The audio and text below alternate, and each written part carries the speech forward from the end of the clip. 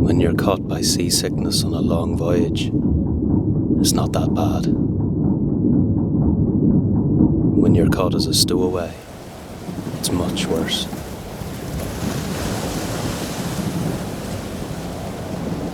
Just you wait.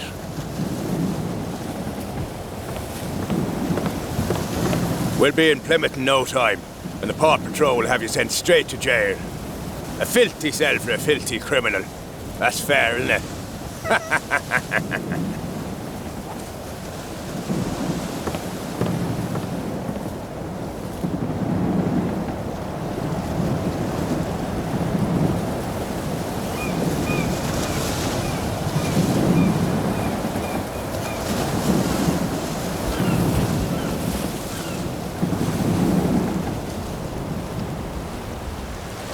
Move yourself! I can't waste all day on you!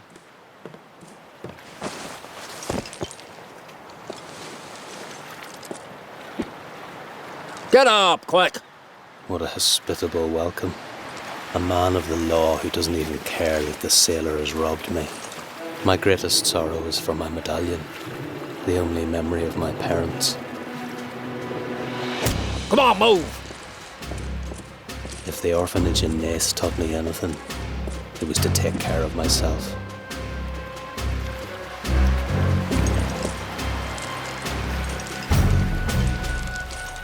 This officer doesn't look like he fancies a swim. Damn it!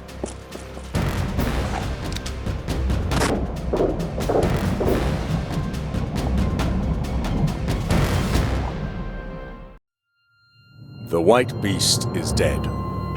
The dead body of young Sir William Arthur Lewis, infamous as the White Beast, was found in the early hours of this morning by his servant. A doctor who examined the body confirmed natural, though sudden, death. The date of the funeral has not yet been announced, probably because of safety measures. During his short life, Sir William was accused of many different crimes. None of them have ever been proven.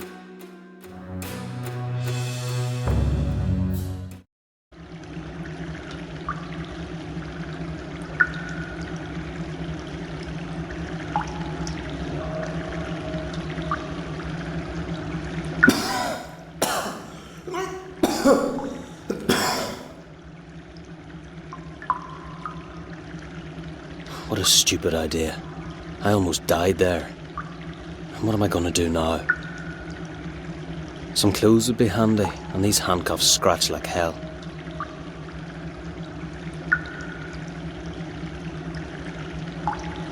No, it won't be that easy.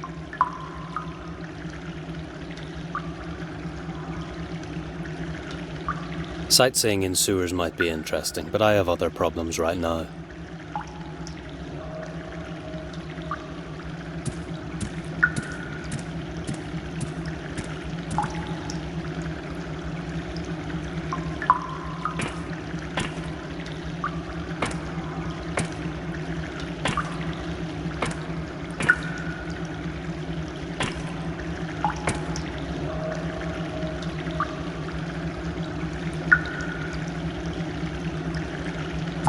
Nice spikes.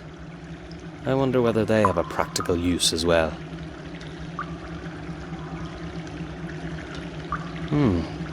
Let's try something.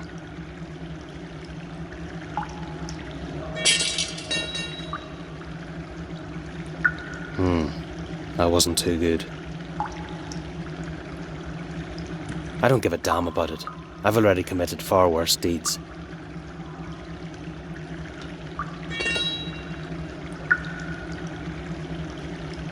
I don't expect much of this.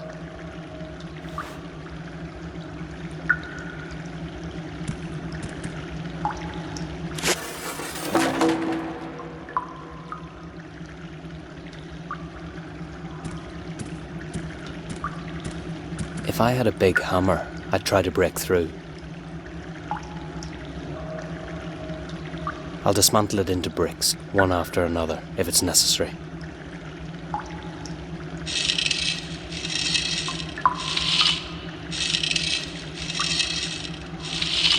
I can't go on like this. There are too many of them here.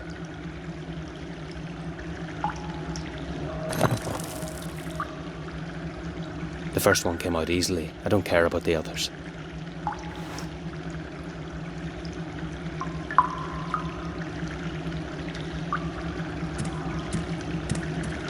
I'll ram it into the lock and hit it as hard as I can. Unless the lock is enchanted, it'll fall apart.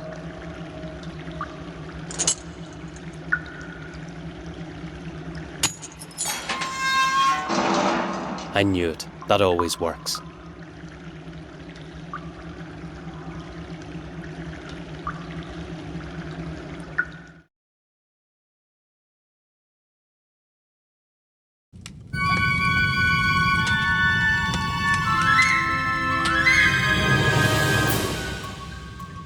What kind of place is this? It smells as if someone boiled soap or something.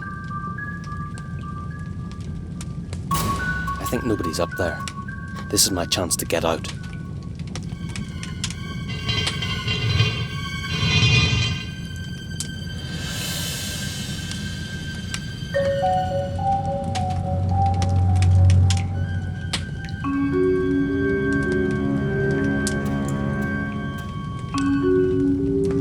Good. Not a soul in here. That's exactly what I need. I don't want to catch pneumonia. There's plenty of wood. No need to worry about that. That isn't my cup of tea. I'm not going to touch it. A thief still has his pride. What an interesting invention. There's no need to even guess what it's good for. I'm a specialist at pockets and wallets, not this technology.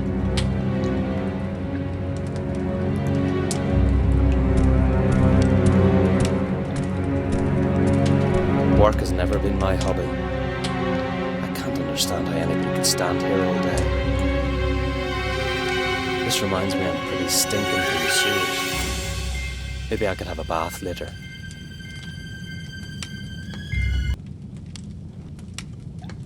What an assortment of clothes. Pity they smell like pickled cabbage. I'd rather go around naked than with this on.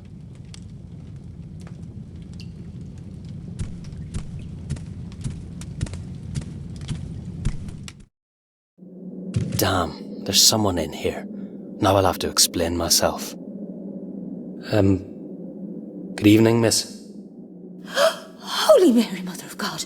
What do you want? Oh, please, calm down. You've nothing to fear. If you touch me, I'll scratch your eyes out.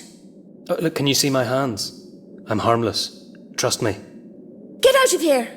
Miss, I'm not a criminal. They robbed me after I'd boarded the ship, and then they caught me as a stowaway. I came to ask for your help. You're my only chance. Why should I trust an escaped prisoner? I'm not a stupid ninny. You're right. I wouldn't trust me if I were you. But you know what? If you want to call the police, I won't stop you. They're certainly looking for me, so please, you can just shout out the window. Sure, and as soon as I'll turn away, you'll attack me. If you don't trust me, I'll go downstairs, and you can call the English policeman. Just do it. I'm fed up with everything anyway. Wait a minute. Aren't you the prisoner from the port? One policeman's already been here. They're looking for you. So you can see I'm not lying. Do you really think I would harm a person? How could I know? But you really don't look like a criminal. My name is Timothy Moor. I'd doff my hat in front of you if I had one, miss. Emily Gray, and you'd better stop it before I start to blush. I'm not partial to talks like this. If you behave yourself, you can stay here for a while. I'm not particularly fond of the police, so I've no reason for helping them. But please, be quiet. The policeman said he was going to drop by again. Thank you. You're my angel, Emily. I'll never forget it. A few smiles and I'll have her eaten out of the palm of my hand. These simple girls are all the same.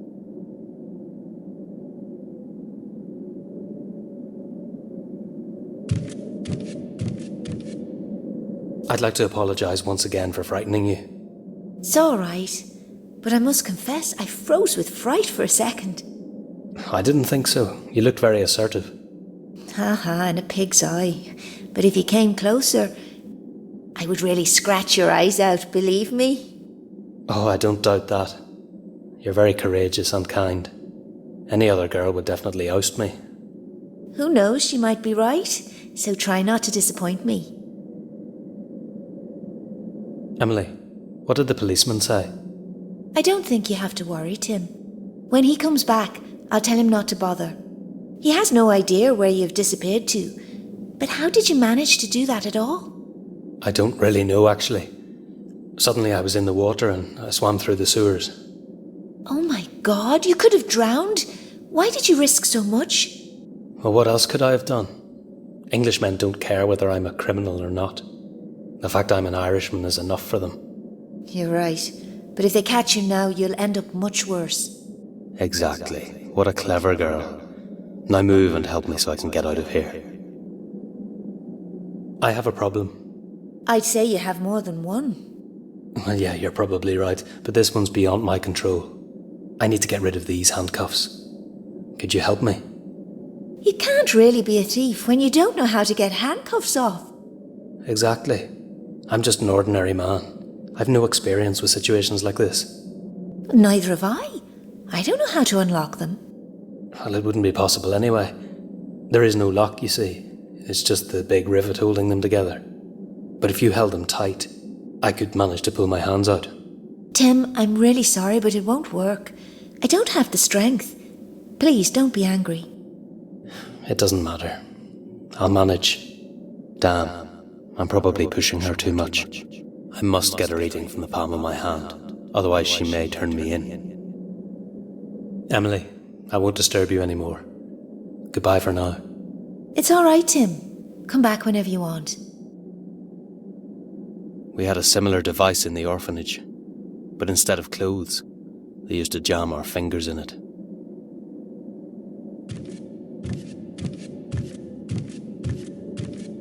I thought of sticking the chain in it, but I wouldn't be able to turn the wheel round.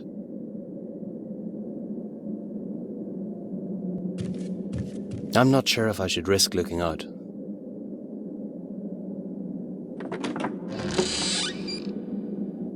Everything is so quiet. Suspiciously quiet.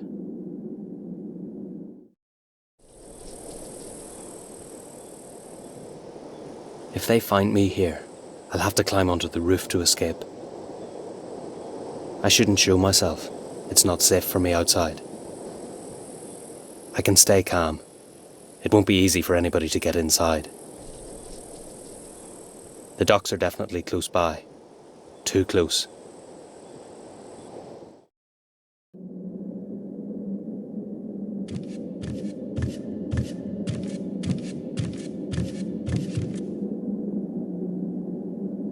It's firmly hammered into the wood, but I'd more likely break it than pull the handcuffs off.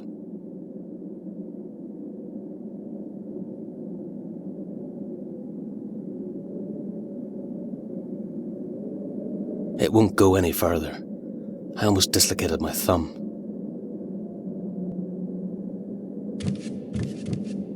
Could I use that mangle? Sure, why not? What do you need it for? I've got an idea. I'd like to pull the chain through these rollers. You would have to turn the handle with all your strength. What? You're crazy! Don't you dare! I don't want to get in trouble if the mangle gets broken.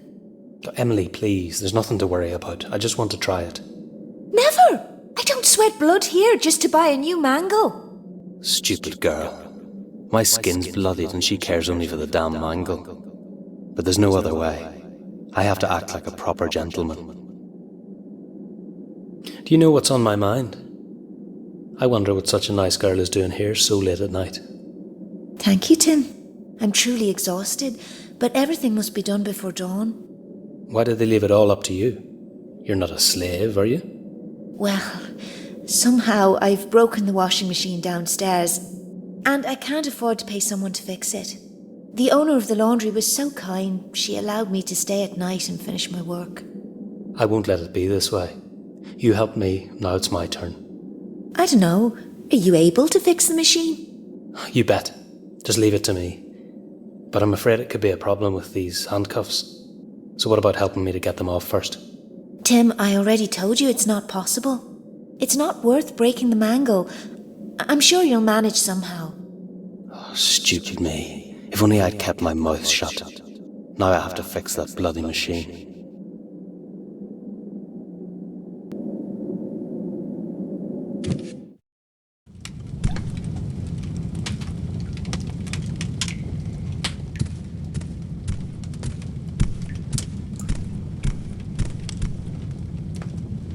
This reminds me I'm pretty stinking from the sewers. Maybe I could have a bath later.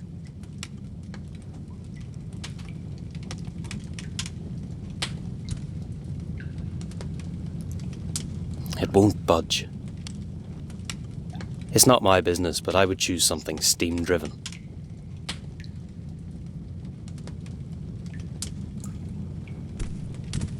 I'll be stuck here till the morning. I'll need to lubricate it, swap several sprockets, tune up the revolutions, glue something here, tighten something there, get a stocking to replace the band, or simply pull out this fuse.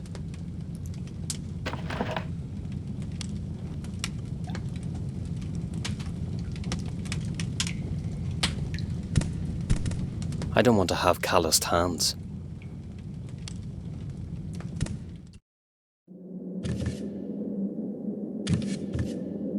It's fixed, Emily. It was just a small matter. You're a treasure, Tim. Could you do me another favour, please?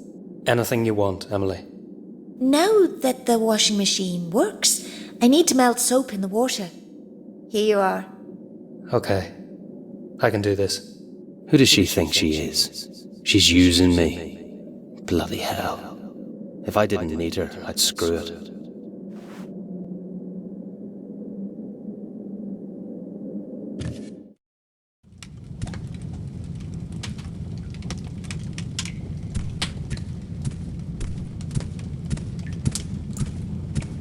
I wonder if it'll float. It won't. I've got my pride, damn it. At least nobody can see me.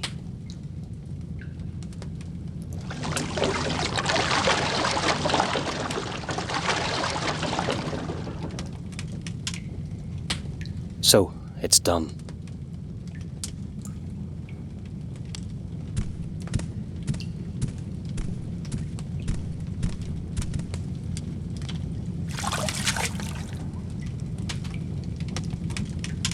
That's it. They're pretty slippery now.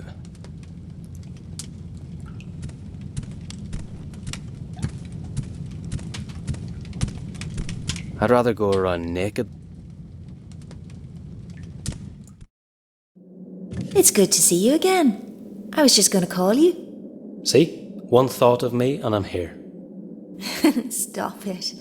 I've got some clothes for you. Emily, you're a treasure. And you're a great flatterer. I'm going downstairs now, so you can get dressed. Oh, you can stay here. I don't mind. Oh, no, I'd rather go. I still have a lot to do.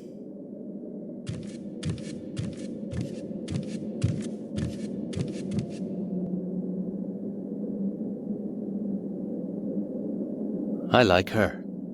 She pretends to be an ice queen, but she'll melt sooner or later.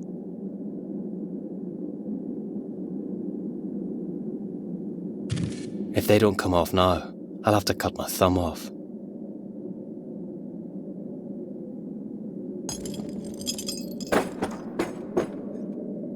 Perfect. Now I can get dressed and finally concentrate on more important things.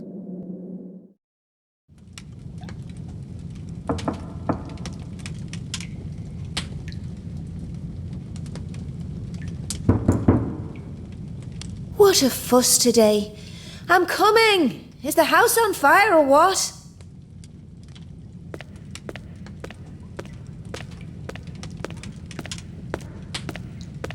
How many times are you going to bother me? I'm sorry, miss. I have no other choice. I have to ask you whether you saw or heard anything suspicious. Look, Constable, I don't know whether I'm coming or going. I have no time to listen out for suspicious things. Don't use such a tone with me, miss. So go about your business and please leave me be. Just like any other decent citizen, I don't want to have anything to do with the police. Do you understand? Miss, I have to warn you that I have an official search warrant. Yes, I could have expected that. You can't catch your criminal, so it's a poor woman who has to pay. The police are showing their true colours again. Whoa, she's something special.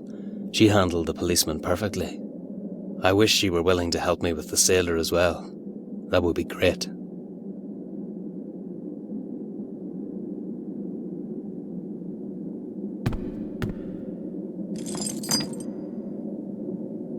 I'd really like to give them back to someone.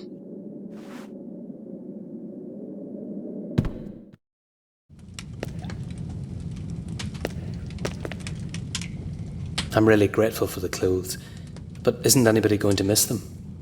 I didn't want to tell you, but since you're asking, they belong to a customer who won't come back to get them. Why? They're not so bad. He died of some terrible disease, but I don't know anything more about it. I see. Well, that really reassures me. But maybe I could make do with something less, posh. Oh no, just keep them. I'd have to burn them anyway, and they suit you well. I was afraid you were going to oust me. You have courage, I must say. And you haven't? You swam through the sewers with handcuffs on. All the pettifoggers who do nothing but guzzle beer should see that. I had no other choice, actually. If I had, I would prefer the beer. I don't doubt that. But you're a hero in my eyes anyway.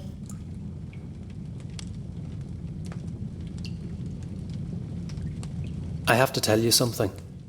I didn't escape from the boat because of the police. I suspected it. There's a girl behind all this, am I right? No, quite the contrary. After they caught me below deck, they beat me up and took all my possessions. I didn't have much, but I miss my medallion. It's the only thing I inherited from my parents.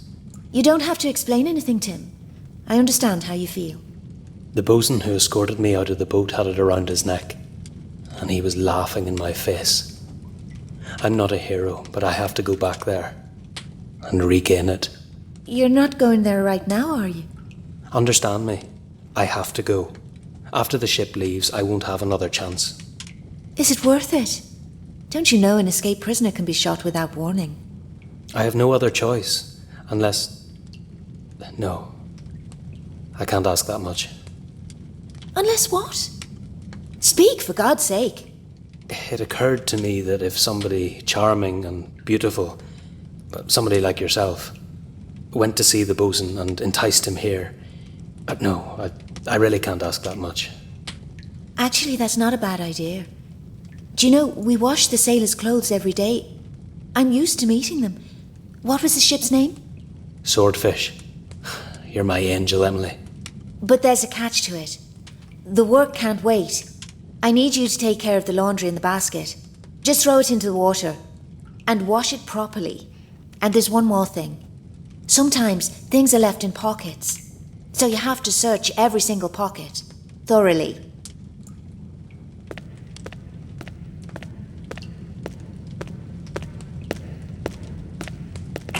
You can count on that, girl. I've been an expert on pockets since I was 10 years old.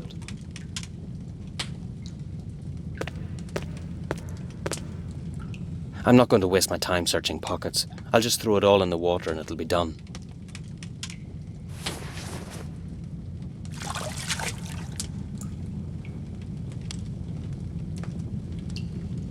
Damn, now I have to wash it.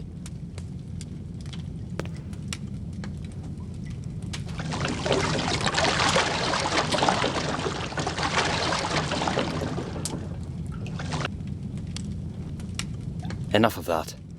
I'm not going to break my back because of some stupid laundress.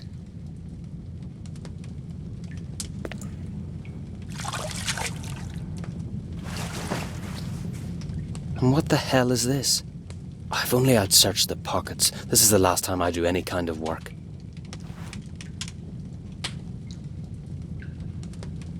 Nice.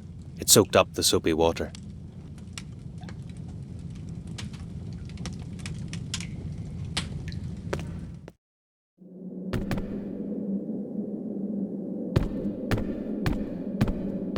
I've got nothing to lose. I'll run it through the rollers and we'll see what happens.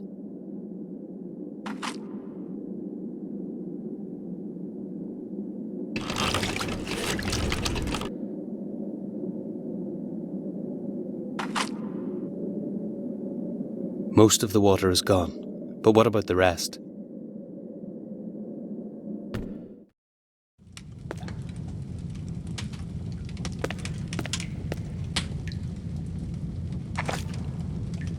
Pity the tobacco is spoiled.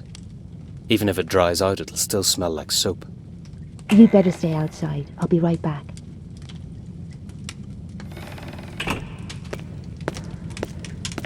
How did it go, Tim? Fine with me, but what about you? Did you have any trouble? Is he here? Of course he is. You didn't doubt me, did you? Not for a single second. Now it's up to you, but don't hesitate too long. He's not patient, but he's more than slimy enough. And what did you tell him? Aren't you a bit too curious? You'd better go, otherwise the whole thing will be pointless. I want to see that fella with my own eyes.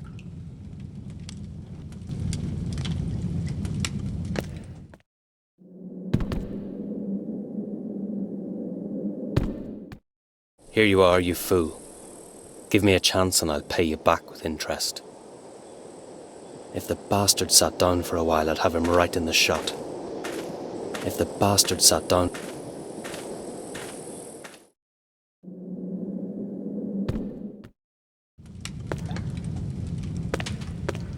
It won't be better.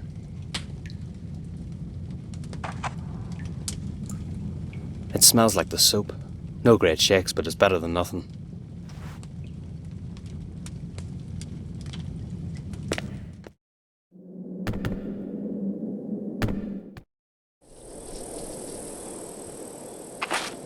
Perfect. I'm getting out.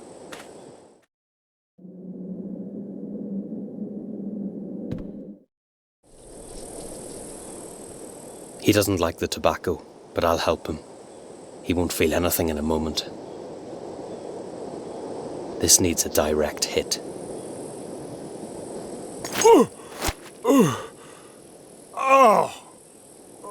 You can keep them, Dandy. Revenge is sweet. You deserved it, you bastard.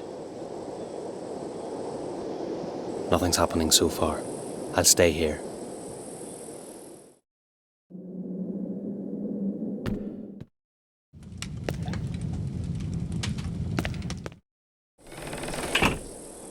He deserves much more, but I don't want to soil my hands. You shouldn't have taken what doesn't belong to you, you bastard. I'm taking this back.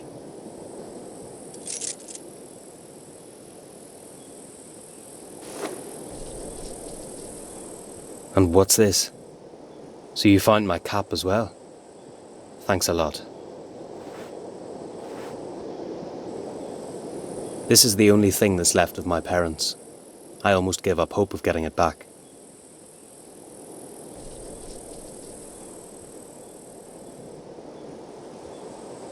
What a relief. Brian's letter is here. It was a brilliant idea to sew it into the lining. Dear Tim, you know writing is not my strong point, so I'll get right to the subject. You were right. Leaving Longery wasn't a good idea. I miss the old times and I'm in a bit of trouble. When we last met, you talked about America. I thought you were insane, but I've changed my mind. You're just a fool who let me leave. But if you still mean it seriously, I'm coming with you. I can't miss the crack. You sly fox. There'll be women everywhere. Today is the 28th of October 1894. In precisely 3 weeks, a boat leaves for the New World, and we'll be on it. You can find me every evening, sitting in a pub called the Salted Cheek. Don't make me wait too long. Good luck, and come quickly, Tim. You know I'm not patient. Brian.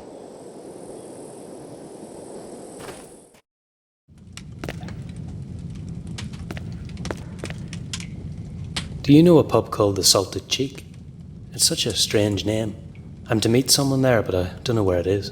Stupid me. I could have predicted what you'll turn out to be. What? I'm afraid I don't understand. Don't play the innocent. It's the most popular whorehouse in town. But what's the big deal? Nothing has happened. Do men ever think of anything other than loose women? You make me sick. But it's not like that. I just have to meet my friend there. It was his idea, not mine. Go and meet whoever you like, but don't come back here again. Take the main road up to St. Patrick's Square, turn left, and then take the 3rd Street on the right. You can't get lost. You can smell it for miles. Don't be mad, Emily. It's laughable. Sure, you've really made me laugh. Now get out. What's come over her? I just can't understand women. I won't disturb you anymore, Emily. Goodbye. You're welcome, Tim. Come back whenever you want.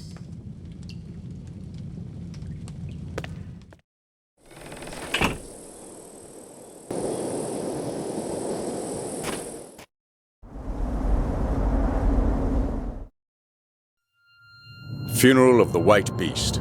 The number of protests is increasing over the funeral of Sir William in the graveyard, where the victims of his supposed murders lie. Police precautions and reinforced patrols are expected. The death of the White Beast is widely regarded as a divine intervention, but some people are afraid that he has not left the game yet. The request for immediate cremation of his body was vigorously rejected. According to traditions, Sir William will be buried in the family tomb. God save the Queen, and all of us.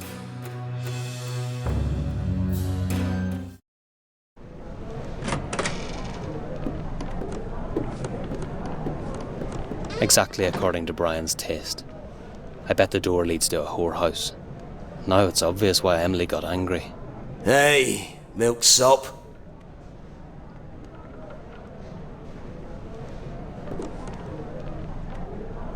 Do we know each other? I don't think so, but I was waiting for someone like you. 'Cause today is your lucky day, pal. You're telling me. So, what do you want? Dice. The best of games. And you're the lucky one who's going to play with me. What's lucky about being fleeced for my last penny? Think it over. It's up to you.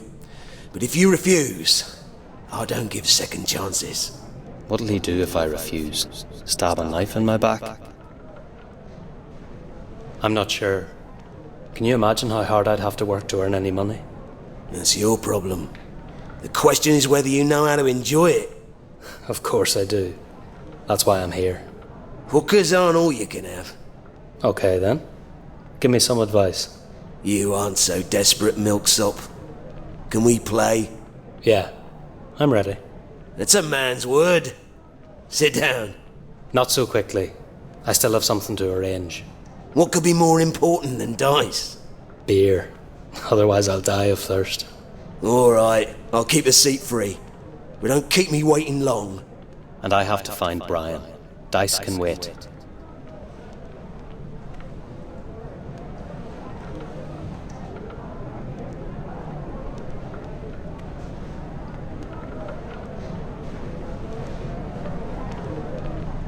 Nothing more than a warning from one road to another.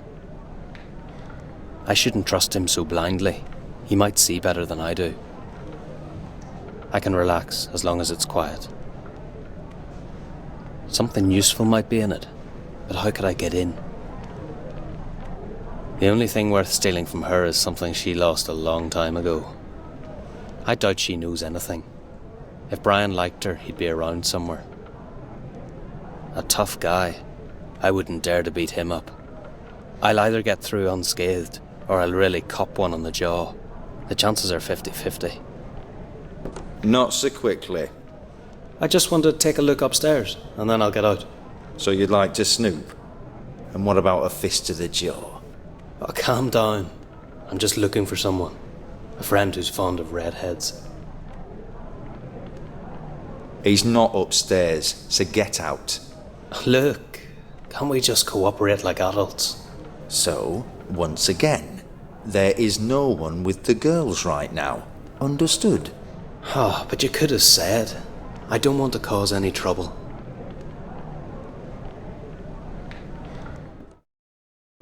I'm starting to get a bit nervous. I can't see him anywhere.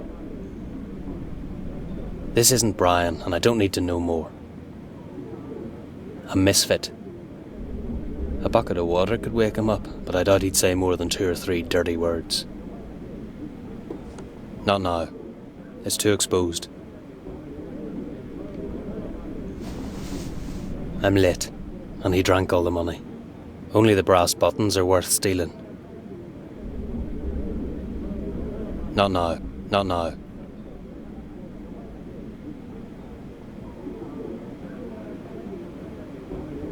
Not now. Not now. Not now. Not now. Not now.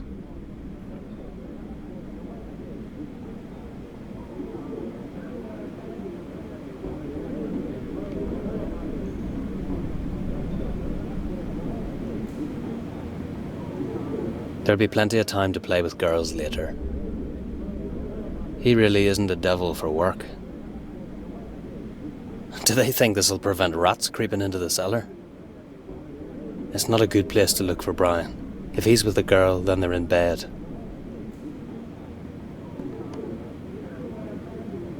Hello there. Aren't you closing down soon? We're open especially at night, you know, because of the girls. What can I get you? I'm supposed to meet a friend of mine here. You might know him. His name is Brian. He's around my age. I'm sorry, sir. I take no interest. Why? You don't even know what's going on. Exactly. And I don't care. Understand me? I don't want to get into trouble. What are you afraid of? It's no big deal. Look, young sir, I'm just minding my own business, and the only thing I care about is that no one is preying on me. Anything else is not my problem, so please don't be angry. But you can be sure I'll tell the same to anyone who would ask me about you. I'd like to trust him, but he's a chicken anyway. Where are all the guests? Were they poisoned by the terrible beer? Cut it out, young sir. It's not worse than in any other place. It was the police raid that scared off my customers. I guess they're looking for someone. Who knows? What else should they do? Right? It's none of my business anyway. Police. Is it possible they're looking for me? It's terrible that the police keep bothering even at night. Do you think they'll come back? Who knows? Depends on what they're after. How long has it been since they were here? Oh, a few hours now. Okay, so I can stay calm, just like any other honest man. I won't panic in vain. This fraud has nothing to do with me.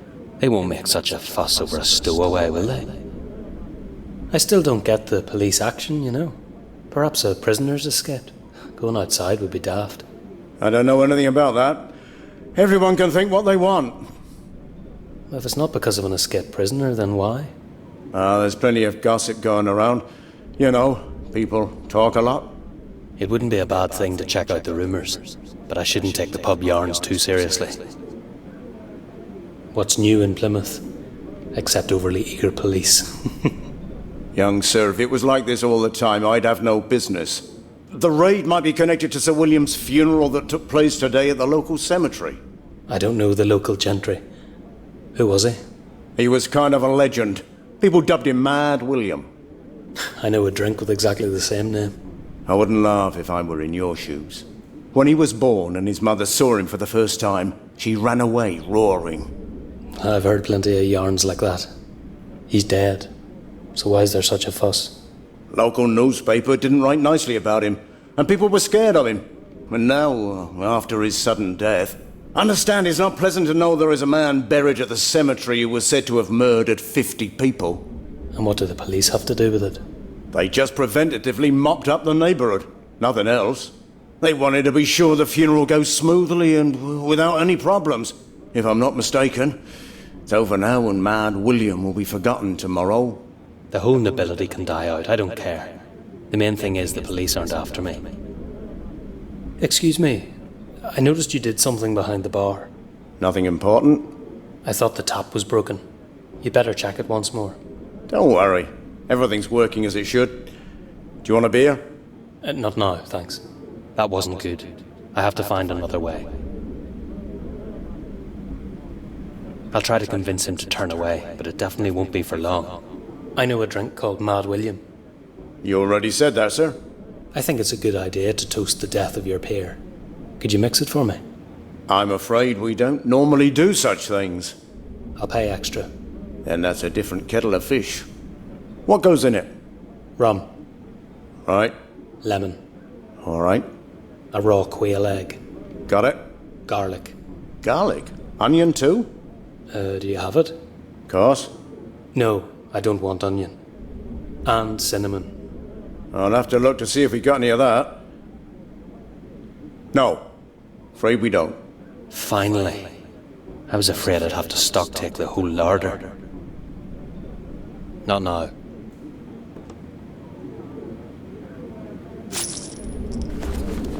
I'm in great form. That was easy.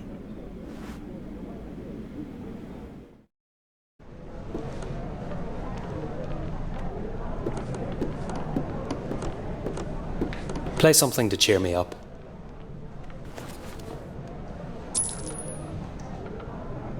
The nitwit didn't notice anything. That's not much. The old codger should try harder. They chink like money.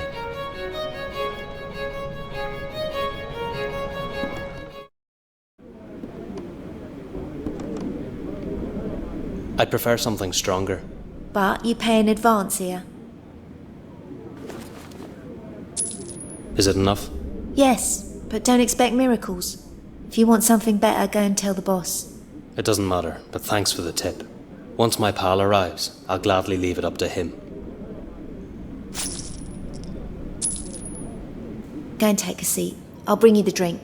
It's okay. I'll drink it right here.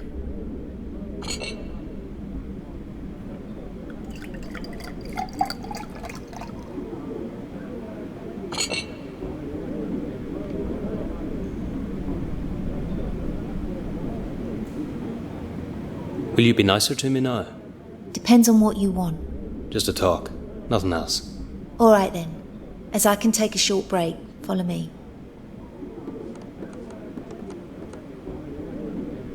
I like the name of this pub. The Salted Cheek. A friend of mine wrote and told me it's worth coming here. I can't see anything so special here. There's a pub on every corner and most are better than this one. Maybe I have a wrong address. Is there another Salted Cheek in the vicinity? I don't know of any, but there's a rumhole of the one-eyed pirate around the corner. No, that's not it. I believe I'm at the right place. I'm looking for someone. Maybe you could help me. Don't tell me you're a skull hunter. Don't you know the last one was taken right from here to the mortuary? You're off beam. And before you ask, no, I'm not a policeman. I'm just looking for my pal, Brian. He's around my age. You'd definitely notice him. I notice many things.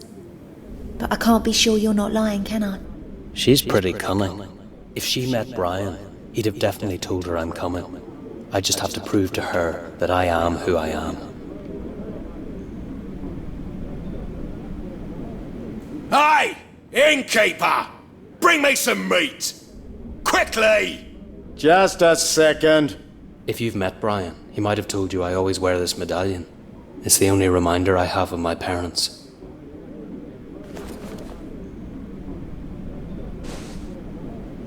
You won't stop it, will you? What's your name? Timothy Moor, but call me Tim. That tallies. Brian told me you'd come. So you know him? I have to talk to him. Inez! Go and get the meat. You have to wait for a while. I've got something for you. I'm on the way!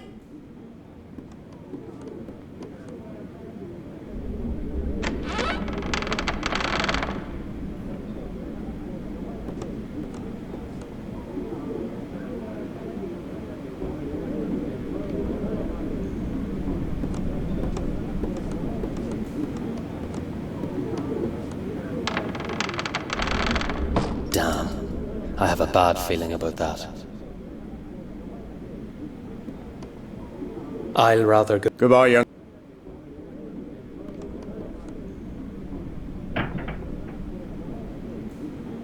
The bastard has locked it. One of your girls has disappeared. You're not worried? Inez? I've just told her to go to the cellar. Somebody went after her and locked the door. Again? Good thing we're not crowded. I wouldn't manage alone. That's the only thing you're interested in? And what about the girl? She can take care of herself. How can you be so calm? She's your employee, if nothing else. Look, I'm not cut out for this. If you want to play the hero, go ahead.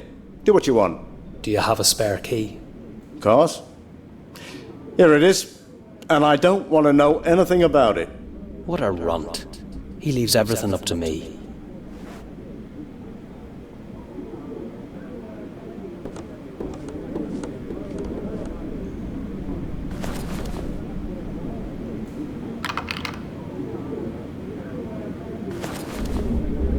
He's no amateur.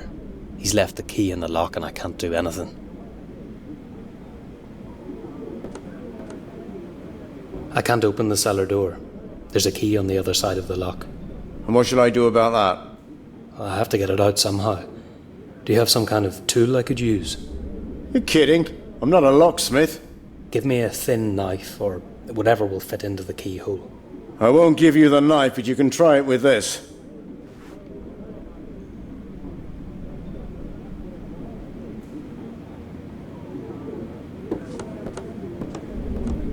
I'm already missing it.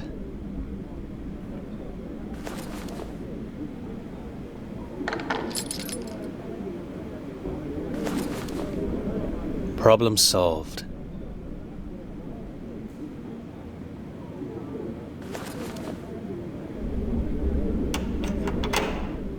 I hope it was worth the effort.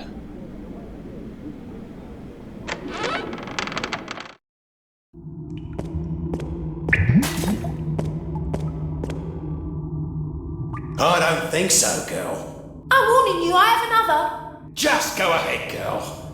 I'm gonna get you anyway. It's still not lit.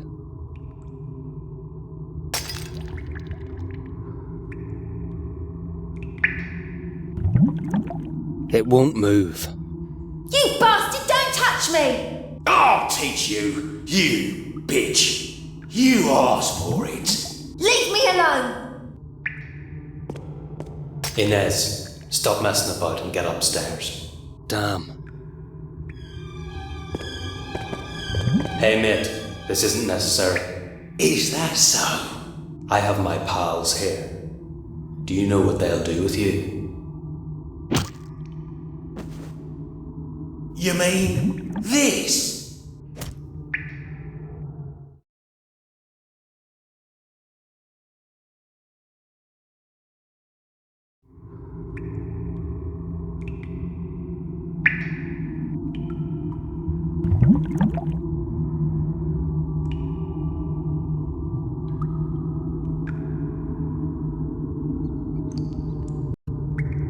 I'm here, boss. Yeah, I see.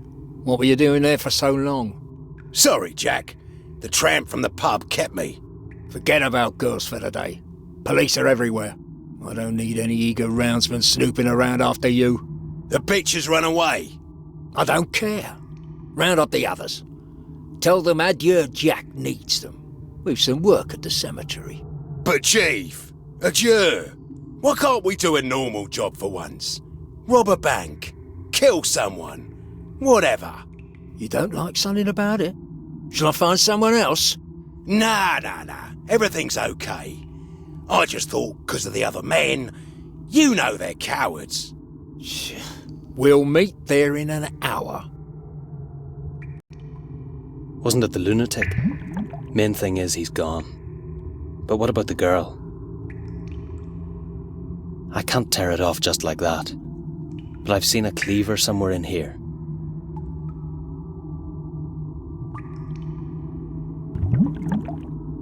I trust it was a cow and not a horse carcass. I'm so hungry I'd eat boots, but I'm not going to tear it with my teeth.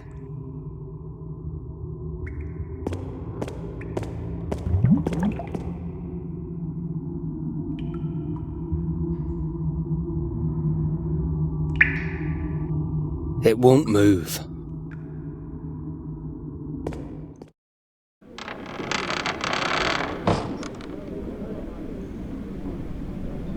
Do you remember this? You forgot to tell me where Brian is.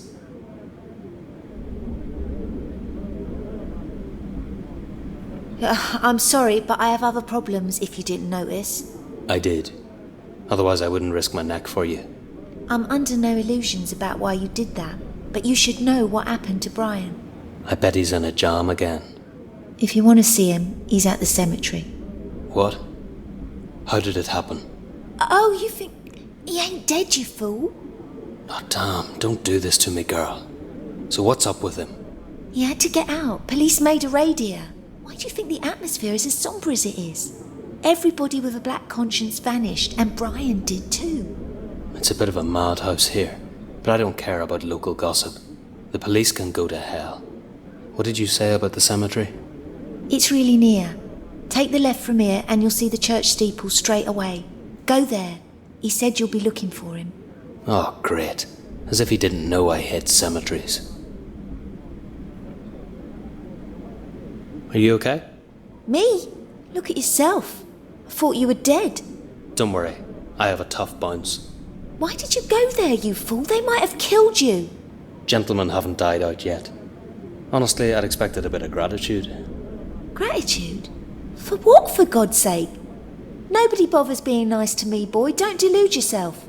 As you wish. But it's to my merit that you can walk home on your feet. That doesn't mean anything. Maybe. But don't expect anything else. There are plenty of hookers in the next room. What gratitude she shows. I won't give a damn about her next time. Do you know the idiot who did that? He did nothing, thanks to you. But it doesn't matter, he'll come back. I doubt it. I frightened him pretty well. What? He almost killed you. I see you both swallowed the bait.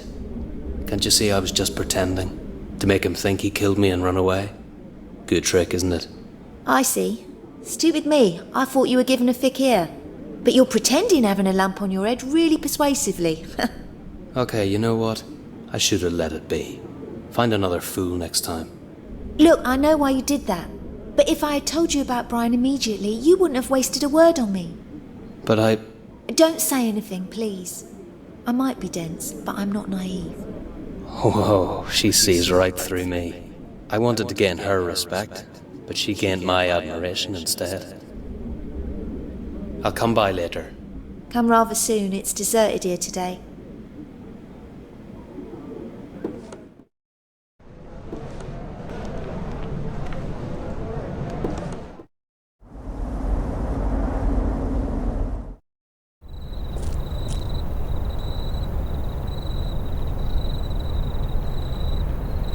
Climbing over the gate's not a problem, but what about the dog? I'd better think twice. I don't have the time nor desire for a dog chase. It takes a lot of courage to wake the gravedigger up in the middle of the night and convince him to let me go to the cemetery.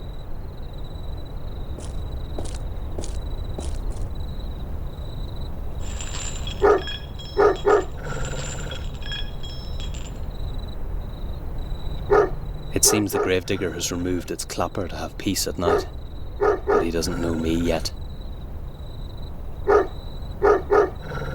Paupers. They've obviously never heard of electric lighting. Strange. Something is sizzling here. Something's slowly escaping, but I can tell only due to the sound. Problem is that gas doesn't smell. Pity there isn't more gas, but I can't do anything about it.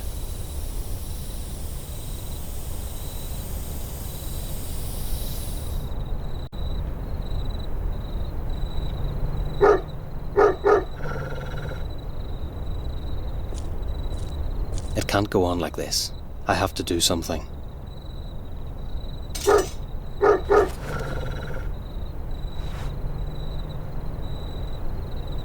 It leads nowhere. Interesting. There's a gas lamp close by. I think one will be enough.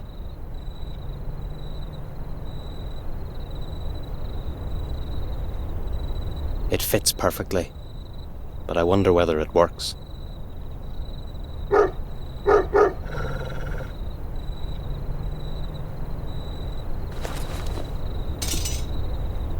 That won't be better. someone's going to be really angry.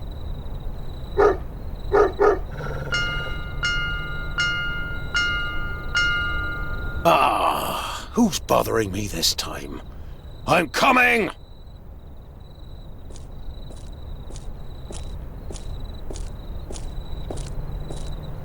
Damn! How come it rings? Why shouldn't it ring? It seems all right to me. It can't be all right as I tore the bloody thing out. The dead want their peace. I don't deny it. I came to see you. It is midnight. Come back tomorrow. It'll be better to solve it straight away. If Baker sent you, I'll smash your head with my shovel. I told him clearly he'll get it by the end of the week. I don't know any Baker. Will you let me in? Just stay where you are and tell me what you want. Then we'll see. I'm looking for a friend. His name's Brian. I bet you know him. Brian, eh? Many lie here, so that may be difficult. This one's alive. Was he here tonight, or did he leave a message for me? Oh, I see. I thought you were looking for a grave. But do I look like a messenger? Not exactly. I should have met him here tonight, but the plan failed. You have no business being here at night. The graveyard's closed. My dog isn't used to strangers, and I release him at night. Yeah, I noticed. I've probably come too late. But just so you know, I haven't fed him for 3 days. He'd be right at your neck. Understood? So, if you happen to climb over the wall and look for this Brian, it'll be your funeral. Thanks for the advice, but don't be surprised when it dies. It won't happen. There are plenty of idiots who try to get in here. Lunatic. He probably tried the same act on Brian, but he wouldn't leave so easily. Damn. I hope he's all right.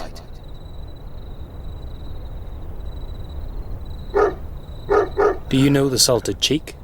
I just came from there. I can tell you, I've never drunk such terrible beer in my life. The Salted Cheek?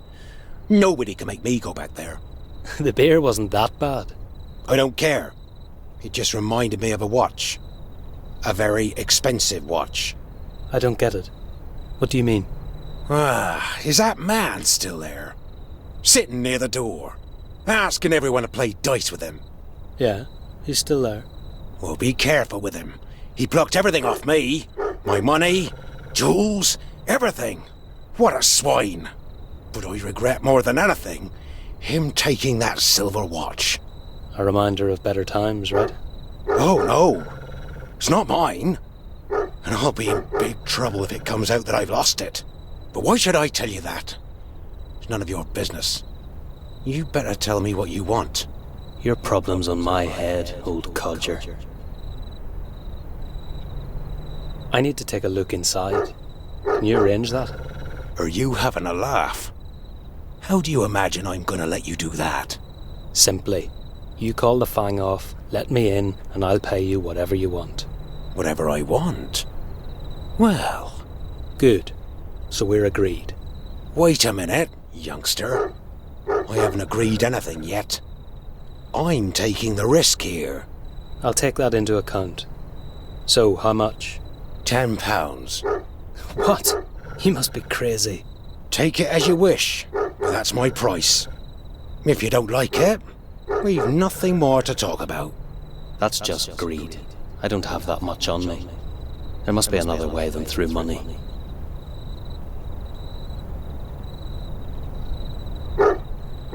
Maybe I didn't express myself clearly. If I don't get in, someone might have an accident. I probably didn't express myself clearly either. If you climb over the wall, someone will definitely have an accident. Don't be silly. Do you want blood to run in here? I don't. But try explain that to my dog. Nothing can frighten him. Not as long as he has the dog with him. What a nice animal. What did you say its name was? I didn't say. You know, I have a dog too. Mind your own business, and leave my dog be. Now, did you want something else or what? It'll be difficult. He doesn't trust me at all. Don't worry about the bell. It works as good as new. So what? You won't get inside anyway. I'm not that naive, but I wonder why you stole its clapper. I'm not telling you why. I heard there was a funeral today, an aristocratic one. It must have attracted many people, journalists, onlookers. You're right. So, what? They almost tore the bell off the chain, so I simply put a stop to that. Damn 'em all! It'll wear off. Nobody will remember Mad William in a few days, and we'll have peace again. He didn't have any other name than this? Sure. People also called him the White Beast, but that was punishable. There are fines for insults and stuff like that. He was pretty nuts, wasn't he? I'll tell you something. Now he's right under my nose. It makes me uneasy. I liked him better when he was alive and far away. I believe you. I'm not surprised you're afraid of him. Ah, you're talking piffle. I was wondering why you talked to me at all. I'd expect you to send me straight to hell, but you didn't. You're standing here telling me gossip. You even released the dog only to have a sound sleep. You're just simply afraid of a dead man in a coffin. I don't have to listen to this. And I won't. Now this is lucky. The gravedigger's an old fool, and I need to get into his graveyard. I'll bring you the watch, but not for free. No, thanks. I can manage it myself. And how are you going to do that? Do you have any money at all? That's not your business. Why'd you stick your nose in? I want to have a look inside, and the only way to do that is through you. So, I'm trying to reach an agreement with you in good grace. But £10 is too much, so let's do an exchange. I'll get the watch, and you'll let me in. Forget it. What could happen? Mad William rise from the dead and bite me, or what? Don't mess, man. You don't know what you're saying. I just want to see if Brian left a message here. A few minutes will do. You're pretty pig-headed. Ah, to hell with it. But there will be no deal without the watch. I'll come by later. I don't care. I won't be asleep tonight anyway. Ah, damn.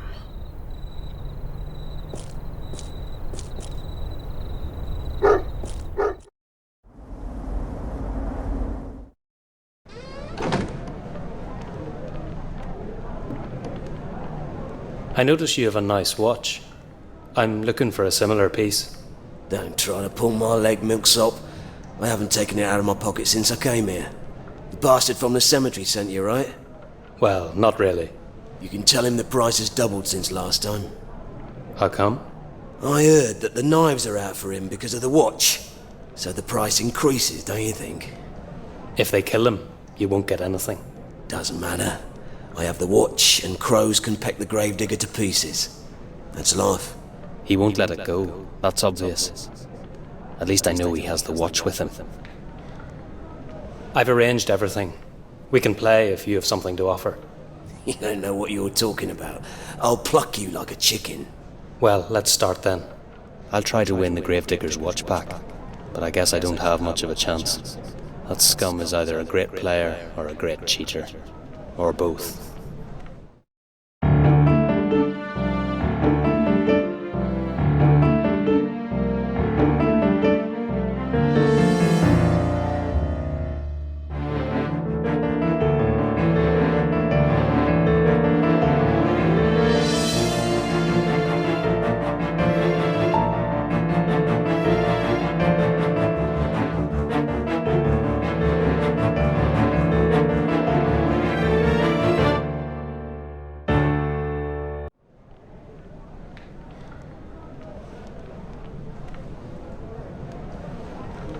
I blew it.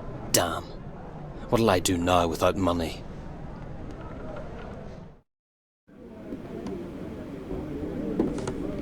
You know, I really can't stand people who spoil business.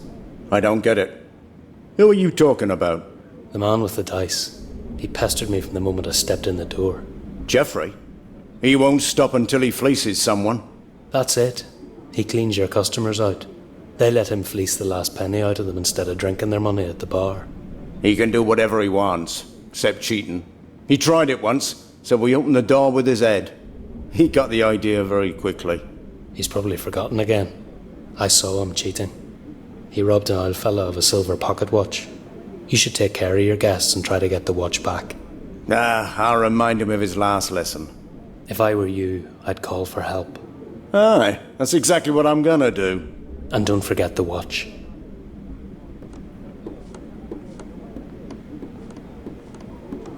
I can't miss it. What? What do you want?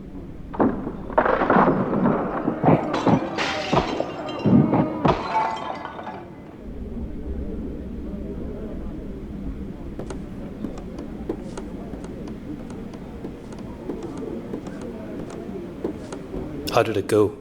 Good. He won't cause any more trouble. And what about the watch? What watch?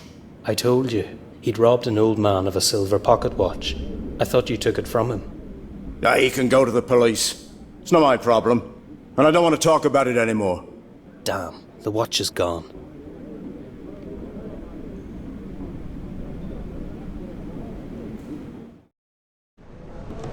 It's nice that they chucked the scoundrel out, but it's not solved my problem with the gravedigger. Well, well, well. The gentleman has forgotten something here.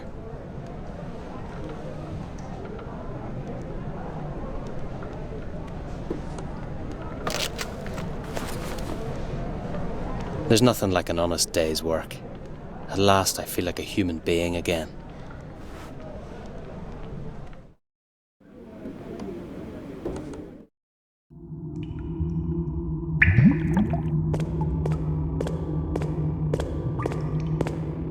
When I did this last time, in the ship's kitchen, they caught me.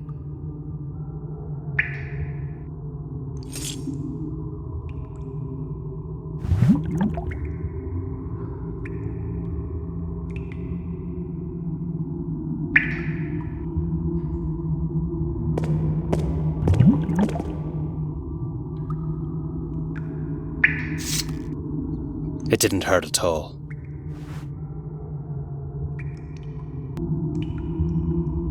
It's no longer than 2 meters.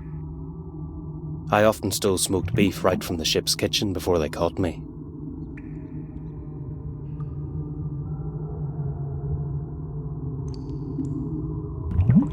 Great, now it's perfect. I could go catching sharks with this.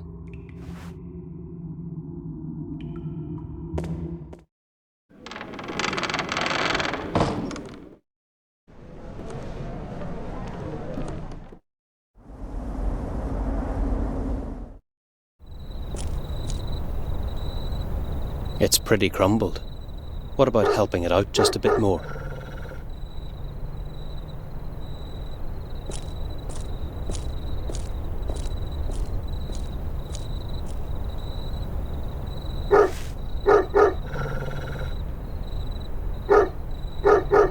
One of the cobbles could be pulled out, but I'll hardly manage with my nails.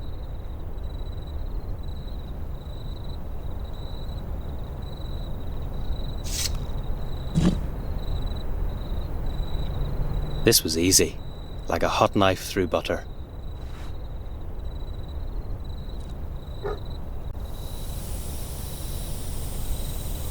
One slash and the work will be done. Damn work. It can't be true. At last. I was near to giving up. Gas is a good ally, silent and reliable.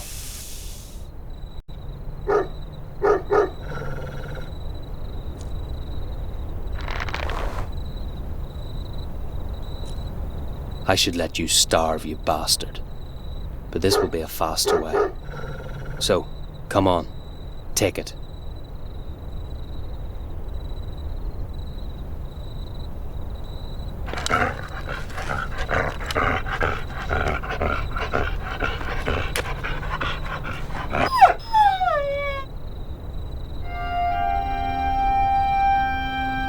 Sleep well.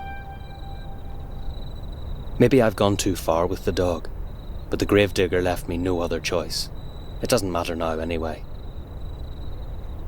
It probably wouldn't hold me. It doesn't seem too solid.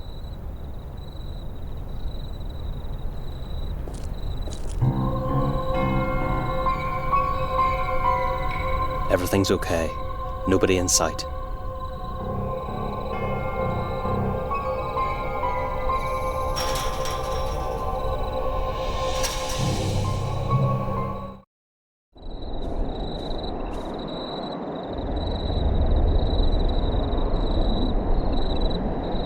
No living soul in here.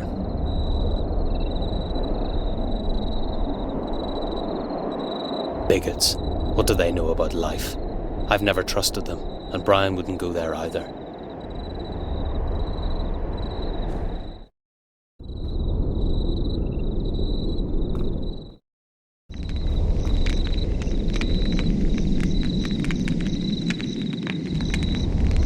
Brian!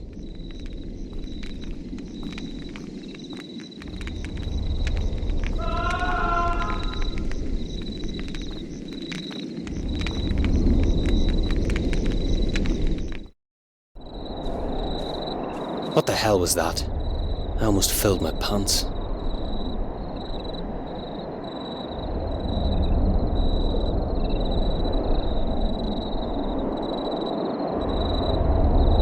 An ideal place for leaving a message, but I can't see anything.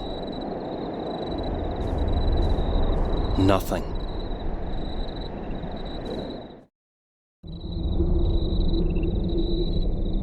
Brian? Is it you? Man, I've been looking for you for ages.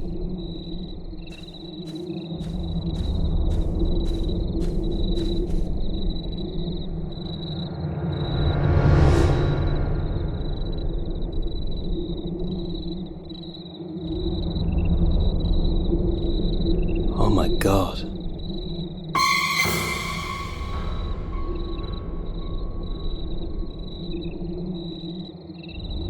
You jackass. I thought you were dead. Take it easy, Tim. I'm okay. But you're a bit pale. Damn, Brian, I'm chasing after you in pubs and cemeteries, and you're merrily sleeping here. Like a log. You know me. Once asleep, I'm like a corpse. I'm glad to see you. Glad to see you too, you fool. What are you waiting for? Sit down. Did the gravedigger hound you or what? Don't frighten me. How did you get here? I have my ways. Did you have any trouble? Nothing I couldn't manage. I knew I could rely on you. Nonetheless, you should be glad it's quiet today. Adieu, Jack wouldn't niggle with us. You can trust me. Adieu, Jack? That sounds familiar. You won't know him. He's a real butcher. The leader of a local gang. The cemetery's their territory, but they've already cleaned it twice this week. So they won't bother today. That's it. He was going to launch another crackdown. Are you sure? Absolutely. He was talking to a brainless gorilla. He told him to get hold of the others and that they'd meet in an hour. And when was that? They're already late. Damn. Come on, we're out of here. It's not worth the risk.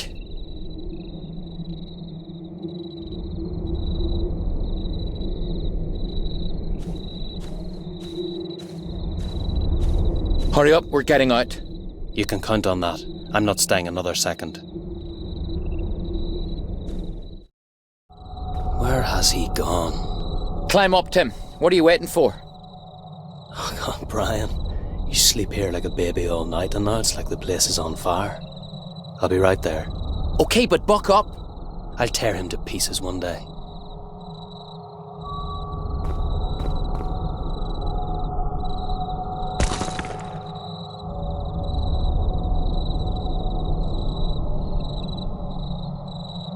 Damn. Blasted stonemasons, idiots. What is it made of that it falls apart so easily?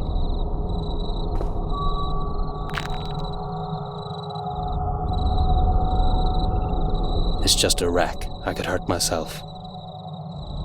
I don't want to end up here. I wonder how much it hurts to be burnt to ashes. Anyway, if I don't get out of here now, I'll find out what it's like to have a knife stabbed in my stomach. Climbing is over. It's too high for me. Has Brian learned to fly?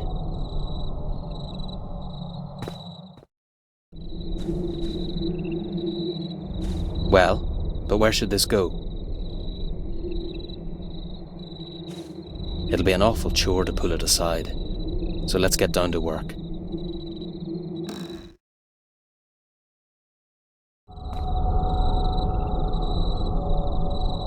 God knows how much I hate physical work. The fun's over. Someone's coming. And I won't wait for him.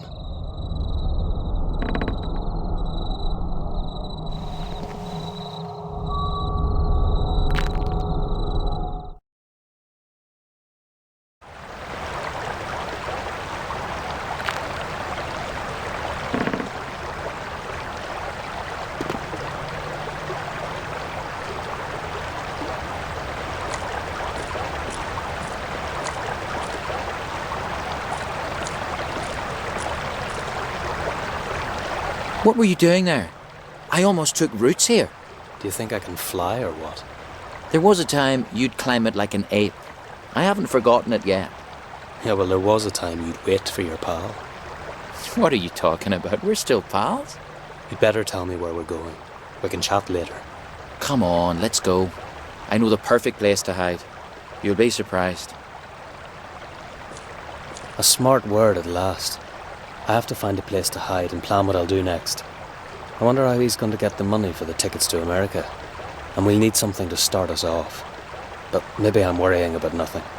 He wouldn't have written to me if he hadn't an ace up his sleeve. We'll paint the town red, just like we did in the old days. Together again. Damn, where has he got to? 13th of November, 1894. I don't know which good fairy is with me, but the resolution of the drowned dressmaker's case has opened a new door for me. A transfer, my own office in Plymouth, and possible promotion. I hope this will be a good start to a successful career. The 13th of November. Fortunately, I'm not superstitious. Here we are, sir. This is for you. Well, thank you very much. Have a good day, sir.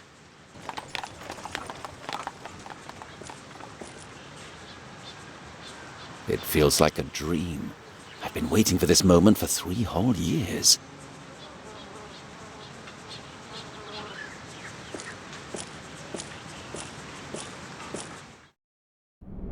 No, I can't let you go without a penalty. Nocturnal disturbance and insult of a police officer. These are all serious offences. No, sir, it was just a serious mistake. She had a drop of drink, sang a bit, and suddenly the watch arrested her. You want to put her into jail for that? Look, I could settle the disturbance with a warning, but not the insult. But she didn't feel well, officer. It was really an accident. The policeman stood right on the spot where she threw up. She had no bad intent. Spare me the details. I have the report here. What were you doing out so late? If it was me, you could put me in the coop. I could handle it. But she's a different case, you see. She hasn't anybody except me. Her parents died of the typhoid. We both have to muddle along, and once we come across some money, we want to enjoy it. What would the poor girl get from her life when she cannot even have a drink or two? Please, spare me. Let her go, sir. I bet you have plenty of work with real felons. Robbers, murderers, and at the top of the list, those hookers. For example, Willington Street swarms with them. You should get rid of them, and not bother decent people. Stop it. Nobody pulls my leg. You just wait right here, and I'll decide what to do with you. That's my last word. This place seems to be built to command respect for justice. I think I'll like it here. She's definitely no angel. Due to her tasteless dress and cheap perfume, we have nothing to talk about. He looks more like an ape than a man. I wonder why they haven't put him in a cage. I only talk to such vermin during questioning. Otherwise, we have nothing to say. I do like the tone he's using talking to that depraved woman. Good morning. Morning, sir. How can I help you? I am Detective Briscol. Where can I report myself for duty? So you're the new detective? Yes, I am. I'll have to check the documentation, because I've not been told. Do so, please. Immediately, if it's not impossible.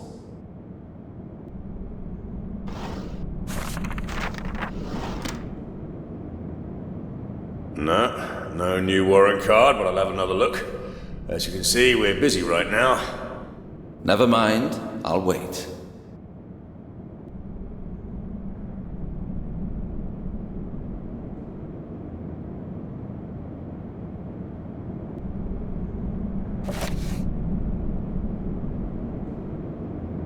I'm starting to lose my patience.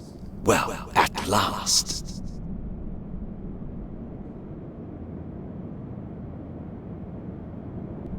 I am sorry.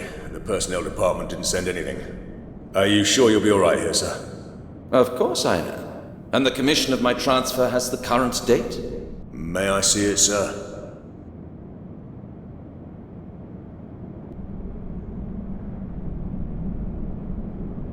What's going on? Where are my papers? Excuse me. I'll be right back. So bring it, please. I really don't have time to waste. I'm sure I put them in my pocket. If I was robbed, they won't even trust me to guard a playground. Someone must have planned this awkward provocation, but it's hard to believe that he would be able to think at all. I wonder if it really was her who stole my papers. What could she want them for? No, that's pure nonsense. I do like the tone. Excuse me, did you happen to see a folder with the identity papers? I must have dropped it somewhere. No, didn't see anything like. Someone's probably nicked off with it. Here? At the police station? Sure, as they say, the darkest night is right under the candle. I would send her to jail for her lack of manners alone. I'll keep... Excuse me. What's up? I noticed you've been waiting here for some time. So what? I just wondered whether you happened to see a folder with identity papers. I must have dropped it. What would I care for your papers? I've seen nought. I hope you haven't. Are you implying that I've stolen them? And would I be far from the truth? Oh, just leave it out, you daft sod.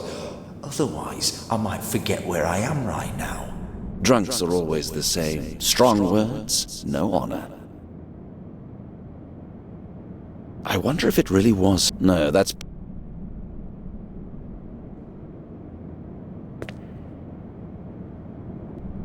Listen, if someone happens to lose something, is there any chance you could help him find it?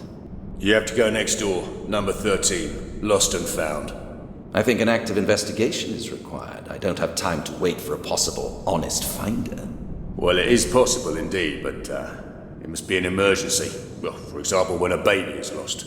So I'm probably at a wrong address. Thank you. Although I know I'll have to, I can't bring myself to tell him what's happened. I just can't bear the shame. I can't confess such a cardinal mistake as the loss of my papers. It is beneath me. I don't want to bother you. I see you're busy, even when the respectable people are still asleep. Or is this normal with you? Do you mean these two? The night watch picked them up. I just wonder, what did they do? Do I need to watch my pockets? Definitely. These two are notorious. Really? The girl too? Keep your distance there, sir. A hail of curses is the least you can expect from her. I'll remember that. Thank you. That thief and his floozy. Now it makes sense. She robbed me when I wasn't paying attention. Such insolence. Have a good day, Constable. Goodbye, sir.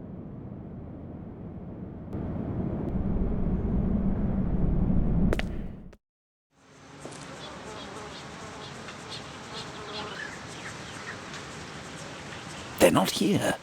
Could I have left them in the carriage? Nonsense. That was an obvious provocation. She wouldn't back out of it so easily. Listen, what you did was not very smart. Make off, you puppet, otherwise I'll start shouting. And then, the place will be full of policemen in 5 seconds. 3 seconds and my pimp will crack your head. Attacking an officer on duty, you'd both end up in jail.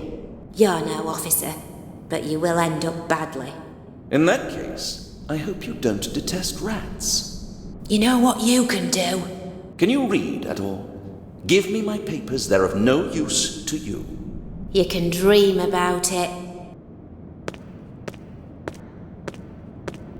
It looks bad, girl. Oh yeah, you think? The one over there would need a damn good thrashing. Just don't be so silly. I can give that one a beating later, but now we have enough problems. I'll come by later. I have a good opportunity to get into the papers on my very first day. Unfortunately, not as a detective. Don't deny it. It's useless. I know you have what I'm looking for. I warned you, you puppet. Igor, come here!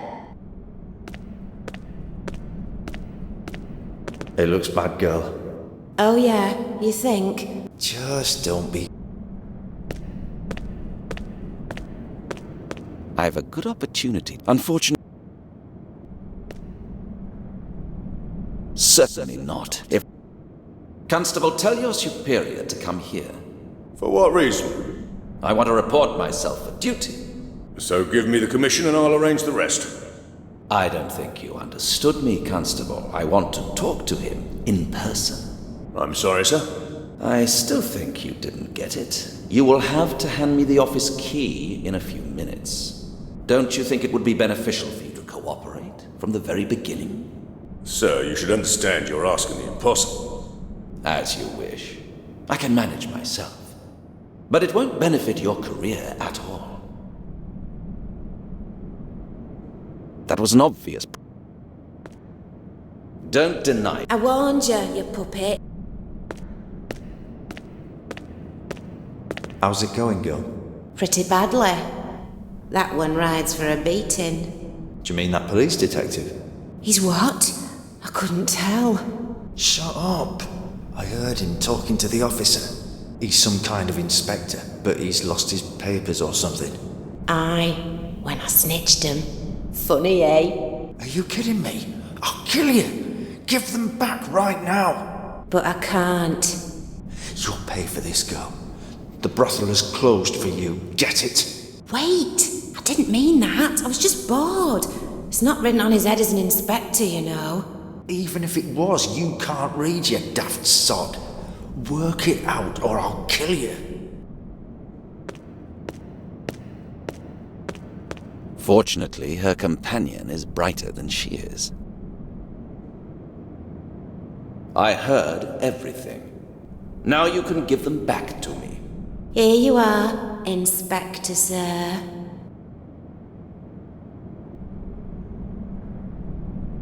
It'll never stop surprising me what this vermin is capable of.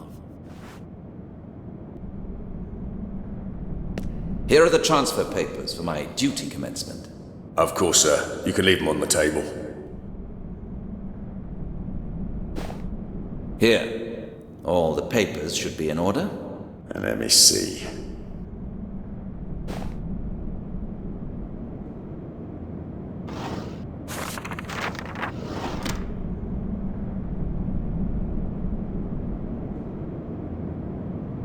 Mr. Briscol, it is my honor to welcome you aboard. Now it is your honor, but you wanted to put me out of doors just a few minutes ago. Someone else would surely infer certain consequences, yet as I am a straight man, you do not need to worry. I'm sorry, sir, if I caused you any difficulties. I'm willing to forget it. So, what's the next step? I would like to take the office as soon as possible. I mean, immediately. I'll arrange the new warrant for you, sir. In the meantime, you can settle in your new office. It's the door over there, next to the staircase. Here are the keys.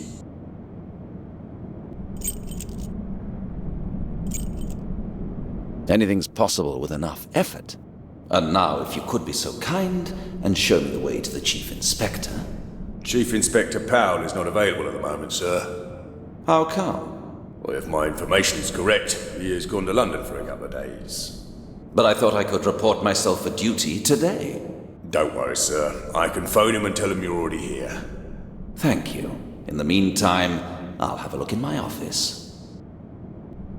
When can I expect to get a warrant card? It'll not be so quick, sir. I'm sorry. It'll be at least a couple of days. There's no need to be sorry. Just do your job so that I can do mine. He said the door by the staircase. It probably won't be anything special.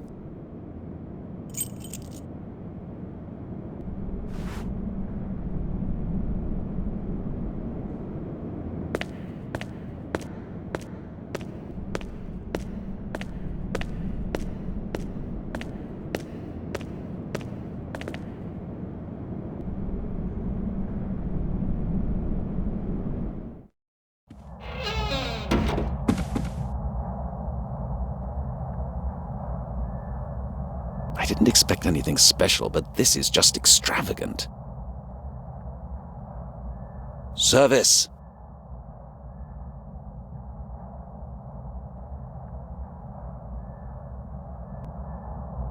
He can't hear me. If you want something done properly, you have to do it yourself.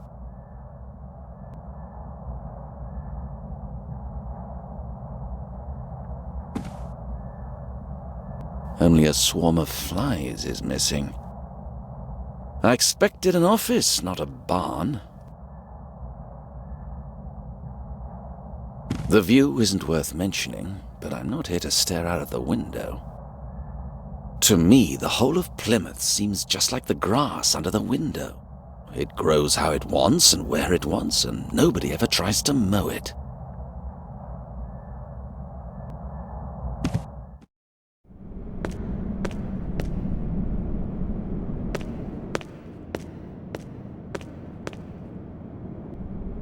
I have a question. How come my predecessor has not moved his belongings out yet? Sir, Inspector Lockley retired a month ago. As far as I know, nobody ever goes into his office. Especially not the cleaning lady, right? I will arrange that, sir. But you won't come until the evening, sir, if it's all right with you. That's fine. As for Inspector Lockley's belongings, I'll put everything in a box. Then come and take it away. I don't care where. As you wish, sir. A good start. First they robbed me, and now I have to be a cleaner. Constable, the keys you gave me, do you know what the other one is for? I have no idea. These were your predecessor's keys. I thought it'd be wiser to keep them together. You thought well. I'll find out myself.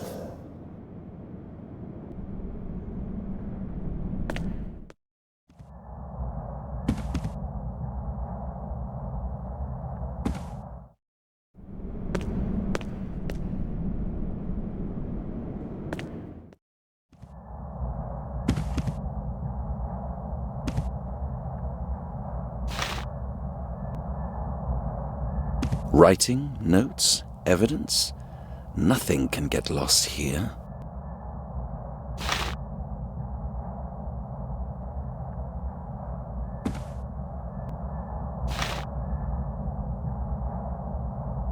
It might be quite interesting reading under different circumstances.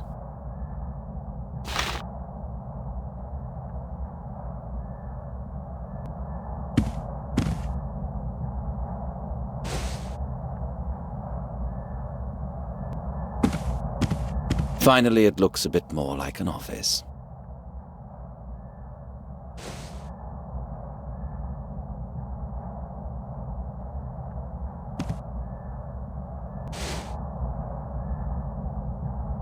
It can't hold much more.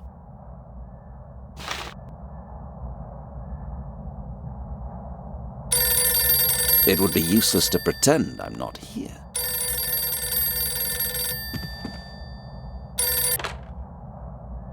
Detective Sergeant Briscol? Good day, sir. What can I do for you? Of course, everything is all right. I'm at your service. I see. St. Patrick's Church. Can you give me any details? Excuse me, I just don't understand why we should deal with a complaint from a local vicar. I understand, sir. I'll set off immediately. I just need to know where exactly it is. All right. I'll take someone with me, as you wish. Goodbye.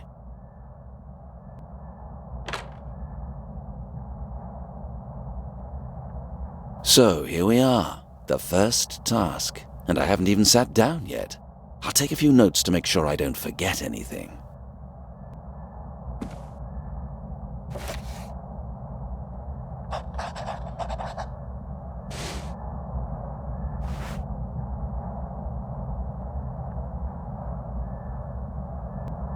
It's of no use when I don't have the code.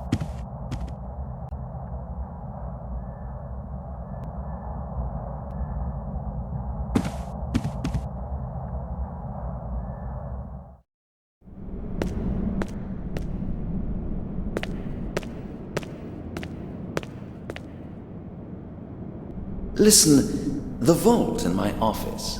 Do you have the code for it? Possibly, yes. I would have to take a look in the reports. Please do so, all right?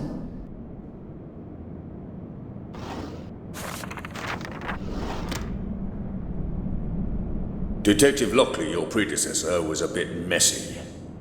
That doesn't surprise me. I have no note from him, but the original combination was 88834. He might have set the original combination again before he left. I'll try it, thank you. Constable, get me an attendant, please. I'll need him the whole day. Sergeant Carter will go with you, sir. I will send him to the gate. Excellent, thank you.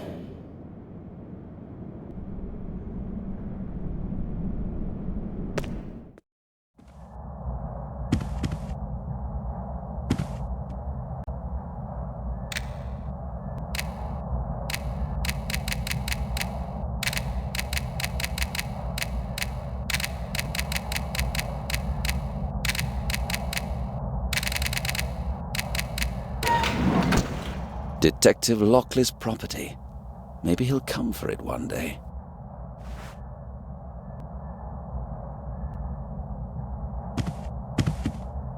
A beautiful piece of manual work. So let's have a look inside.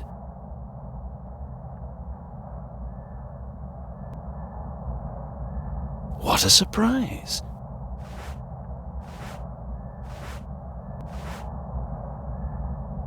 As a boy, I played with a magnifying glass, and once set fire to a pile of leaves by accident. All it needed was the proper angle and sunlight. The standard size, it may come in handy in the field. Smooth as a horse's mane, ideal for dust and filth. I wonder whether it was meant as a gift, or if my predecessor simply forgot it.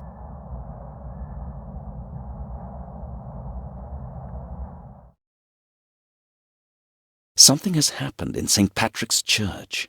The caretaker, Father Mulcahy, requires the presence of a police officer. I'll find out more once I get there.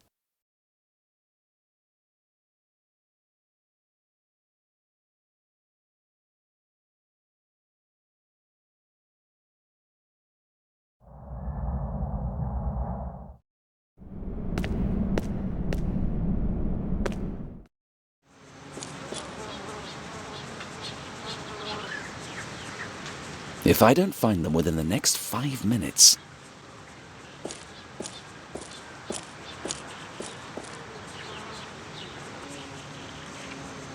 Detective Sergeant Briscol, sir? Yes, and you are? Sergeant Carter at your command, sir.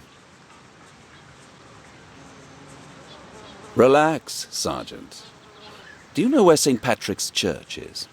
Yes. Ah, good. You can tell me more about it on the way.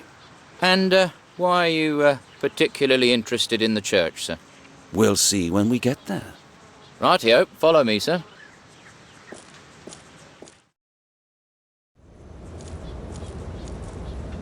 Here we are, sir. The church is right behind the gate. You found it quickly. Good job. Thank you, sir. If you don't need me anymore, sir, I will return to the station. No, I need you to be at my disposal the whole day. Oh, as you wish. I'll talk to the vicar. Wait here.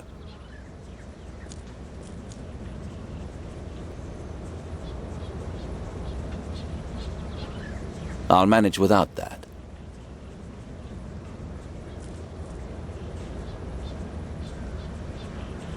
Once it'll be necessary to search the sewers, Sergeant Carter will finally be useful.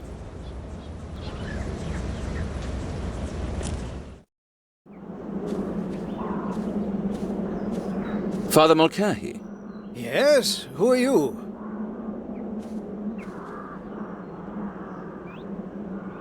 I'm Detective Sergeant Briscol. You are with the police, but I explicitly requested Inspector Lockley. I'm sorry, but he retired recently. I am his successor. Ah, well, I suppose it cannot be helped. How can I help? This is a rather sensitive matter. Do you have a warrant card? It's a bit awkward, but this is my first day on duty. I haven't sorted all the formalities yet. How can I be sure you are not a journalist? You know, there is Sergeant Carter, my attendant, guarding the main gate. I can call him in if it satisfies you. That will not be necessary, Detective. I will trust you under such circumstances. Let your attendant keep guarding, and would you please follow me?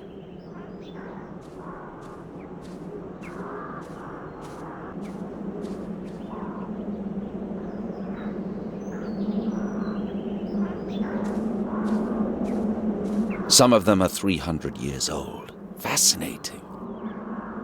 I can't see anything suspicious. If someone wanted to damage the cemetery, they wouldn't need to go so far. The attack was aimed at a specific tomb, no doubt about that.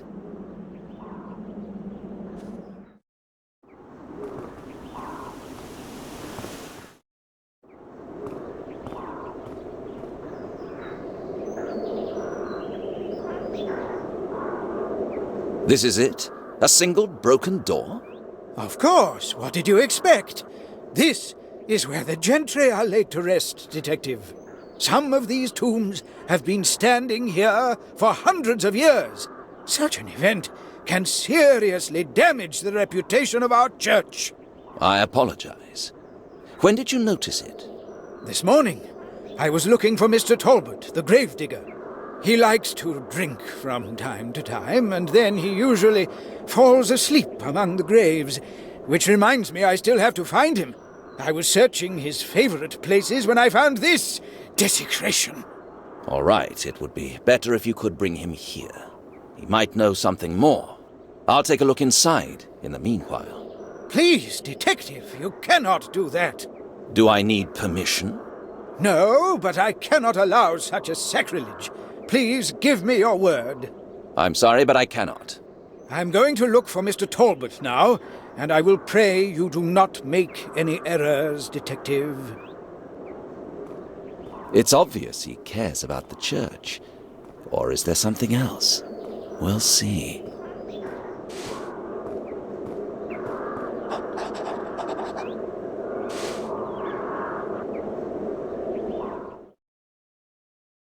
There'll be more in that than just a broken door.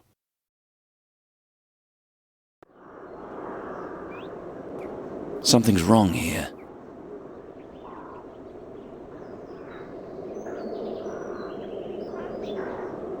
They must have used great strength to force the door. Maybe they weren't interested in the tomb itself. Maybe they just wanted to get in. Interesting. The tomb right next to this one is undamaged.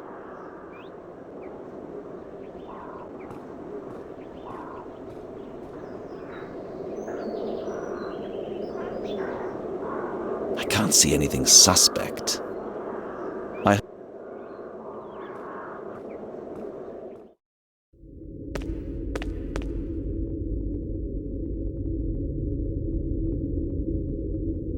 Everything seems to be all right at first glance. I thought someone had robbed the place. At least that would explain the forced door. Detective Briscol! You must see this! Detective Briscol! Ah, there you are. Something terrible has happened. You have to see. Calm down and tell me what is going on. I can't. I'll show you. Please just follow me. Quickly. Look at this. Such a disaster. Do you know who he was? Mr. Talbot, the gravedigger. How many people are there in your staff? Only the two of us were left. Dear Lord, what shall I do now? Did you move the body? No. I ran to you immediately. Father Mulcahy, I have to ask you to leave the crime scene. This is nothing for your eyes. You are right. It would be better. I can imagine how difficult it must be for you, but please, stay somewhere nearby. I will be at your disposal, Detective. You know, although he was not a particularly humble servant, he did not deserve such an end. God bless his soul. I hope Carter's still at the gate. Nobody must see this.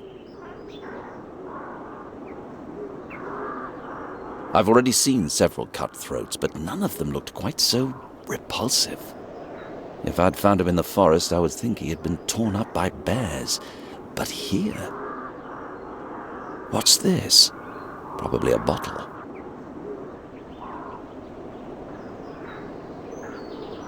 Father Mulcahy was right. Mr. Talbot was fond of drinking. But it has nothing to do with his death. He has nothing else with him.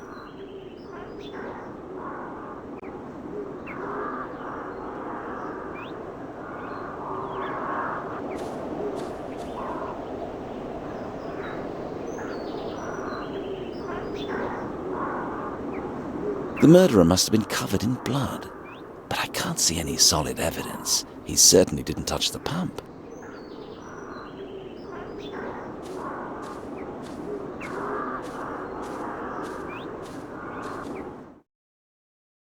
Except the usual occupiers, no other corpses. Pretty comforting discovery. Another corpse. How many more will there be? A broken spine. Someone jumped on him from a great height. He must have died very slowly.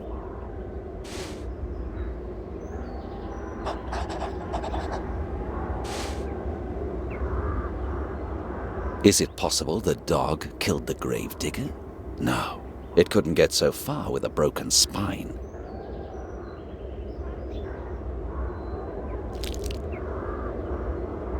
It has something in its teeth. I can't pull it out.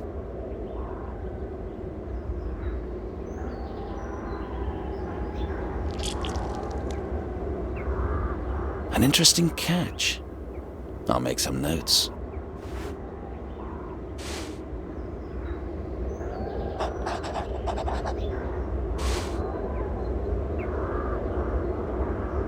I don't want to get my clothes dirty.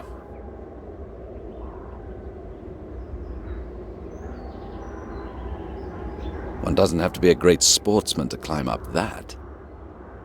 Sometimes even the slightest detail can be important, but I can't see anything.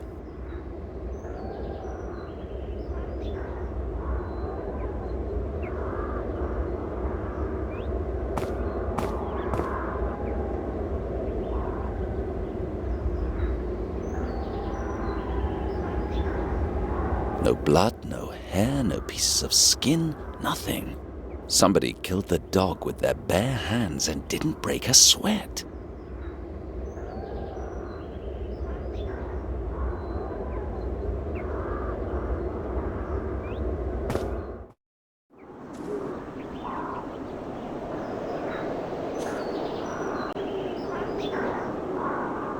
The fabric doesn't match the gravedigger's clothes. The dog definitely fought with someone else.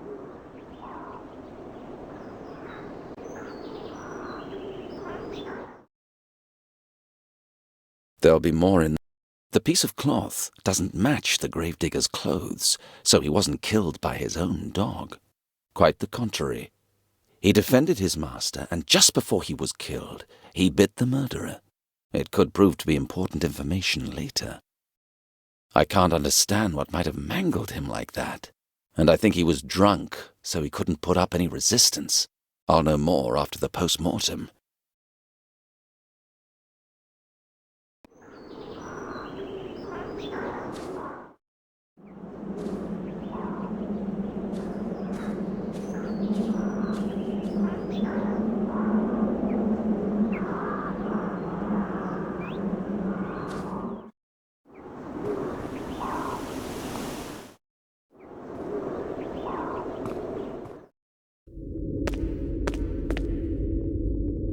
Strange. It's as if it was still waiting for its owner.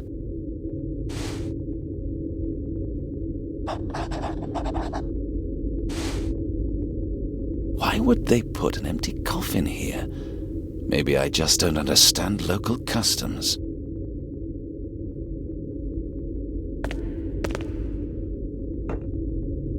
He is completely cold. No, nobody has used it for ages.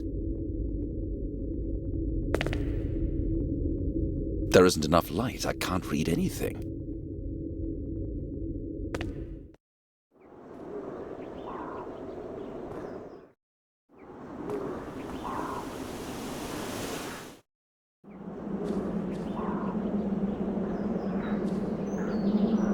I have to ask you, where were you last night? We buried Sir William last night. It was the family's wish that he was buried in secret, so the funeral was after sunset. It is strange you do not know that. The police supervised the whole ceremony. After the funeral, I went to bed and fell into a deep sleep. So you didn't hear or see anything suspicious? No, otherwise I would have investigated. I think that sounds credible. Why did you explicitly want Inspector Lockley to come? A strange question. Don't you know what he devoted himself to? I've not had the pleasure of meeting him. The inspector investigated most of those cases nobody else wanted to work on, including all accusations against Sir William. We have talked to each other several times. Was he interested in anything in particular? Once or twice he wanted to enter Lewis's tomb, but he never obtained the permission. Then I think he found a better hobby than hunting ghosts in graveyards. I have not seen him for weeks now. So, the police participated in the funeral as well. I was just on my way to Plymouth. I'd be grateful for any information. Not directly. They only had to look out for troublemakers that might possibly try to disrupt the ceremony. Sir William was very unpopular thanks to the rumors. And were there any troubles? It depends. The police made several raids on the local disreputable public houses in the hope that it would divert attention from the graveyard. It seemed to have worked. But this morning, alas, I found the damaged tomb. It is a terrible tragedy.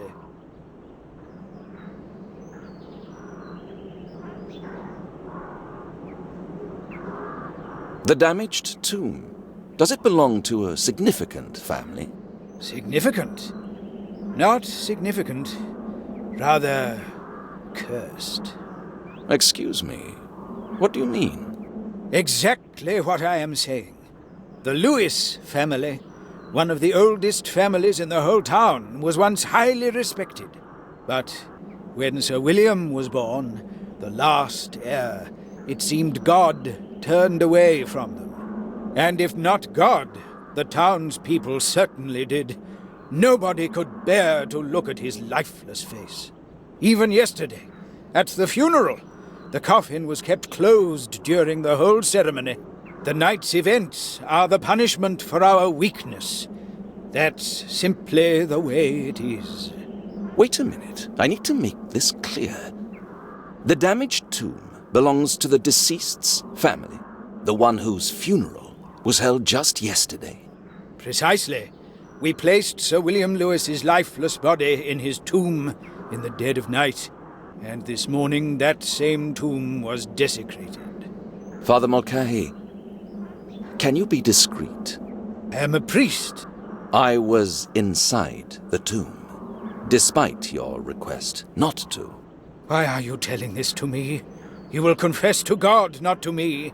The coffin is empty. What? It's not possible. Please, stay calm. Dear Lord, but that would surely mean... Are you sure? You opened the coffin? It was open when I stepped in. But what shall we do now?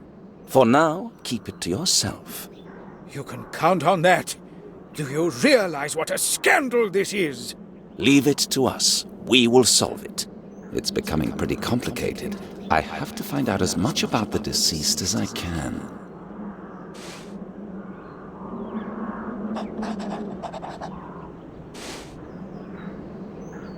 I took a walk around the graveyard. It's a pretty big area.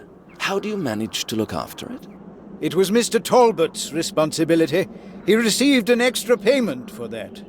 Did you allow him to have a dog with him? Oh, yes, I totally forgot about it. I will have to take care of the dog. I'm afraid it won't be necessary.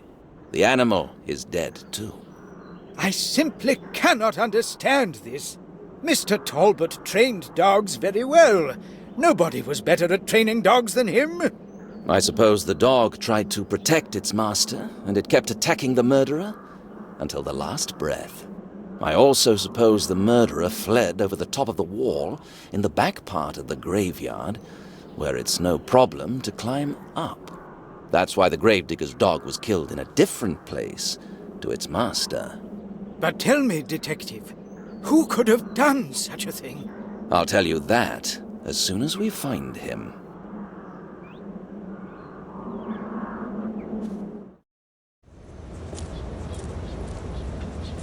Sergeant, I'll need your help. I want you to prevent anybody from entering the graveyard. Of course, sir. We have a murder here. I don't want anybody to be blundering around. Wouldn't it be better if I ran to the station, sir? No, it would not. You will not move an inch from the gate. Excuse me, sir, but I think... You personally guarantee that nobody will get to the cemetery. Do you understand? As you wish, sir. You are the detective, sir. The best thing I can do is report the incident myself, and the sooner the better. At least I can try out the office telephone. Do you have any matches? Of course, sir. Do you smoke? No. Sometimes I just need to shine light on something. I have a cigarette from time to time, sir, but it's hard on the pocket. Here you are, sir. Thank you.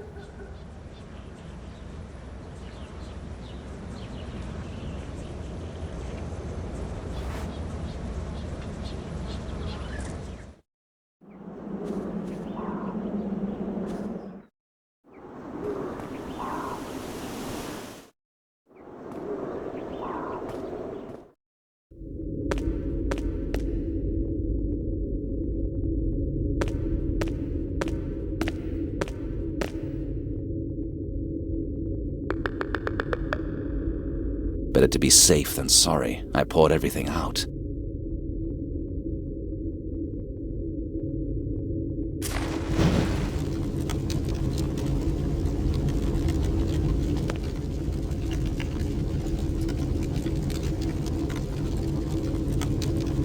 What could it be?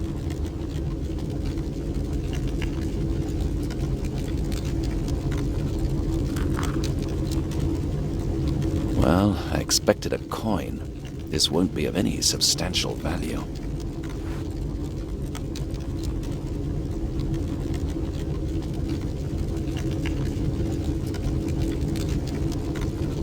No scratches, a perfect cut, and a very specific refraction of light. It takes my breath away. This must be a real diamond.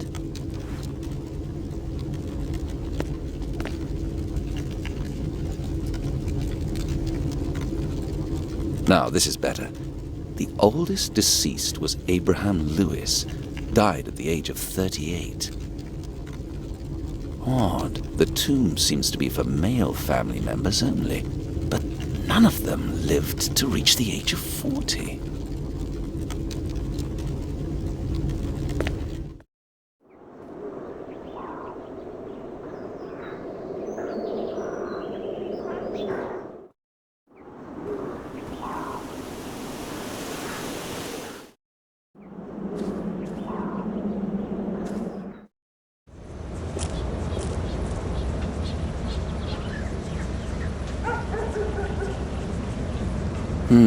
A reminder of the plague which befell Plymouth last century.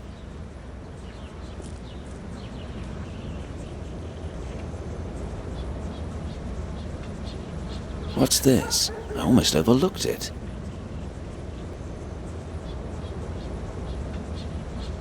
An interesting catch. I'll make some notes.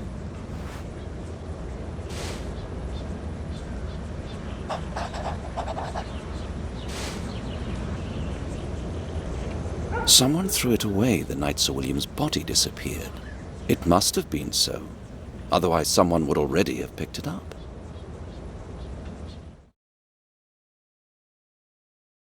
Strange. I've never seen an empty coffin in a tomb before. Father Mulcahy might know more about that. This is not a suitable hiding place for a thief.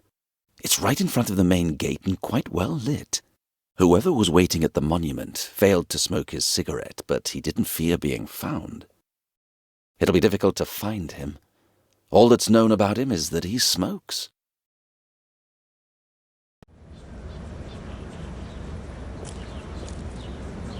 Sergeant, you told me you smoke sometimes. Yes, I'm partial to the odd smoke, sir. How much would this kind of cigarette cost? Oh, let me see.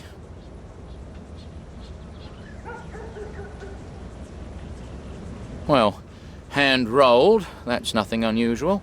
It depends on the tobacco, you know. This one, for instance, smells very good. Why are you interested in it, sir? I found it near the column. It might have belonged to someone who knows what happened here. Really? How would you know that, sir? Because I doubt it would go unnoticed all day. And what would a typical resident of this district do if they were passing by chance and saw it lying there on the footpath? He would pick it up, sir. I see. So someone must have thrown it away tonight. Exactly. And it is more than probable that the person who threw it away knows what happened here. In that case, sir, I have such a theory, if it helps you, sir. Go ahead. No one rolls a cigarette in a hurry, sir. Maybe in a pub or while one is waiting for someone. I guess it would be the latter case. It takes time to prepare the whole thing, sir. It's something like a ritual of killing time, sir. Not only time, Sergeant. Thank you for your remark. The mysterious smoker is slowly emerging. But if I really want to find him, I'll need more than one cigarette.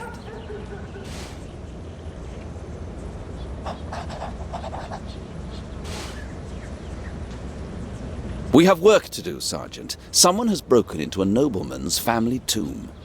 Oh, unbelievable. What are people capable of today? Tell me, has something similar happened before? I don't know about anything like that, sir. Try asking the local vicar. Yes, I was going to do that. Shall I go to the office, sir?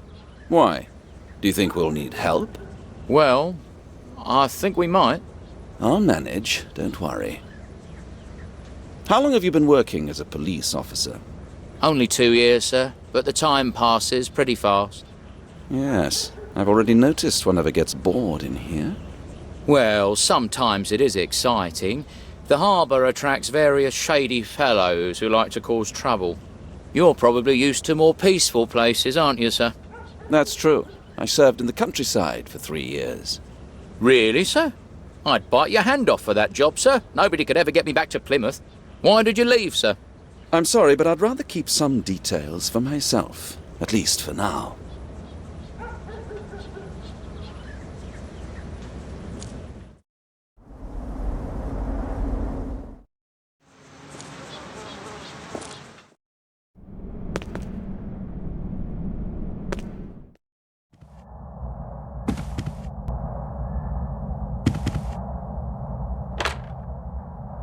Detective Sergeant Briscol, put me through to Chief Inspector Powell, please. I see. And when will he return? It's urgent. All right, I'll call back later. Please tell him I called and that I'll be in the field now if he needs to talk to me. He'll know. Goodbye.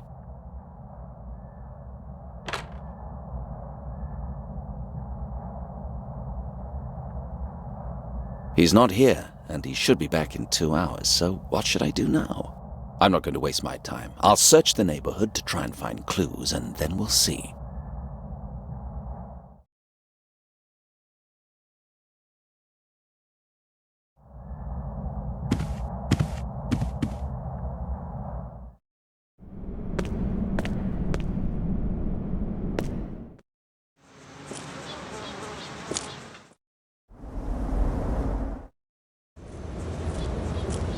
I'm just asking, nothing more. And I'm repeating that it is pointless. There is nothing to see in there. Well, if there is nothing to see, why don't you allow me to go in? I have to insist that you leave. Oh, I perfectly understand. Who's your superior? You can ask at the station. Thank you very much for your helpfulness. Any troubles, Carter? Not at all, sir. Just this annoying journalist. He wanted to go in. Mind he stays on this side of the wall. Should I arrest him straight away, sir? Do you have any reason to do that? I think he's suspicious, sir. How come he appeared right here? Leave it up to me.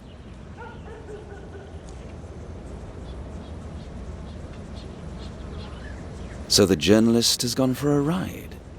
And he has the camera with him by complete coincidence, I'm sure.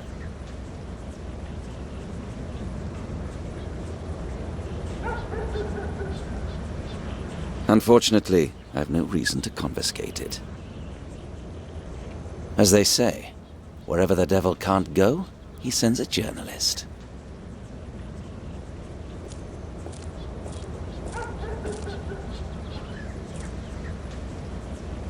Excuse me, are you with the press?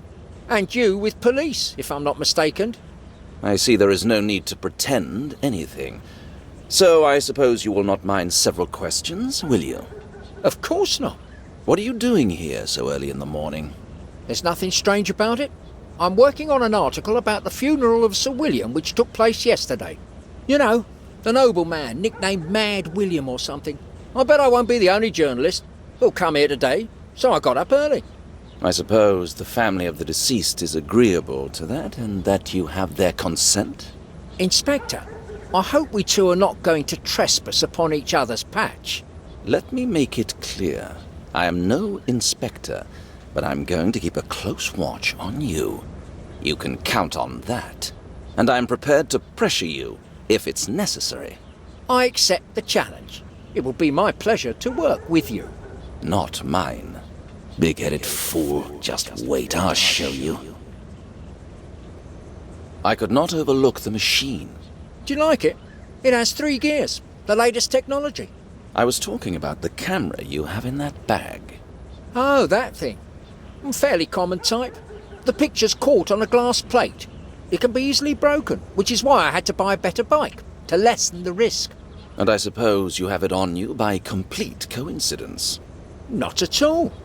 I came to take some pictures of a tomb. A particular tomb.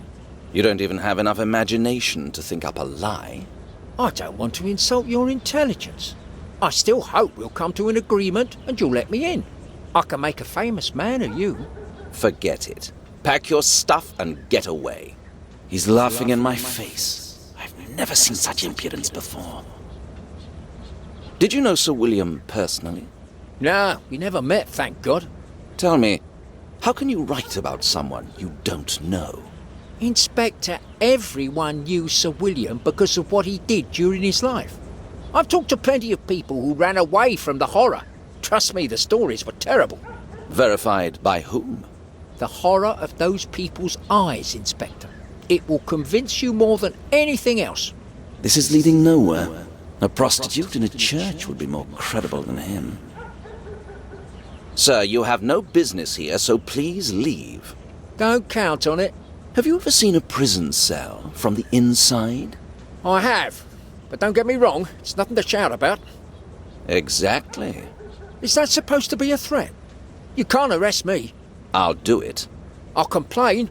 You can. I'm not going to leave anyway. The public has a right to know what's going on. He didn't swallow the bait. He's no amateur.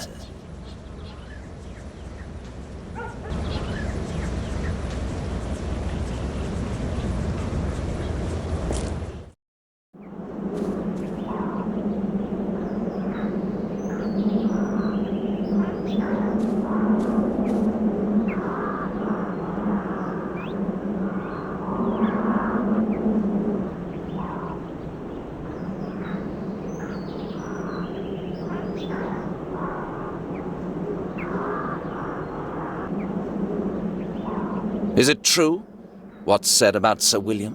You mean that Sir William was a beast and a monster? Yes, that is true. I must confess that I don't know what to think. Who of us is able to understand God's intention? But I am sure it was not God's will that he came into this world. What do you mean? When he was born, it was as if he wasn't one of God's creations. He had a totally lifeless face. And those eyes. Understand me, it is not easy to talk about it. I understand. Tell me, how did his family cope with it? It was very difficult, especially for his mother. She just could not bear it, and eventually the strain was such that she took her own life. We had to bury her on the Gallows Hill. Where is it? It is a place forgotten by God, a cemetery for suicides. And what about his father? He disappeared the night when all the servants left the mansion, and then only William remained with Lady Miriam, his grandmother. All this just because he had a disfigured face? No, of course not. When he grew older, strange stories began to be told about him. Once, it was a dead cat in his arms. Once, he was found sitting next to a dead horse. And whenever a maid disappeared, you can easily guess whose work it was said to have been. At that time, his father was still alive and kept the estate together, but that was not to last. The servants revolted, set the house on fire, and fled. His father vanished, and only ruins remained. A sad and tragic story. I'd like to know more. You must excuse me, detective, but there is nothing more to say. The coffin was closed during the whole funeral, is that right? Yes. By whose request? Lady Miriam, the grandmother of the deceased, wished it so. That's suspicious, don't you think? I can't understand why. I think it might have already been empty before the funeral. Perhaps it was Lady Miriam's last attempt to protect her grandson. Everybody hates him. It almost destroyed the family. If he disappeared, he would soon be forgotten about. Lady Miriam might have faked his death in the hope that is what would happen. I am sorry, but this seems rather far-fetched to me. The absolute isolation and the permanent fear of discovery would be worse than a prison sentence. You're right. But people sometimes do desperate things when they have no other choice.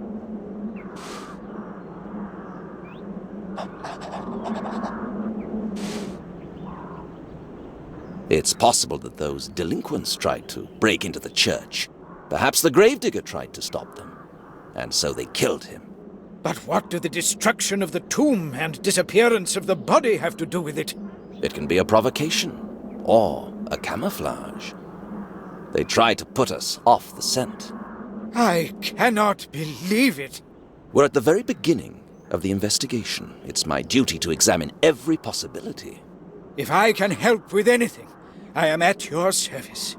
In that case, I would like to ask you to check the church inventory, just in case something is missing. Yes, that is a good idea. At least I can make myself useful. If you find something out and I'm not here anymore, send a message to the station. You can rely on me, Detective. God bless you.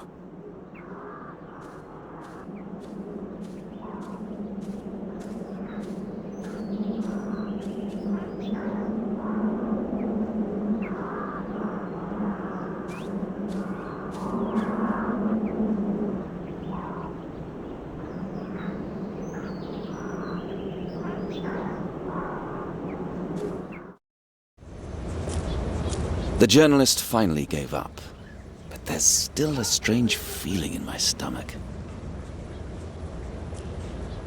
Do you know that man? I do, sir, unfortunately. Why the regret? His name is Nathaniel Forrest. He brings nothing but trouble. I don't know how it's possible, sir, but any time anything happens, he's there. He's like a pain in my neck, sir. Which newspaper does he write for? The Courier, sir.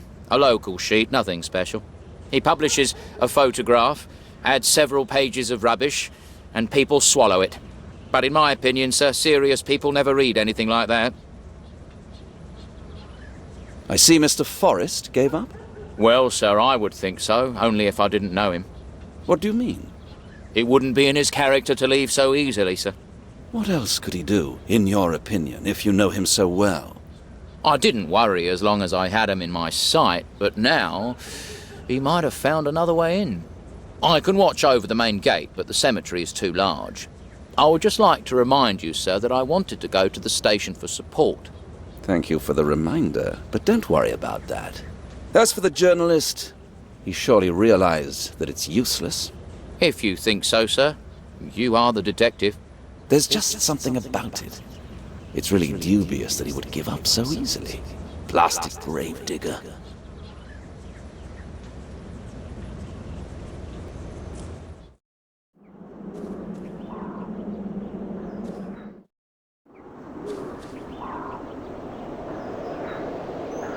Stop! Stay where you are! It can't be true. How did he get here?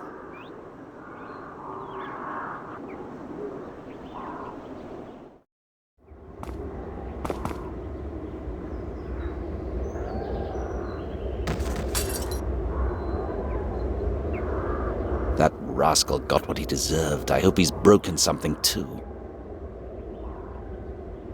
Sometimes even the slightest Just you wait. I'll get you.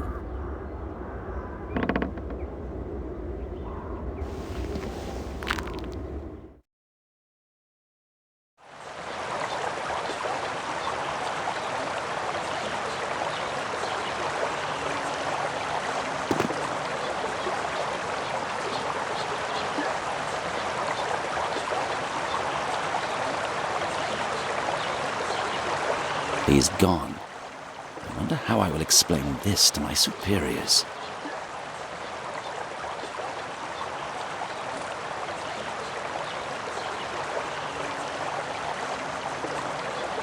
He didn't break his leg, but at least the photography session is over.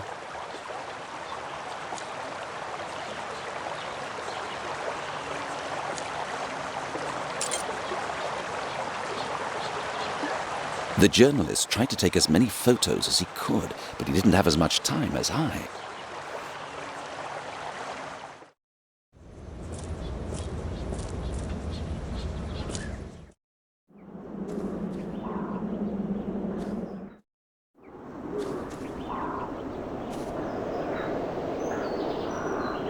The glass plates are missing, so he must have taken them. He had this all planned. Some of the pieces are missing. Pity. I could have put them together again.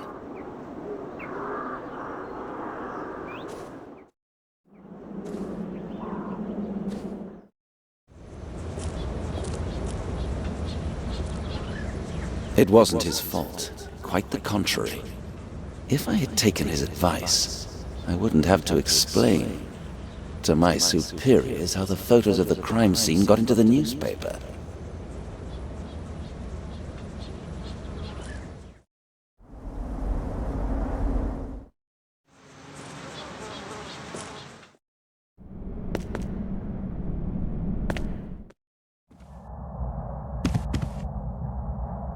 Two hours is plenty of time.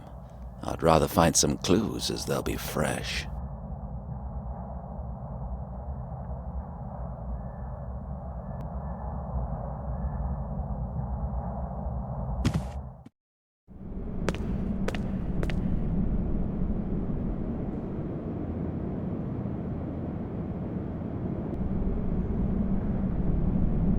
A hand-rolled cigarette. I don't really know much about it, but I don't think this is usual cigarette paper. I wonder what an experienced smoker would think of it.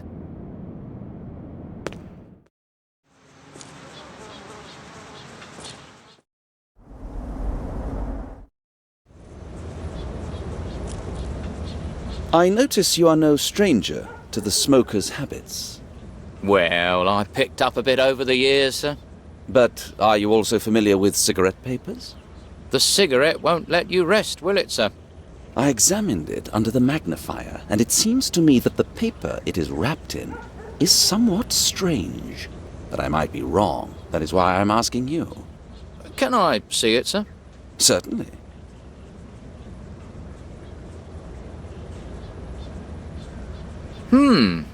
It is unusual, you're right, sir. One has to pay for higher quality goods, but some people are content with anything what comes into their hands. Newspapers are popular, for instance. They say it tastes better, sir, but I prefer the usual soft paper. Sorry, I can't tell what this cigarette is made of, sir. But obviously it's not newspaper. Indeed, sir. Unroll it, sir. Maybe you'll find out more then. Thank you for the advice, but that would destroy it. Maybe later. As you think, sir.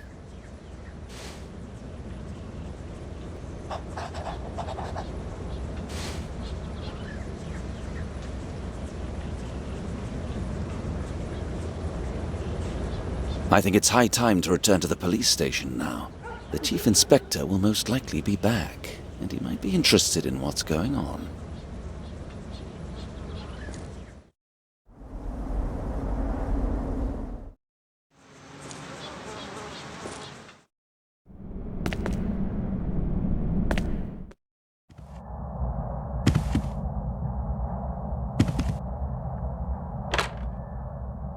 Detective Sergeant Briscol. Yes, that's me. Put me through, please. Good day, sir. I have several reports. The tomb of a noble family has been destroyed, but that is not the worst part at all. The body of the deceased Sir William has probably been stolen, and... Exactly, sir. The coffin is empty. Yes, sir, I'm totally aware it is not an ordinary robbery, but I have even more news. The gravedigger was murdered. I tried to call you, but you weren't in. So I went to do the preliminary examination of the crime scene, and I secured some evidence. Yes, sir. Of course, I understand the priorities. But the murder was committed in a very brutal way. The local vicar knows about the incident, but now that you bring it up, I'm afraid an intrusive journalist managed to take a picture of the gravedigger's corpse. I don't know how it happened, but we should be ready to face certain results. The Courier, some local sheet. Of course, I realize that my career depends on that. That's why I'm asking you to entrust the case to me. I won't disappoint you, sir. You can trust me. Thank you very much for your confidence. Goodbye.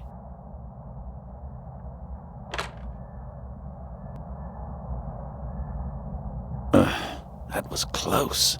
That damned journalist will cause nothing but trouble. Brutality attracts people like the light attracts moths. But this is my case, and it's going to be big. And once it erupts, I'll be ready. With Brian, you never know what's going to happen. He said a deluxe place. It'll be the same with money. I bet he has none.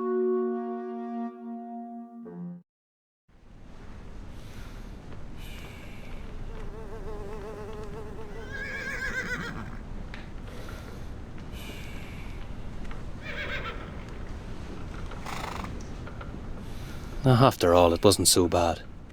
I stink like a horse, but I can handle that. Brian, anchor's up. I'm not going to tolerate this anymore. I'll wake him up by firing a cannon if I have to. If I had one.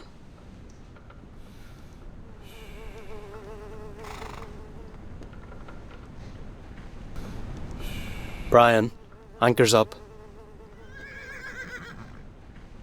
Something fell out of his pocket.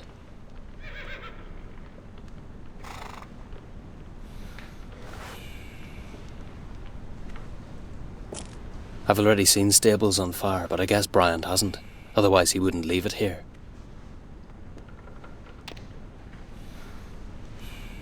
It will be safe with me.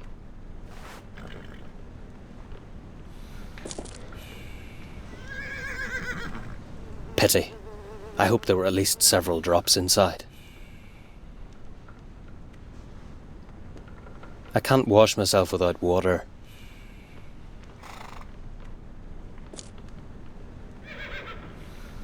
There's a loose splinter.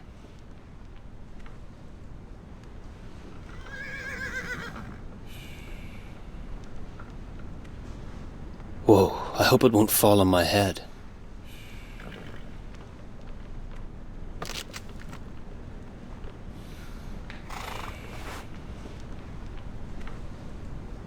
Allegedly, when a sailor dies, a splinter is stabbed under his nail to make sure he is not just asleep.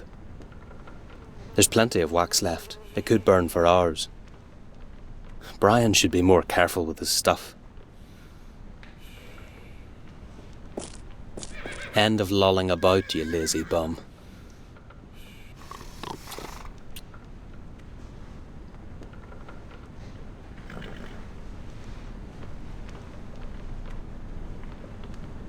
You're awake? Yep. You didn't stab my arse with something, did you? Nah, you must have been dreaming.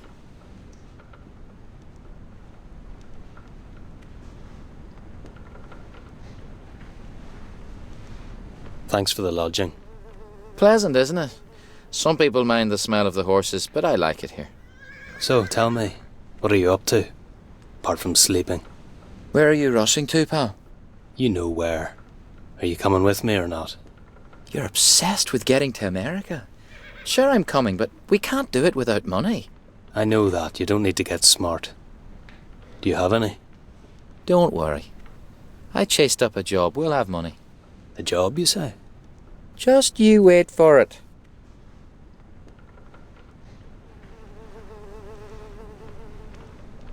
What kind of job? I want to know everything about it. You're not going to stop it, are you? So listen, I look after horses for a fella who wants to get to his father's vault. He doesn't dare do it himself. You know these aristocrats. We agreed I'll bring him those papers and he'll pay for it. I would do it myself, you know. But I thought it would be better to have someone reliable with me. That's why you're here. That sounds good. But maybe too good. What do you know about him? And don't you dare try to stop me, Tim. Just try to imagine what could be inside that vault. The man only wants papers and documents, do you understand? We keep the rest, that's certain, and anything else we find around too.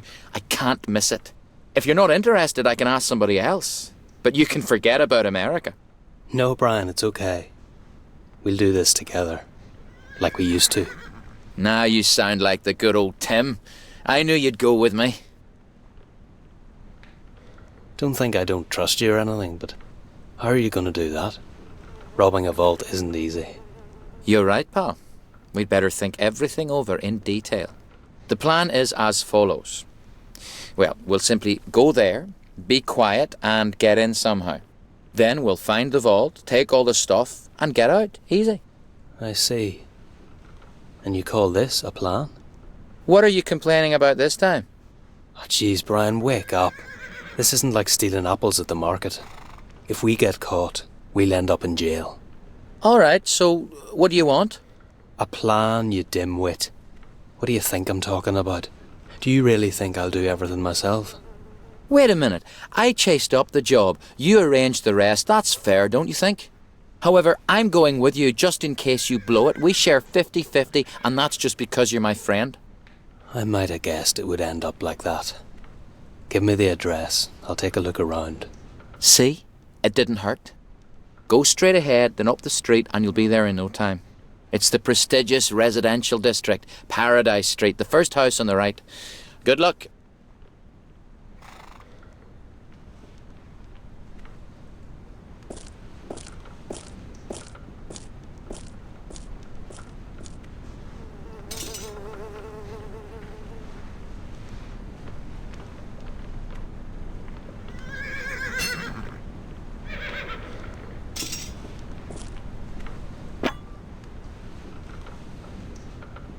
A good luck charm. Good luck is that nobody stole it. This isn't my cup of tea. I don't want to make it even worse. I already stink like a horse.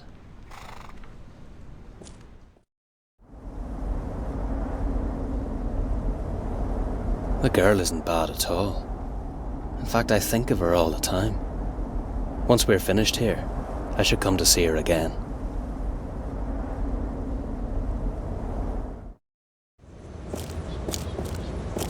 Yeah, I like this place. I'll try to find out how I could get the keys. Greetings. How are you? Depends who's asking. I was just passing by and I saw you working so hard, so I thought you might need some help. No. Go and beg somewhere else.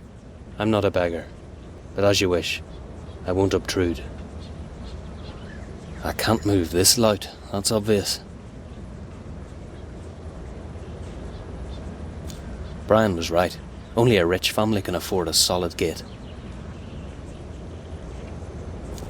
Modern electric lights. Only the smart set can afford such a luxury.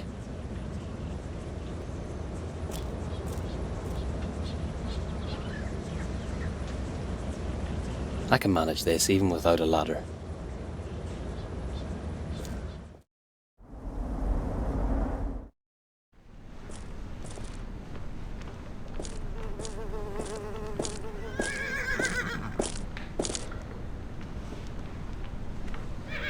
Wake up.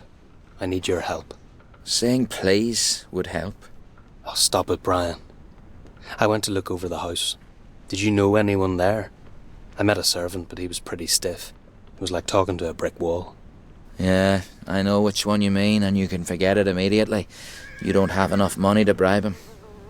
Oh, great. So how do we get in, smart ass? I don't know, try a maid or something. You've always known how to deal with girls. Hey, that's not a bad idea. So come on, you distract the servant and I'll climb over the wall. Pal, what if something gets messed up? Don't worry, it'll be okay. At worst, we can just pretend we're stealing apples. Come on, get up. Yeah, go ahead, I'll join you in a minute.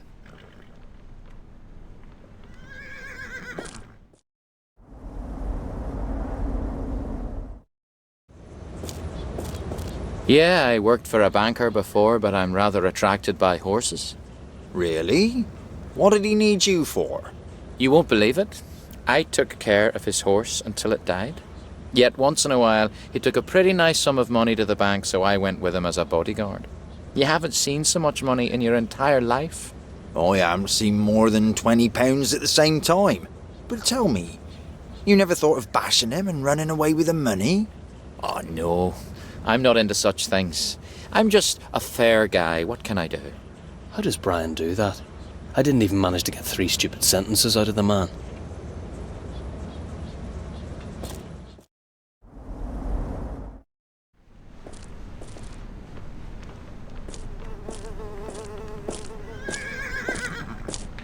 What's this? Does Brian have a hole in his pocket or what?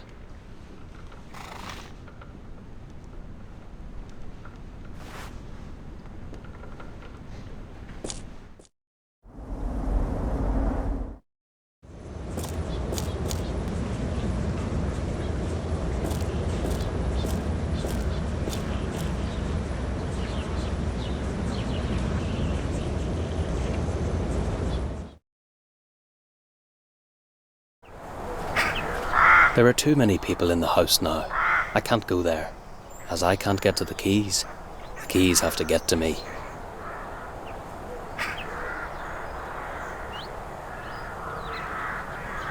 It doesn't look like an ordinary cellar.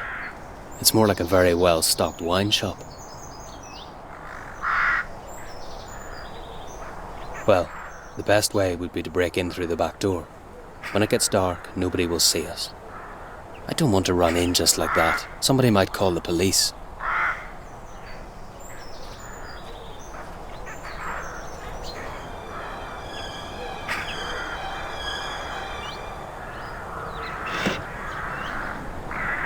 The air is clear.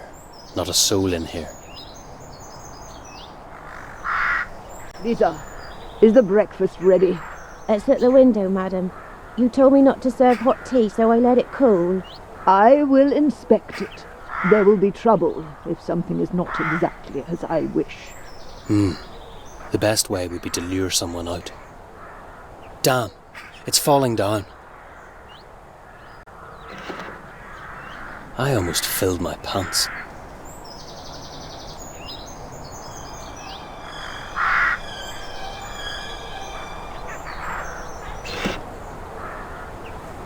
The air is clear.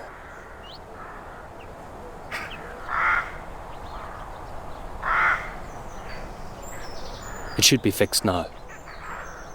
Somebody's coming.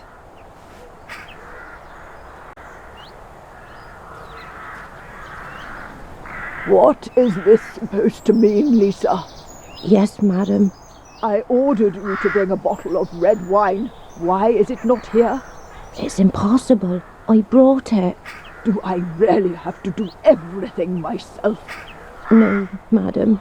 Go for the keys and bring a new bottle immediately. But I really... No talking back. I'm not going to tolerate this. Yes, madam. The maid is going to the cellar. That suits my plan.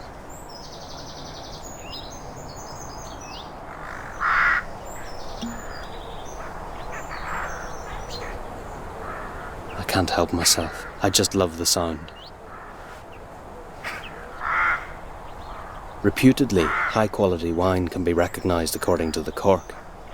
But how shall I recognise a high-quality cork?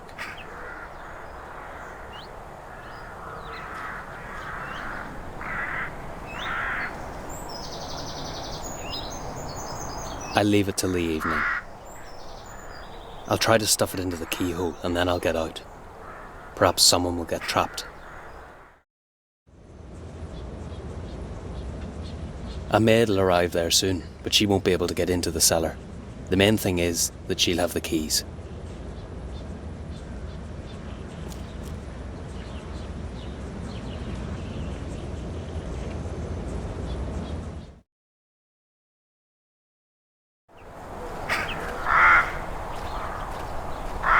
Poor girl. She won't move that door alone. Luckily, I'm around. You have no business to be in here. Excuse me, miss. I heard you need a new stable boy. I'm here to apply. No, I don't know anything about it. Who told you that? I work in stables nearby, and I met your young master. He said a pair of skilled hands would be helpful. Probably more than a pair, but the master doesn't want any new servants. Then what do you advise? I don't want to intrude, but I'm sure I'd love this place. The best thing you can do is to leave. Don't get angry, but today there's plenty of robbers. You're right. But it's a pity. At least because of you.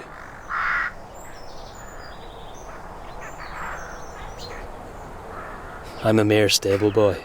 When I see a sad girl, I immediately wonder how to cheer her up. What would you say to a lucky horseshoe? It brings better days. Just take it and you'll see, it works. Are you serious? I don't believe in those old yarns. You're making a mistake.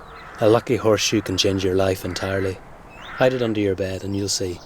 Well, thank you, but it won't solve my problem anyway.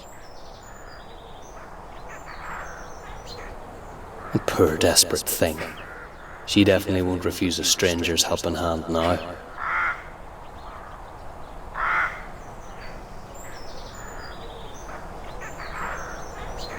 Tell me, why are you crying? I am not crying, but I'm supposed to bring wine to the old master, yet the lock is seized up or something, and I will be chided. Can't he get it himself? No, he can't. He stays in his bed all the time because he's seriously ill. Oh, I see. And there's no other entrance to the cellar? No, there isn't. Or maybe there is, but I don't know where. Huh? How come? Well, it's said that there is a secret staircase between the master's workroom and the cellar. Allegedly, it's there so our master could stay unseen by the lady when he goes down for a wine. He's really fond of drinking, but the doctor set him a strict limit, 1 glass a day. Oh, that's interesting. So you don't know where exactly it is? No, I don't. And I can't go upstairs anyway, even if I knew it. Such a trivial matter isn't worth the upset. Show me the key and I'll help you. I'm not sure. I don't know you. What do you mean? I'm your new stable boy, am I not? You're a joker. Here you are. Take them, but quickly so that nobody sees you.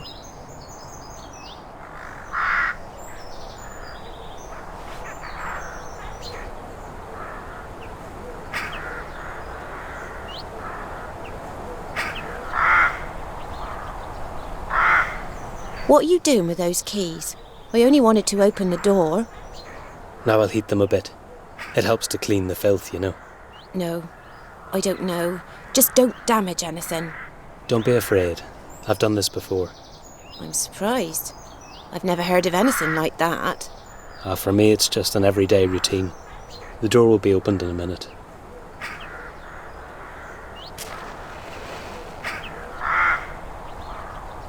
Ouch! I didn't think it out. The keys are still hot.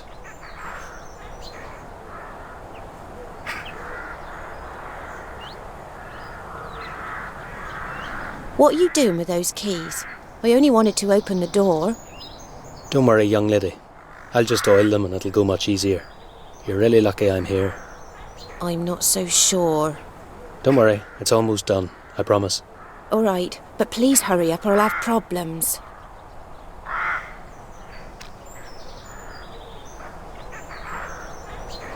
I'm glad I imprinted both keys.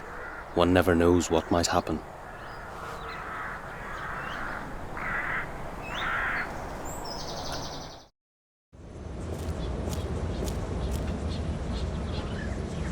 So, have a nice day. I'll drop by tomorrow. Hopefully, there will be a job for me.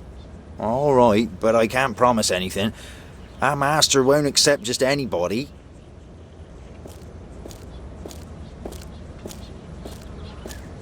It wasn't a bad start. I wonder how long this good luck is going to last. Brian will be so impressed when I show him. It'll be easy tonight.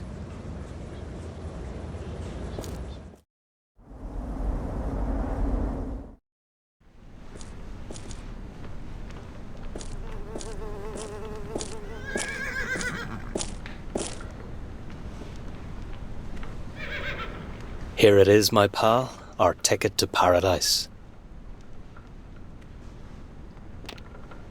Let me see. Hey, wasn't that my candle? No, but we need a locksmith. The kind who doesn't ask any questions. I know about one, if he's not in jail. Could he make a duplicate?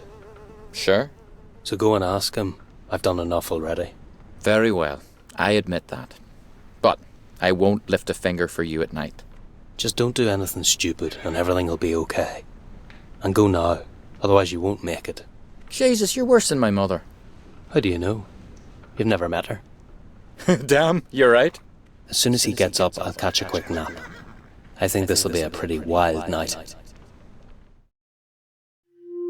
When I'm staring at the ceiling, not able to fall asleep, I wonder whether it was such a good idea to flee to Plymouth.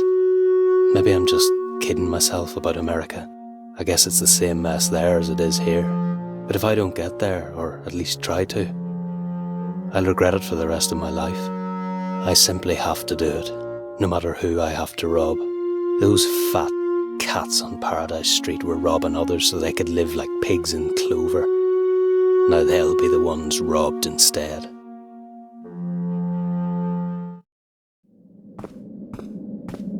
The time has come.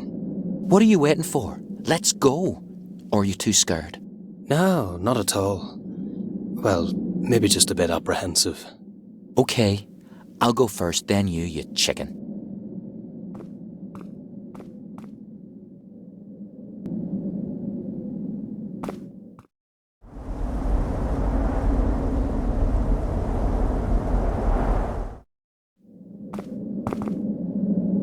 Pity I can't take it with me. Everybody would run away.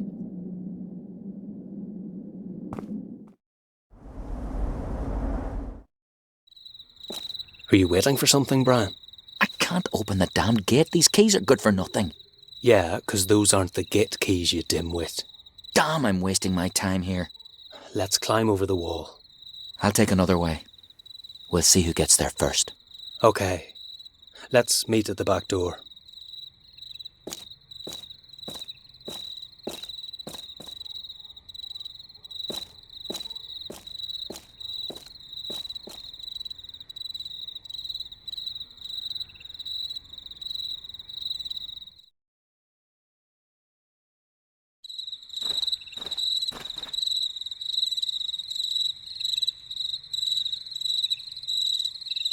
Be quiet. He could wake up. Who? The servant. He fell asleep on the terrace. Watch out. He has a gun. That's not possible. Trust me. He has a gun. We have to go through the main entrance. We can't. We only have the cellar key and the terrace door key. That's too bad. Do you have a plan? We can go through the cellar. What are you talking about? The vault is in the workroom. Yeah, the maid said there's a secret passage. But we don't have time to search the cellar now.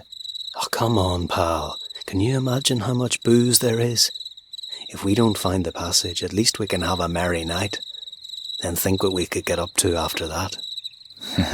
All right, you've convinced me. It's been a long time since I had a good wine. Just don't break anything.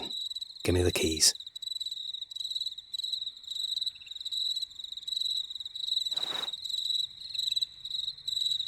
He's got something with him. I just can't see whether it's a gun or a broom. So I'm not going to go there.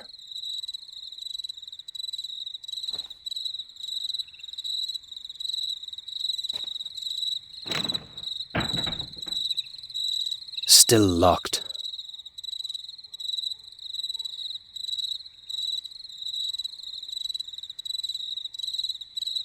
I wonder which idiot blocked the lock up with the cork. This is a good joke. At first I blocked the door with the cork, and now I've got to get it out.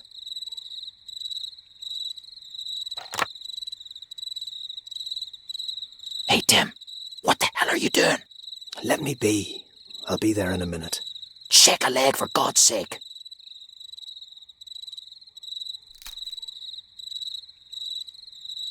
Done.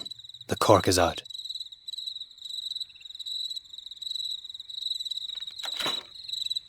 Hey, Tim. How long will it take? You're even slower than my granny. It's done. Let's go in. Wait. I'm going first.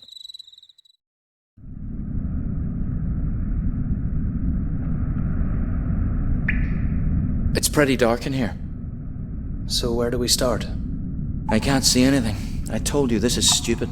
So light the candle. We need light or we'll never find the passage. But won't the light be visible through the windows? It doesn't matter. We can cover them. Someone could come. Then we'll smash his face in and tie him up. What if he calls the police? We'll escape through the sewers. They'll shoot at us. Then we'll shoot back. But we don't have any guns. We'll steal some. And before you ask, we'll take some gold as well to buy the boat tickets. Do you want to know anything else? Just to make it clear, I am the brains behind this operation. Yeah, right. Of course. Find a piece of junk and do something with the windows. Without light, we're lost.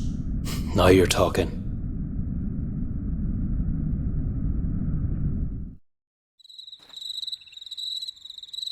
There's probably rainwater in it. I'm not a gardener.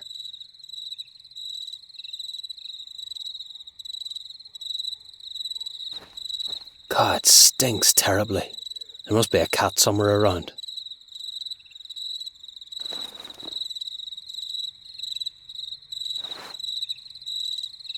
Telling me to cover the windows is easy enough, but how the hell do I actually do it?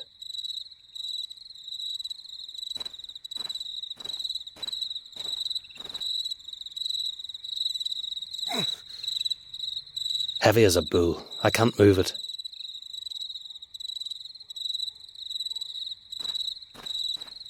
I'll try to loosen the cork, but I don't want to make too much noise.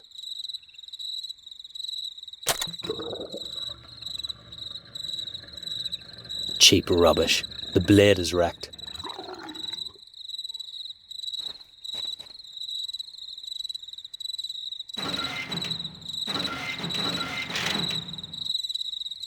This one's done.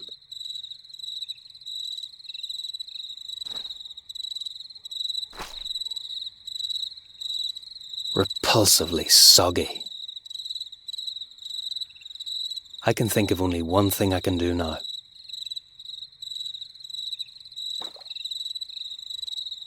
It's disgusting. If I threw it on the wall, it would stick there like a bee to honey.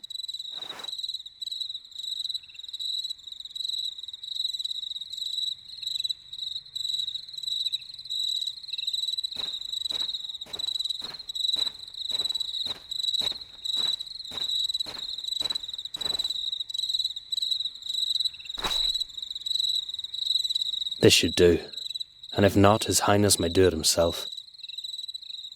I'm not going to tell Brian about this, but I think they ordered him to sleep on the terrace because of what I did here yesterday.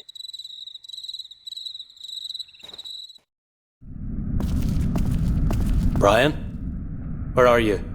Down here in the cellar. Stop shouting. What the hell are you doing there?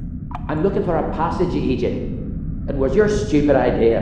And have you found anything? Yeah, there's plenty of alcohol in here. A cart would come in handy. That will bring one next time, okay? Just try to find the passage. And what do you think I'm doing? We should have gone through the main entrance. I told you that from the very beginning. And do you know where the workroom is? In which part of the house? The man who hired us said it's on the second floor on the northern side. And you've known this the whole time? Sure. You should have asked. You're such an idiot, Brian. Next time you find something out, let me know immediately.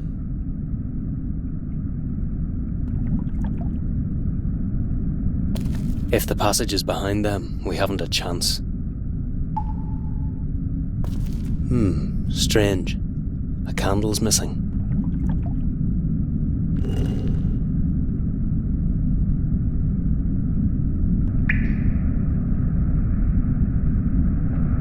False alarm. I thought the loose screw might have been the switch.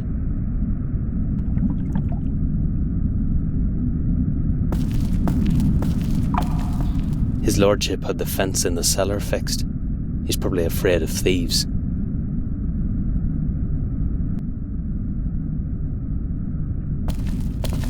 No way am I going in.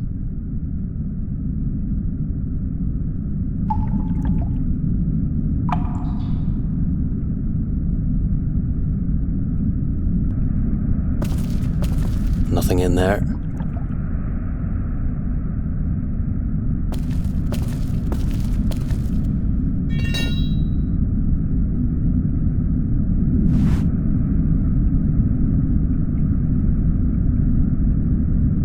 Brian, do you have anything? Nothing. Oh, great. Keep searching. If the workroom's in the northern part of the house, the passage might lead somewhere through this wall. I can't see any mechanism. Pity. This would be an ideal place. Hey, Tim, come here. Stop shouting. Somebody'll hear you. I doubt that. The walls are pretty thick. So what do you want? I have work to finish here. Go and get a crowbar. Well, now you're commanding me, are you? No, just get a crowbar. Please. Happy now? Okay, I'll get it, pal. Catch it.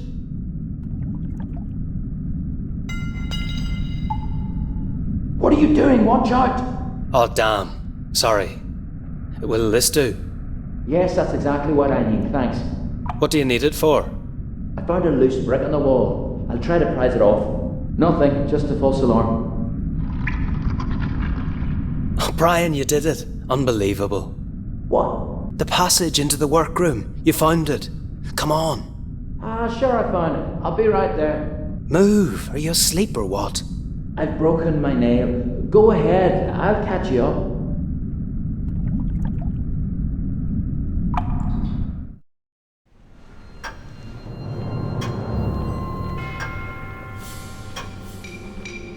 If it was my house, where would I hide the vault?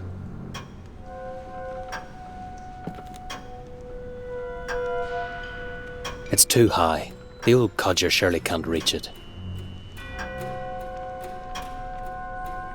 If we broke it, the whole house would be awake in no time.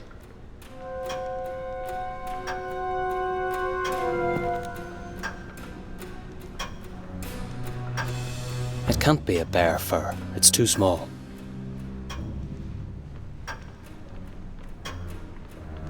Nothing in here. I'll take a look somewhere else. Strange. White always moves first, but it's the side of black that is turned towards the armchair. The chessboard is fastened to the table, but it's not possible to revolve it. There must be a catch in it.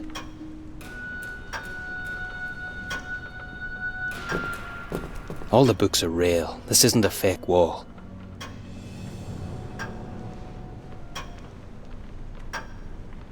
It won't move.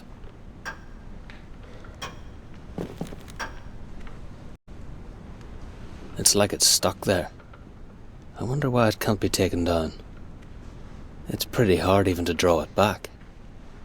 Nice work. Once we're finished with the vault, I'll take some extra loot. These antiques can be sold, but this one won't come down for some reason. These antiques can be sold. It's pretty hard.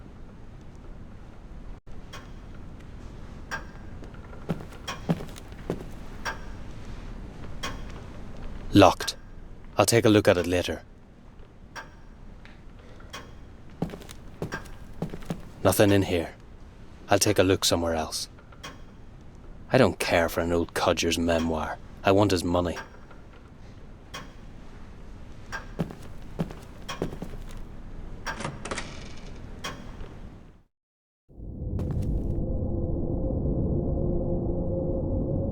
I've never seen so many books in just one place. How can anyone read all of them? I can't imagine the old man climbing up. I'm not going to climb up. What would I do there? There might be a way to open it, but I can't see any lock or anything.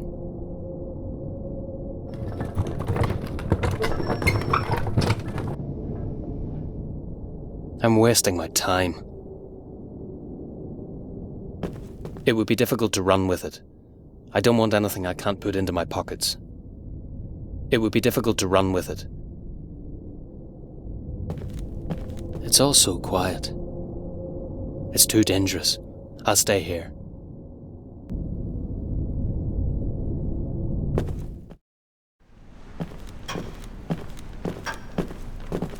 Wait a minute. Who opened the door?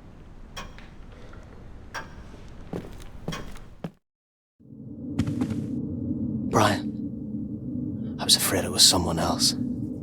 God, somebody's sleeping here. Relax. The old codger takes something to help him sleep. He's totally stiff. Oh, well, that really reassures me. And what did you expect? I told you he wouldn't move out of his bed. Well, if you know that, you can tell me where the vault is and how to open it. Well, that's a bit more difficult. How come? The vault is somewhere in the workroom. It's hidden, but I don't know where. And the old man should have the number code written down somewhere. And let me guess, you don't know that either. Exactly. So you try to find the vault. I'll have a look around here. Great. Let me know when you find it. Who knows what's there?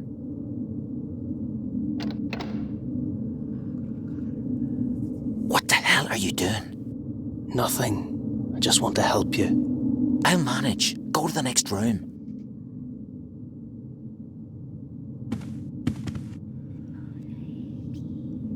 Something about horse breeding.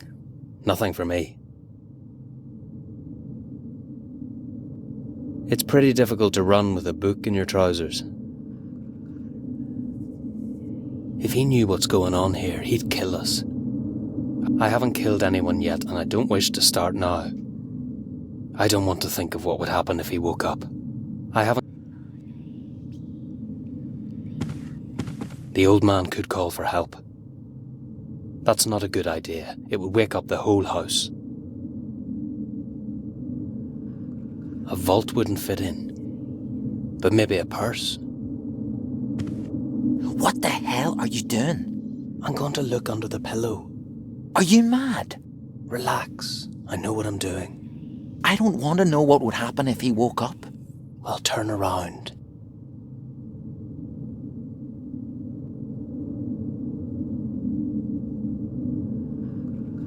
Oh, that was close. What's this supposed to mean? Why is he hiding this?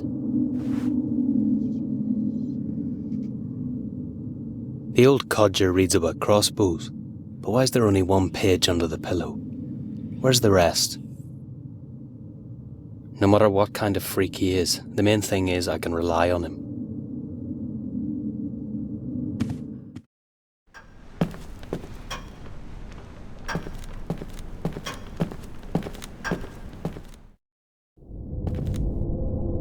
I'm not going to climb up. What would I do there?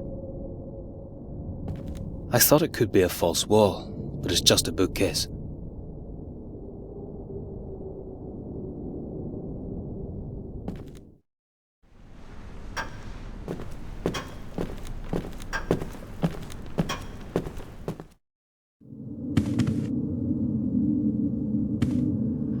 Look what he'd hidden. Strange, isn't it? What is it? He must have torn it out of a book about guns. That's strange. I thought you were searching for a vault. Well, I just couldn't resist. You know what? Me neither. Look what I have. A tobacco box. Nice one. But I can't open it. Oh, it can't be that difficult. Then you try it, smartass. There must be some kind of a catch. Give it to me. I still can't comprehend why the old man had only the single page with him. Probably I should find the book it fits in. There's some kind of a clasp lock. I can't open it.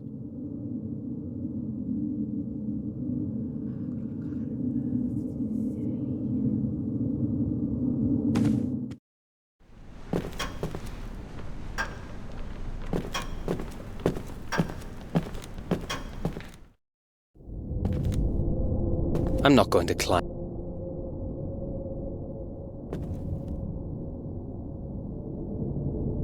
There are some books about guns, but not about crossbows.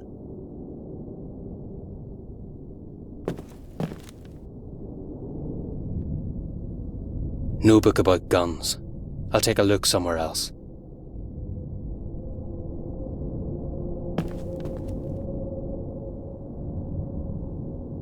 There are some books about guns, but not about crossbows. It hampers the view, that's true. Now that's much better. I can't believe it. It was under my very nose all the time.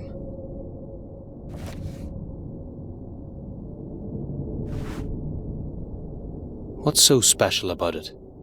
Plenty of drivel about crossbows. Damn old codger. He carved the inside of the book to hide this. Hiding it in the book was a canny trick. I'll have to keep it in mind for the future.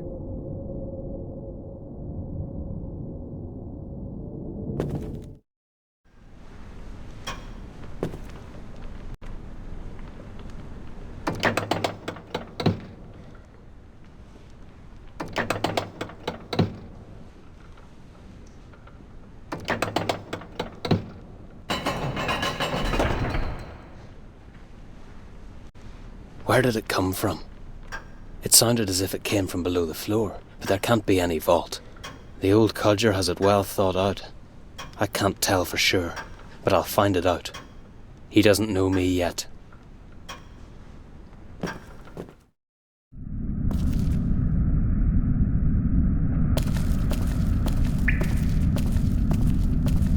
I have to try it, otherwise I'll never manage to open it.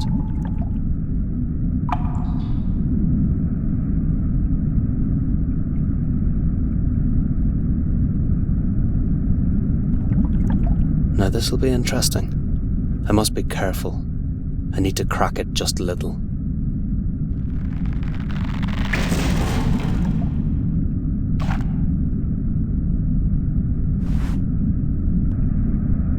It smashed all the cigars, but the dedication remained legible. Even the date is still clear. 19/4/58.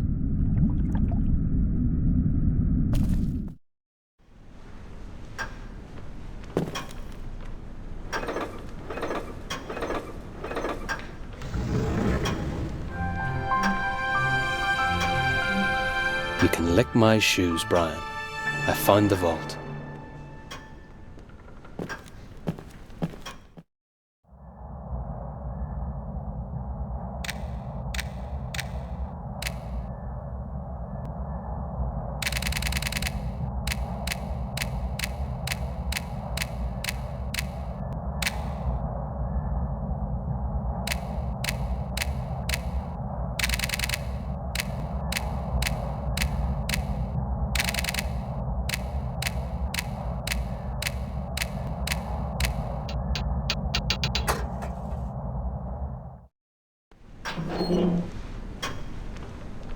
What are you doing here? Who are you? Damn! A thief! Help! Shut up, Greybeard! You lazy, thieving vermin! I'll show you! Everyone! Come here! Here! Help me! Help! Don't touch the bell! What are you doing? Let him go. I can't! Bloody hell! You'll kill him, you idiot. Don't worry. They already know we're here, but they can't see us. I'll block the door. It might keep them back. Okay, but quickly.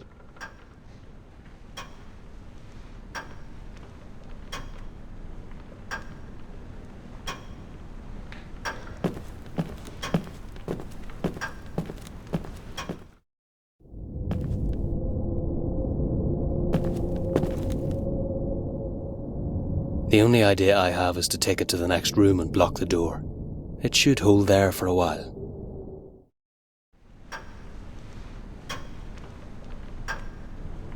It won't hold there for long, but still, better than nothing.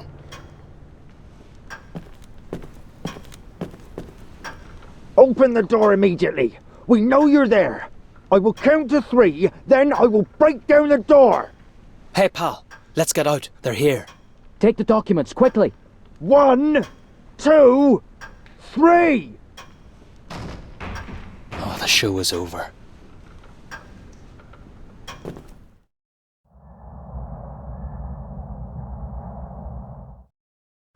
And what about the old geezer?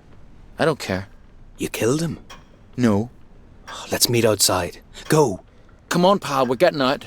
There's still something left. So take it for God's sake. Wait.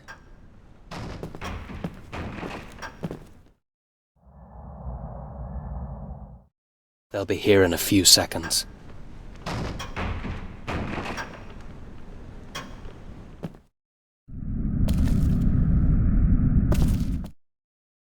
Hold still. This is the police. Hands up, quick. This is the end.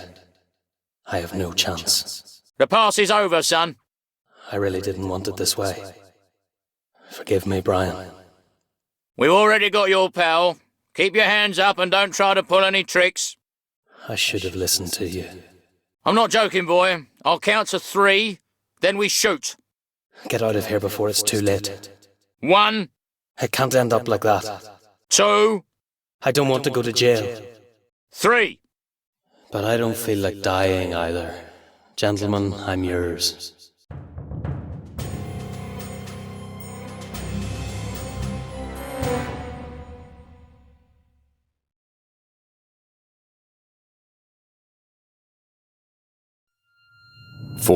November 1894. A brutal murder. What are the police concealing about Mad William's funeral? Why was the tomb entrance opened? What beast ripped apart the local gravedigger's body? Read on as we expose another public scandal. The beast is alive and wants blood. When the idle police are doing nothing, the time is right for hunting.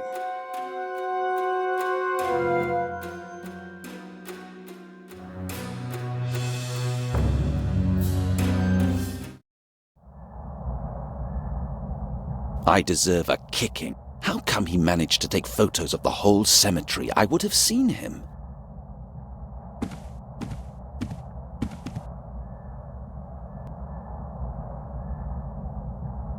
I should call the chief inspector. He'll hear about it anyway. So, here I am.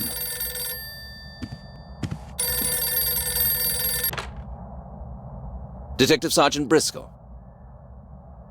Chief Inspector, I was just going to call you. Yes, I read that, and I'm as surprised as you are, sir. I think it's a fraud. He managed to take some photos, but he couldn't... Of course, I intended to summon him or arrest him, if it would be needed. Sir, I am not sitting here twiddling my thumbs. I questioned all the suspects that were arrested before the burial. The results are still quite low, but I've just begun. Yes, that's true. We arrested several extortionists, thieves, and layabouts, but nobody knew anything. Only a silly rumor is going around. No, sir. I've not received the post-mortem report yet, but I'll get it. I'll have more time for it now. I'll keep you informed. We'll find something sooner or later. Goodbye. But I must confess this device has an indisputable advantage. In moments like this, I prefer not to talk face to face.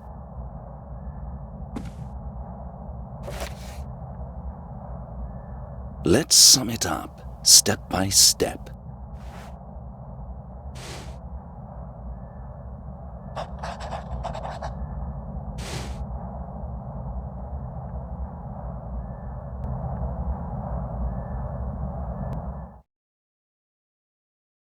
The post-mortem report would be useful.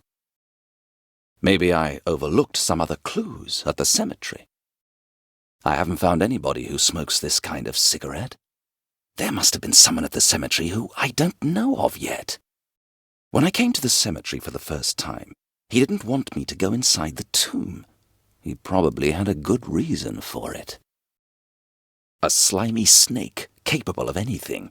He took photos of the crime scene without my knowing and made a fool of me. I will not let it be like that. Father Mulcahy told me she insisted the coffin be kept closed for the entire funeral. She would have a purely logical reason for that. If, for instance, the coffin were empty. If it was all prepared by Lady Miriam to protect her grandson, then there is a mistake somewhere. The gravedigger's murder was definitely not part of the plan, and people are talking about Sir William more than ever before. Many people dislike the fact Sir William was buried in holy ground. They might have agreed with the gravedigger and thrown the body in the sewer. Then later, they might have had an argument, and the gravedigger died. I would even believe that they faked his death, so it looked like the work of some kind of monster.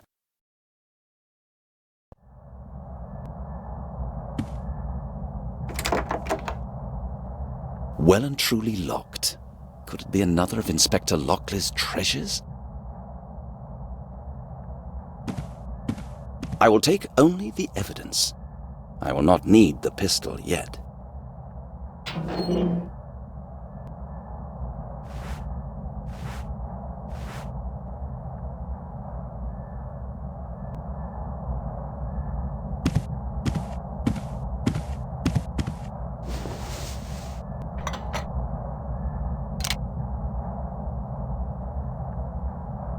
I don't know much about it, but it seems like a high-quality material.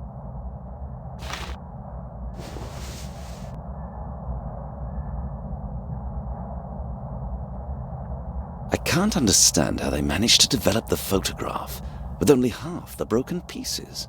Maybe I could put the whole image together. It wouldn't be perfect, but at least I'll have a complete image.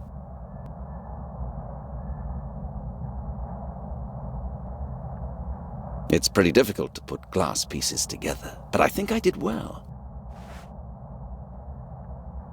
There is something odd about that photograph. I should compare the angle of the view with the camera's position.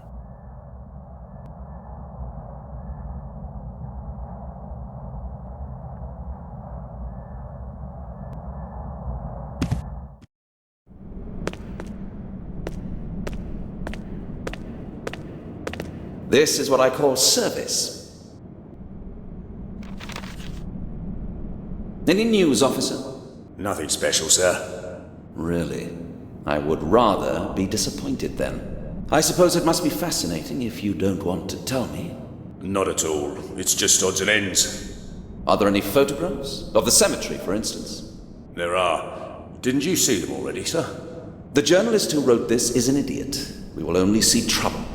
Do you know him? I believe his name is Forrest. Not personally, sir. But this journalist really annoys me.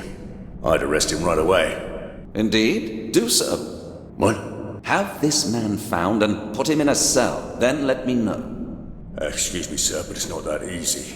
You ordered me to guard the cemetery, and I don't have enough men. Now, it's your trouble, not mine. You have your order, so proceed. Yes, sir. I won't dirty my hands with that. I'll go and do something useful until the patrol brings him in. Officer, do you have any mail for me? Dunno, sir. Are you expecting something? Yes, a post-mortem report. I'd like to be sure that it hasn't got lost. Here? That's highly unlikely, sir. Well, it should have been here already. Listen, correct me if I'm wrong, but you lost your documents yesterday. Yes, but there is no connection with that. And then, how did you get this idea? Why don't you call the dissecting room? Just to remind them? Which is what I will do. I cannot do anything without the report. There you go. Case closed. An unpleasant man, but he's right. Why not call the mortuary? I'll be mostly out, so I'm quite curious how my warrant card is coming. But, sir, you don't really need one. One look and everybody knows you're a police officer. It is the policy. It's not my idea. All right, sir, wait a minute. I'll have a look.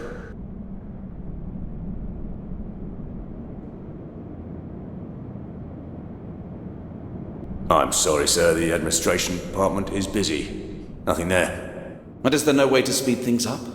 No, there isn't. That's the policy, you know.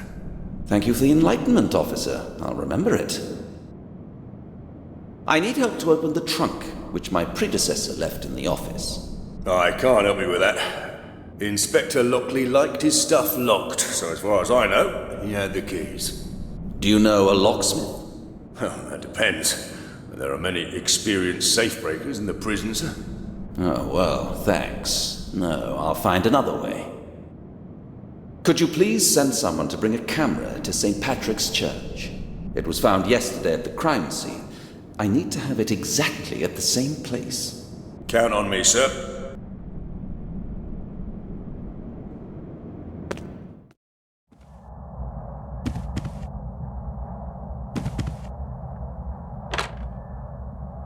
Detective Sergeant Briscol, put me through to the dissecting room, please.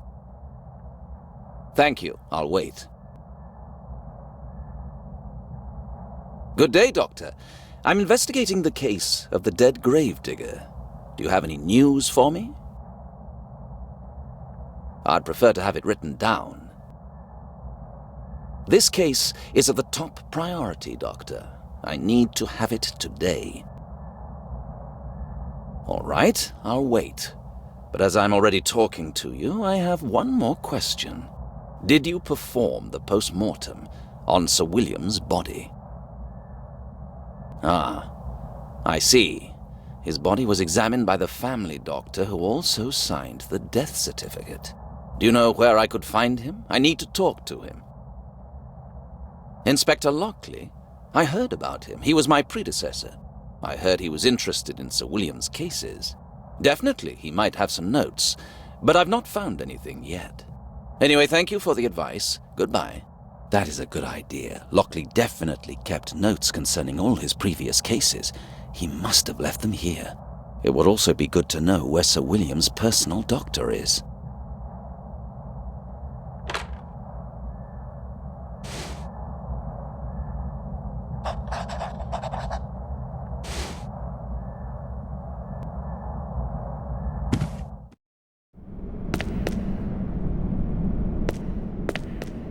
Inspector Lockley was probably a very good policeman.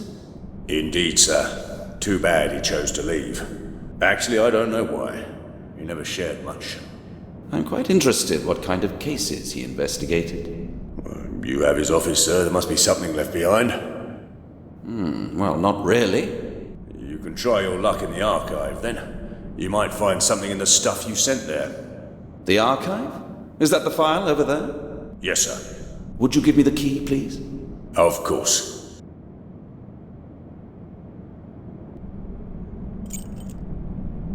Here you are.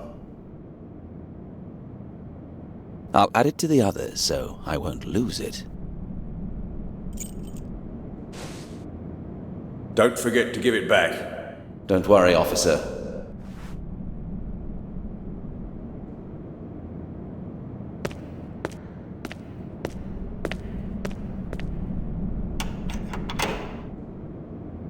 Done. So many items, how can anybody find anything here? I'm looking for some documents, notes or photos, but I can't see anything like that. At least I know where the rubbish from my office went.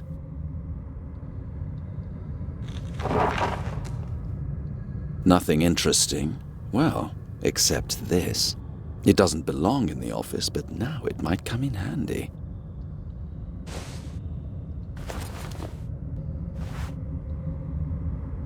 I must add water to be able to use it.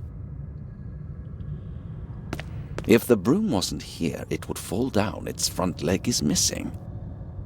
Even if I braced it with my hands and took the broom, what would it be good for? I would have to hold it.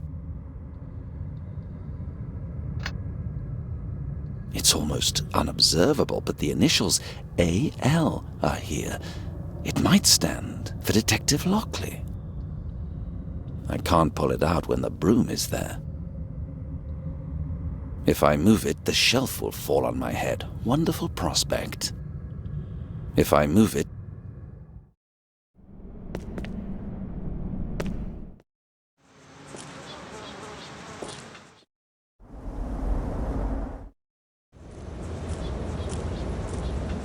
Are you bored, officer?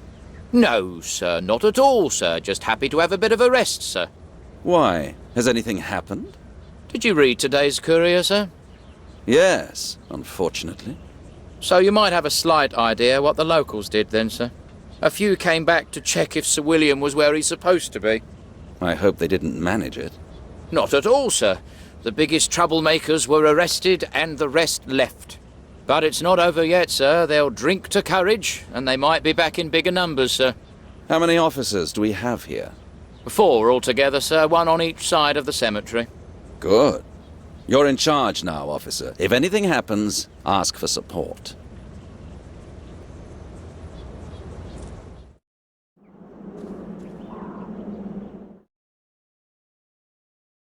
Being the doctor of the notorious Sir William probably wasn't very good publicity. Maybe my predecessor recorded some notes about him. Sir William was absolutely unique. I wonder why a doctor would risk his reputation and accept him as a patient. Was there an ulterior motive? Maybe he wanted to carry out private research and continue with the patient's post-mortem.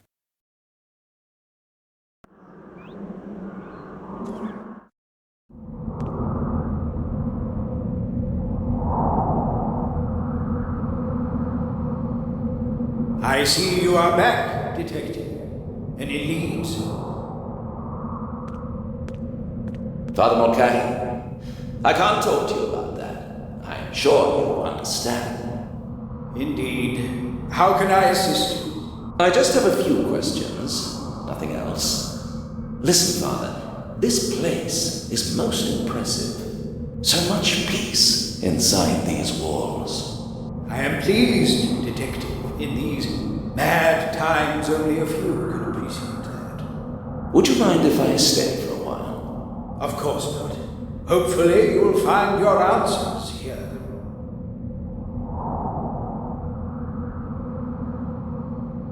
I came for some advice, Father. I'd like to speak to Lady Lewis. There are many unclear questions she might have answers to. What do you want me to do? I won't tiptoe around. I was hoping you could help me with it. Could you be so kind and follow me? I see. No, that is not possible. If you believe I have good relations with Miriam, you are wrong. If she saw me with you, it might be more of a disadvantage for you. Indeed. Do you happen to know where she is now? Try Lewis Manor, but whether she will receive you, I honestly do not know. I have to go there myself. I suppose it won't be easy for her, so soon after her only grandchild's death. How are you managing?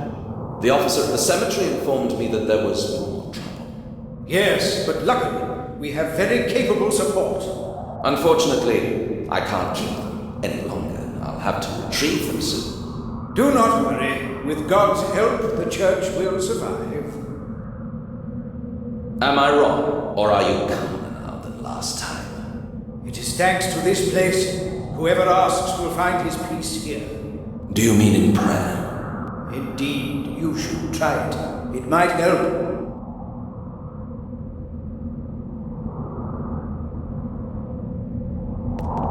I'm afraid that even the holy water can't help me. I know I should use it, but I've never been into such things. One of those things that has to be in every church. I'll come back as soon as I get my first wage.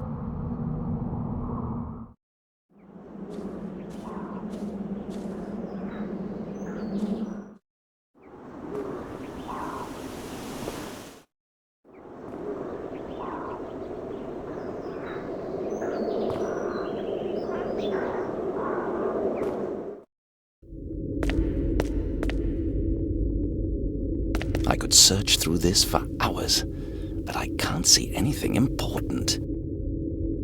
The question is whether he got out of the coffin alone or with someone else's help.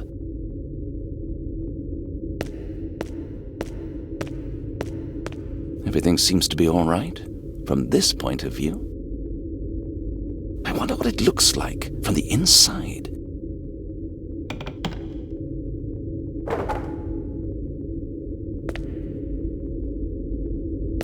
What a terrible sight. Scratches and blood everywhere. I can't see it properly, but there's definitely something in those scratches.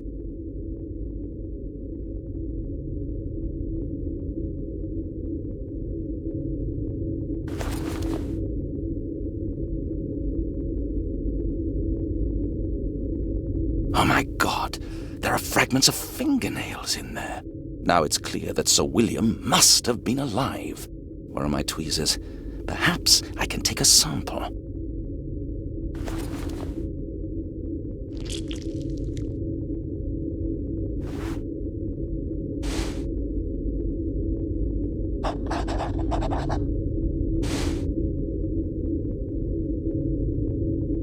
This is horrible. Sir William couldn't have been dead. He must have torn off his nails trying to get out of the coffin. Sir William was buried alive. He might have become mad, but he definitely got out. Then he could have killed the gravedigger, who was hanging around before finally disappearing into the canal. Now I know Sir William must have been buried alive. Could she have planned all this and saved her grandson from his insanity too? She probably didn't succeed.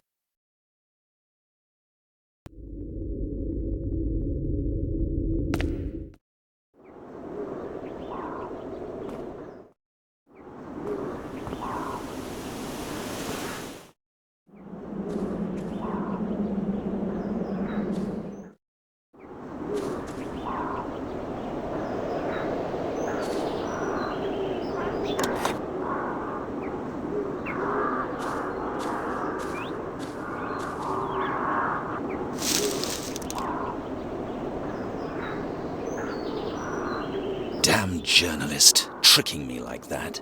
The angle of the camera's view doesn't match the photo in the papers that he definitely took yesterday. Now it's clear how he managed to take the pictures of the gravedigger behind my back. He was here before us. Then he played a little trick to disguise how he got those pictures. Mr. Nathaniel Forrest might be behind all this. Murders and gossip every day, just to increase the sales of his rag. If I ever get him to jail, I'll shake the soul out of him.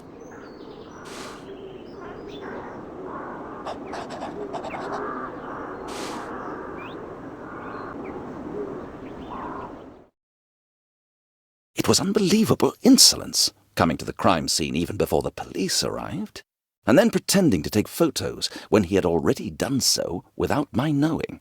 Could he fake the murder and blame it on the hated nobleman? Long years of slanders, false accusations, and plenty of bloody murders attributed to the only man hated by the whole town. A goldmine for newspapers bold enough to invent and publish any lie they can think of. Are they capable of going so far as to kill?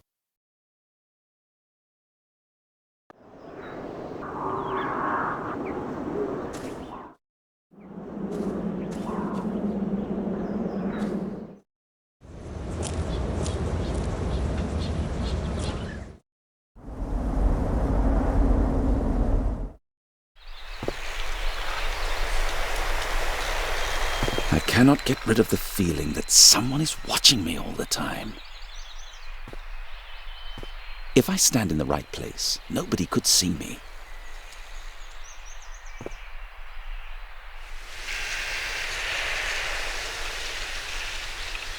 How can I help you? Good day, miss. I'm from the police, Detective Briscol. I need to talk to the lady of this house. Lady won't have any visitors. It's her order. I didn't come for a cup of tea. This is a police investigation. But I dunno. You'll get me into trouble. You'll be in trouble if you don't open the door. Do you have any warrant card? Well, I do not, but I am from the police. Trust me. Anybody could say that. I'm sorry, I won't open it. What if I came back with it later? Nope. Never. I won't be fired twice. So you won't help me? Just show me your warrant card or stay where you are, but I won't wait long. The maid is afraid of being fired.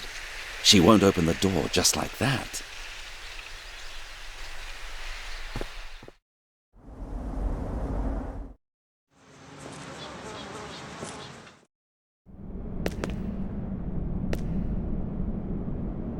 Do you know, officer, I have had just about enough. Don't know what you mean, sir.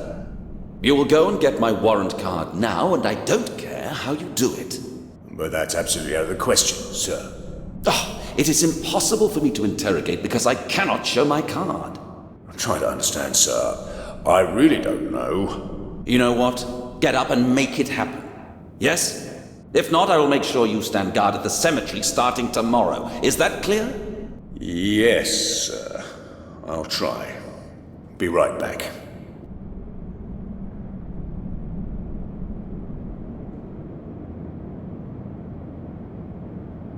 This is how to speak to him.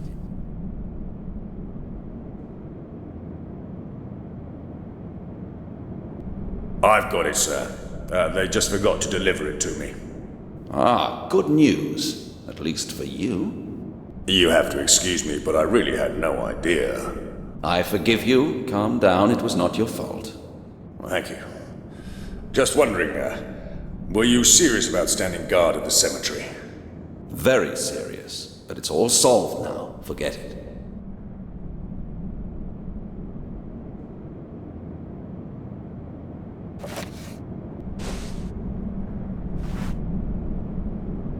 My warrant card proves I am a full member of the force.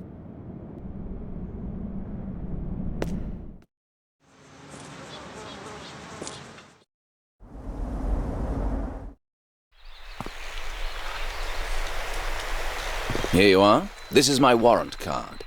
It is in your own interest to cooperate with me.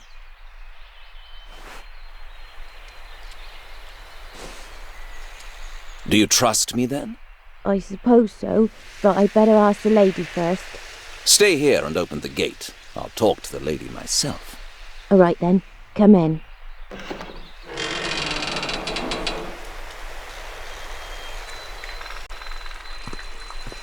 I have to tell the lady you're here, but I don't know if she wants to talk to you. Tell her, please. It's urgent. It is about Sir William. Oh, I thought so. Right away. Please follow me then.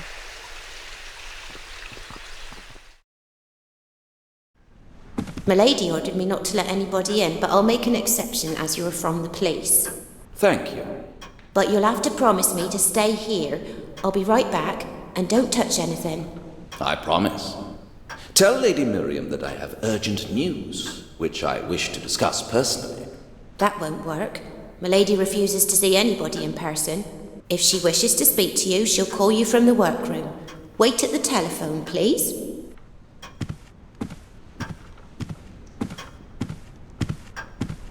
Lady Miriam is as mysterious as her grandson. The interview with her probably won't be easy.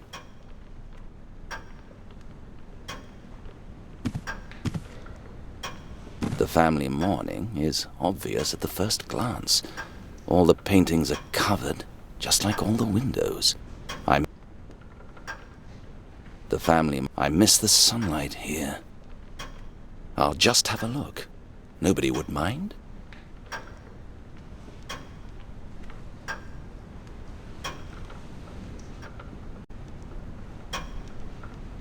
What a peculiar ring. It seems strangely familiar. Oh my God! The gem I found in the tomb is the same as the one in this ring. It can't be a coincidence. Sir William must have been buried with it. I wonder where the ring is now. Excuse me, sir, what are you doing there? Nothing, only looking. Milady won't accept any personal appointments. But I need to speak to her. If you wait for a moment, she'll call you here. Right here? Yes, sir. You can sit down if you want.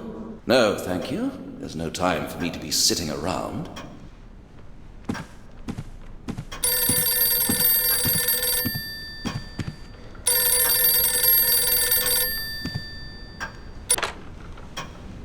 Good day, madam. Detective Sergeant Briscol, at your service. I'd like to offer my deepest sympathy, but I also have bad news for you. My superior has already talked to you. I apologize. He probably forgot to tell me. So let's proceed to the problem. I have several questions, but if you don't mind, I would prefer to discuss them with you in person. I see. Only via the telephone, as you wish. May I ask then whether it is true that you commanded that Sir William's coffin must stay closed during the entire funeral? I'm sorry, madam, but I have to ask questions, unfortunately. I'd be grateful if you could help me, and if you'd kindly answer my other questions as well. Yes, it is a logical justification. Were these physical deformities the cause of, let's say, the unpopularity of Sir William? I understand people are superstitious, but I'd never expect Father Mulcahy to be against a burial. Did he say why? I understand you didn't agree with him. Cremation was unthinkable. I can imagine how difficult it must have been for you. I understand, and I don't want to nag at you. So far, it's enough. Thank you for your time. I think she's a very smart lady. She knows exactly what to do to avoid saying any more than she wants to.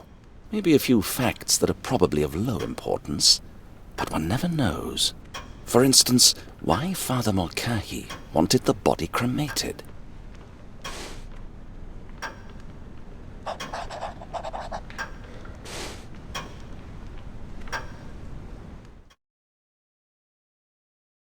According to Lady Miriam, he wanted the body to be cremated. That means he had a good reason for getting rid of the body in a different way.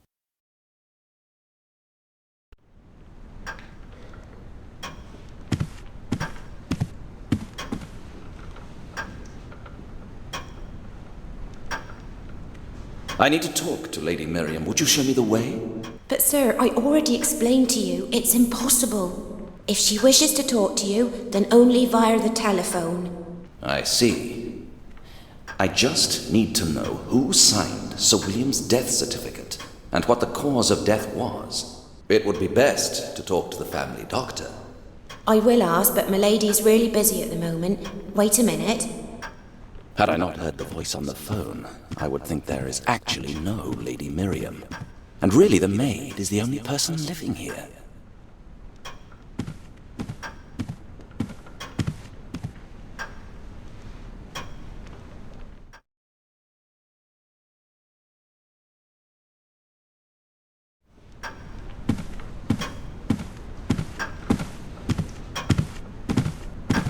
I'm afraid Milady doesn't wish to speak to you. Did she give any reason? Don't be offended, but she said it was none of your business.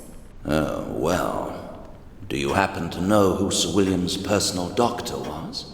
I really don't know, but I wouldn't tell you anyway. I don't want to lose my job. It's all right. I'll find the information elsewhere.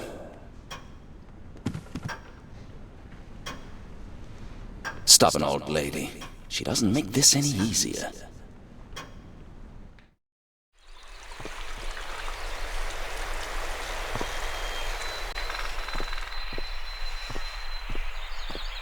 Everything seems to be normal. Sir William even had a dog. Maybe I could use it. Of course, that's not a bad idea. It would not be a good hiding place. There's too much water in there. An ideal place for a murder weapon, but not for a mad murderer. All windows are thoroughly covered. There's no chance of sunlight getting in. I'm not going to spy on anybody. I wouldn't see much anyway. I will not sneak through the house like a thief. It would do me no good.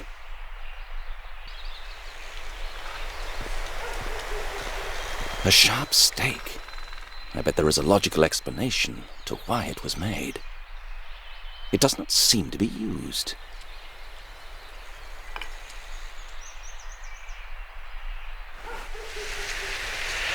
I don't think I can take it like this. They wouldn't let me. So, doggy, can you help me? Can you recognize your master's smell?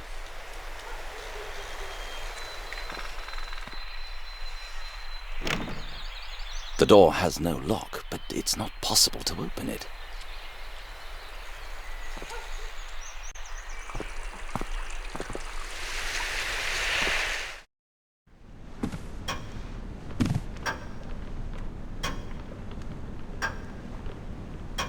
I don't want to delay you, but may I borrow Sir William's dog?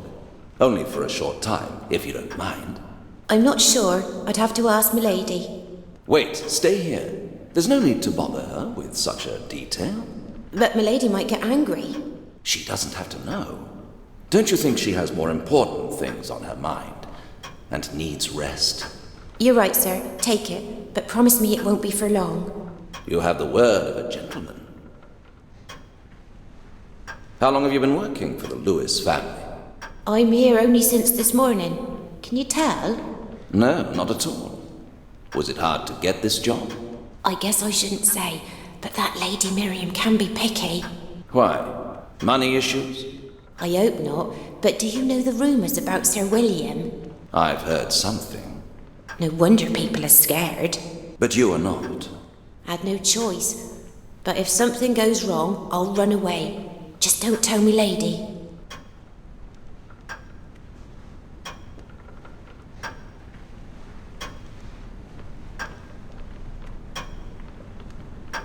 I have something here that I think Lady Miriam should see. Could you take it to her? Indeed, sir. She didn't say anything against that. Gosh, is that really a diamond? Yes, and I need it back immediately.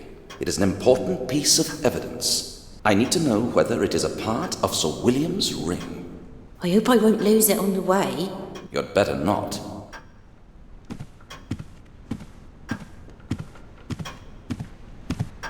Now I have a couple of minutes to look around.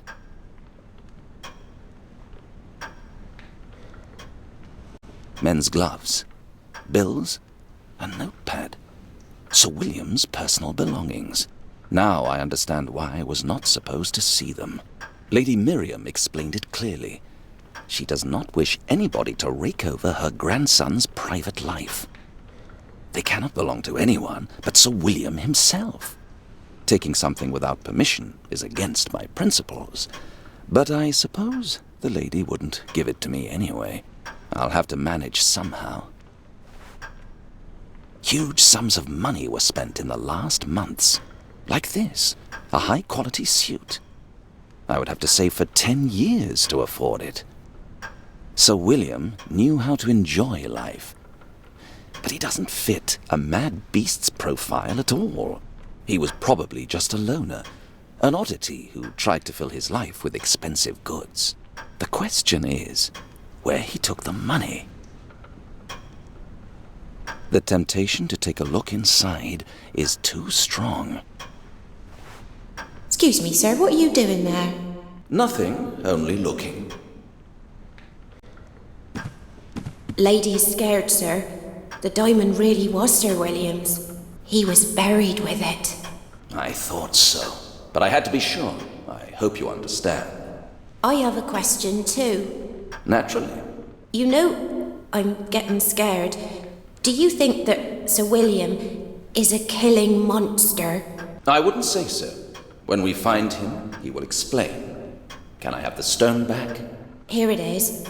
Lady would be glad if it didn't get lost.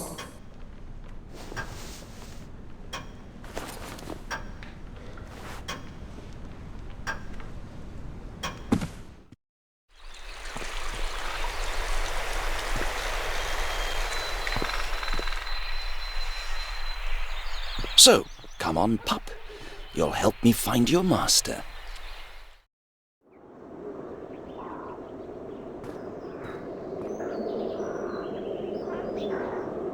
It was hard work to get you here. I thought of taking a leash before, but it doesn't matter now.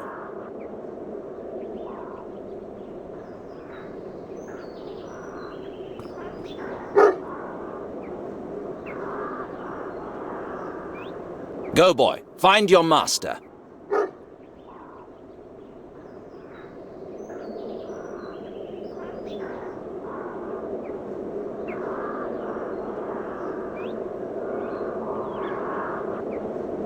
Oh, come on, boy. Don't disappoint me. Show me what you can do.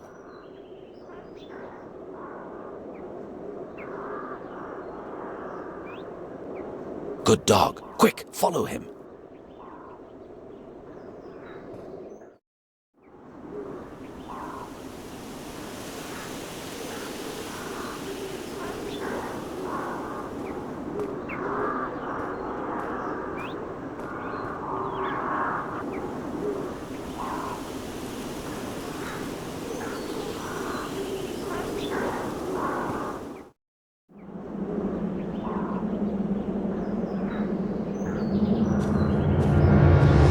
It seems he has discovered something.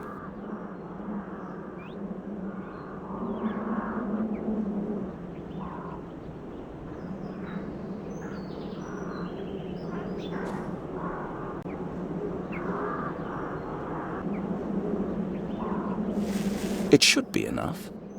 The gravedigger had rubber boots, but these shoes were definitely smaller. I should make a cast. If it starts raining, all clues will be gone.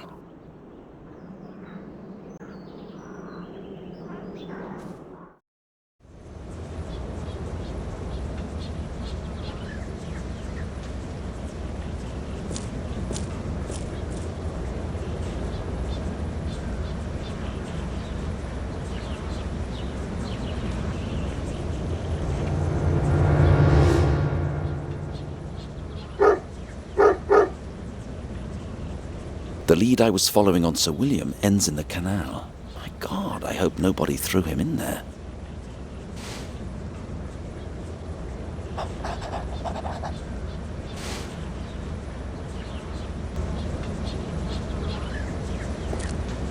What's the dog barking at? If not at the canal, then maybe at this chain. What's this?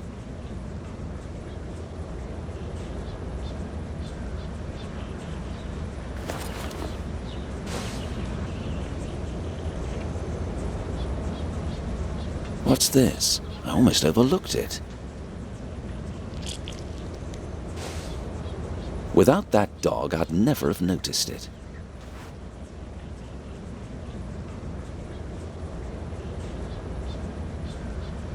Maybe I could compare it with the one I already have.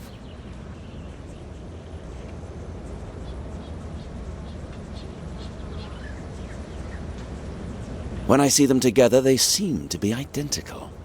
But such an examination isn't enough. I haven't found any other cloth samples. I should give it back, but it can wait.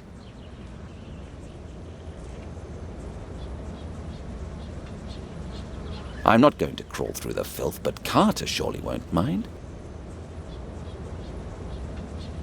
Carter, find some men and search the canal. How big of an area, sir? Go upstream and keep your eyes open. The water might have carried the body quite far.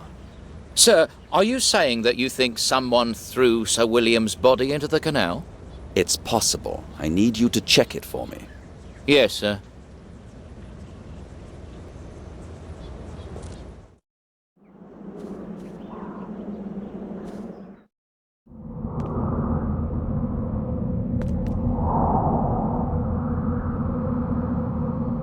I've just had the canal around the cemetery searched. What do you hope to find? Everything seems to lead to the disappearance of Sir William, or his body, in the canal. Are you saying that someone stole his body and then threw it into the canal? But why? Not a hard question, especially when I know how much you hated him. Be careful, detective. I know nothing about the canal. Even if you found something, my conscience is clear. That's rather convincing. I'm sure he knows something, but I doubt he is the murderer and ghoul. You know, your strange peace has the opposite effect on me. I think you're quite pleased that Sir William is no longer in your way. What? How could you say that? I know you are absolutely against the funeral. That's a lie! Tell me then, why did you insist on cremating the body?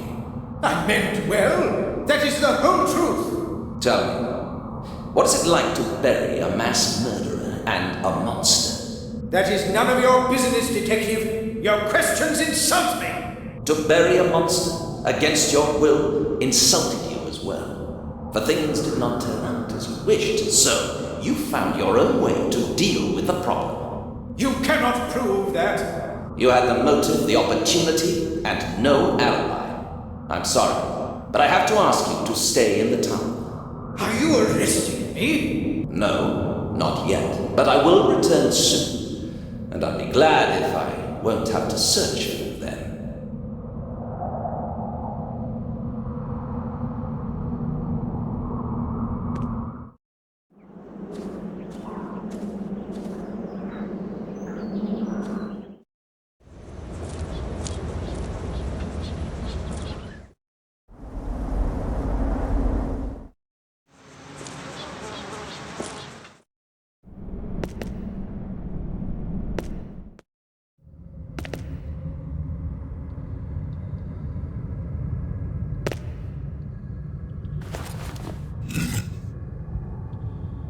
It holds firmly, hopefully.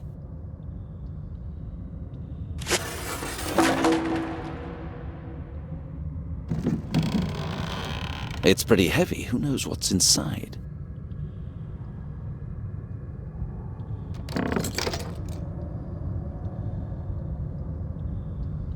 And what's this?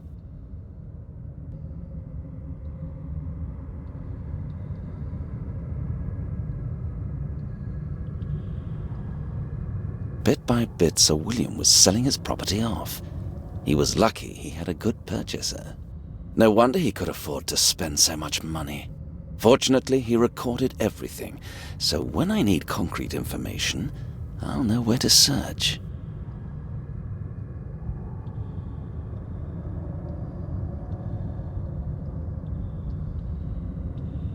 I don't know, I probably expected too much.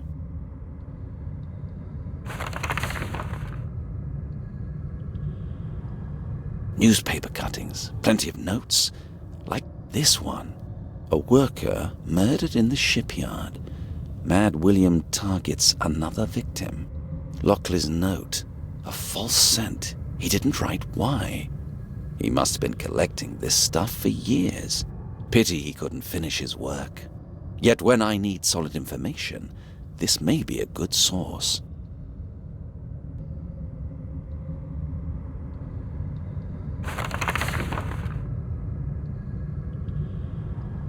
I think Lockley didn't exclude the family doctor. Is there something about him? Here it is, a newspaper article. Family doctor James Stewards keeps dark secret. Lockley's note, call to questioning, extension line 112. Well...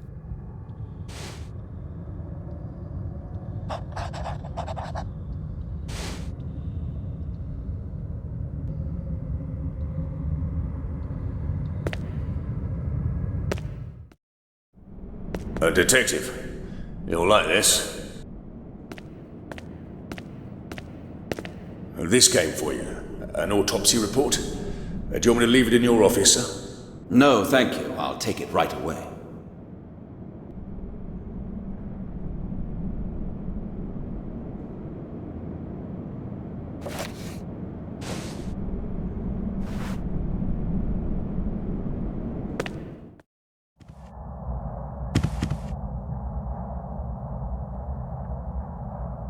Cause of death of Mr. Talbot, the gravedigger. He bled to death from the wound on his neck. It was probably caused by the grasp of sharp claws. The wound is of irregular shape, definitely not caused by an edged tool. No traces of bite either. I don't believe it was done by an animal. Such a wound could be easily faked.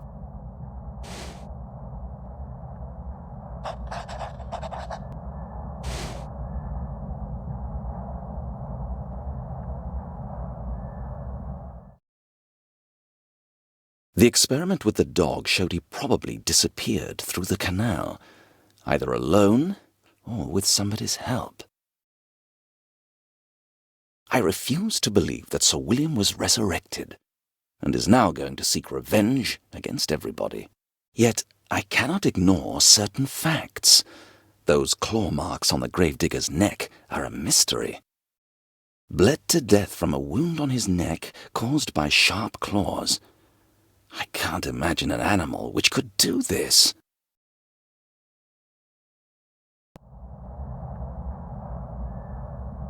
Bit by bit, Sir William... No, what? Fortunately...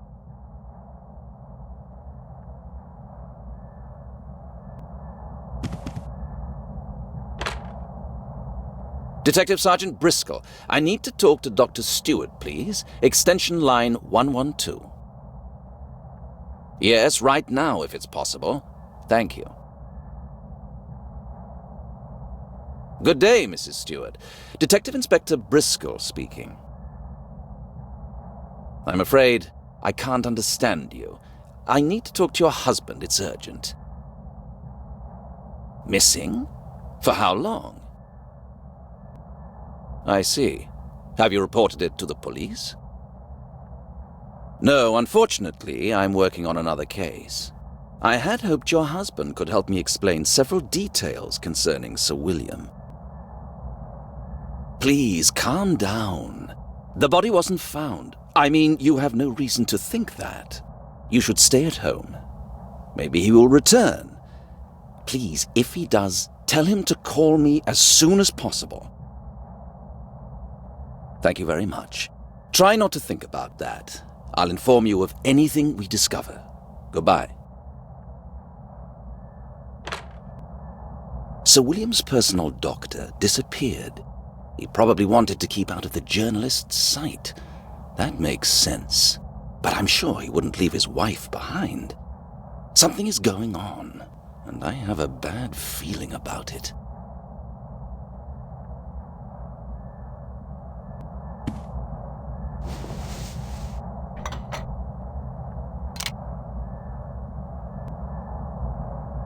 Identical samples. But that means that whoever was bitten by the gravedigger's dog was able to get away and must have fled via the canal. It would be helpful to know where he had his clothes made. If it was Sir William, I'd have to find his tailor. I hope it won't be too difficult.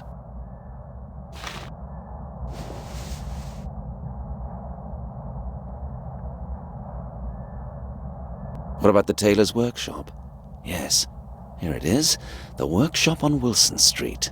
Only expensive items. So let's have a look there.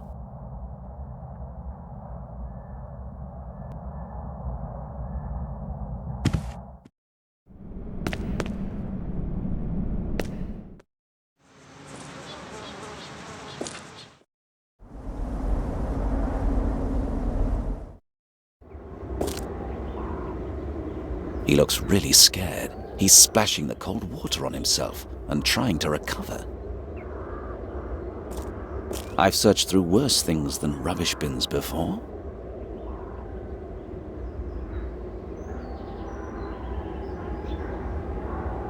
Strange. Somebody threw away today's newspaper with the article about the disappearance of Sir William's body. I bet this somebody is now standing at the fountain trying to calm down. A respectable tailor's workshop. This is where Sir William's suits were made. Excuse me, is this Wilson Street? I'm looking for a tailor's shop on Wilson Street. You are standing right in it, sir. Briscol. Detective Briscol. Ah, how can I help you, sir? Forgive me, but you look as though you've seen death himself. No. Why? Not at all. I'm just in the shop all day long. Just needed a break, that's all. I can understand that. A man needs to relax. Exactly. To sit down for a while, put one's feet up. Yes, yes. Have a cigarette and maybe read the papers. Yes. Everybody has that right. Do you want to arrest me for having a break? No, of course not. So would you do me a favor and don't ask me such rubbish? I found your papers. Do you always throw them out like this? Is that a crime? No, but I think the article about Sir William scared you. Are you surprised? Well, I'll tell you something. This morning, I found the shop door open. Nothing was missing, so I forgot it. But then I read the article and put two and two together. Do you get it? Do you think it was Sir William? Why would he bother? He's dead. I'm not so sure. Perhaps you just forgot to lock the door. No. I locked myself out once, so since then I always have a spare key. I can tell you because you are from the police. I have a nice hiding place by the fountain, see? Nobody has touched that key. It doesn't prove anything. Someone might have found the hiding place. Out of the question. Like I said, it must have been him. So I don't feel like laughing at all. I can call my people in here if you want. No. Don't worry about it. You already have enough trouble. The man is hiding something. He's obviously afraid of something. I bet he didn't tell me even half of what he knows. Otherwise, he'd at least consider my proposal.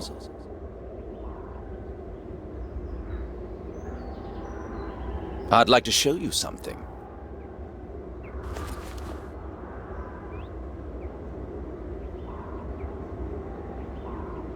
Where is it? Here. Have a look at this.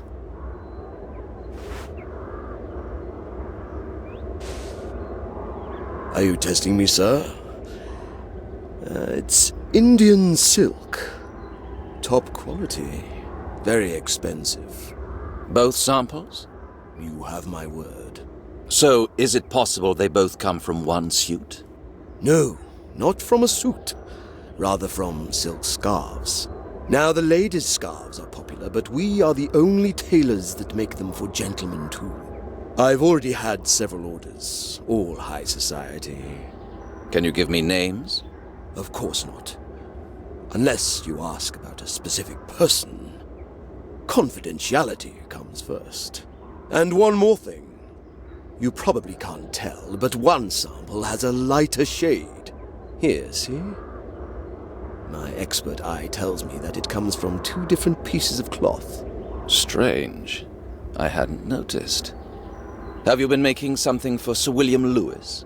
From the Indian silk? Certainly, but no details, you understand. Confidentiality, you know. You can say it now, or later at the station. Your choice. All right. He was the first customer who bought the highest quality men's scarf. He was very satisfied with it. He ordered 2 more. How do you wear such a thing? Around your neck, of course. How you tie it is entirely up to you. Would it be possible to pull it over your nose to cover up half of your face? Of course, but before you ask, I have no idea how Sir William wore it. Thank you. That should be sufficient for now.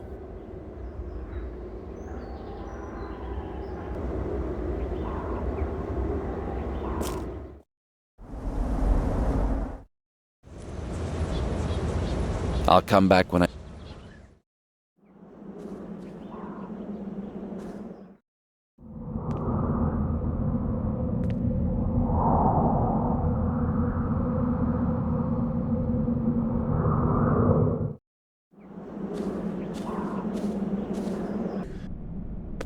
What happened, officer?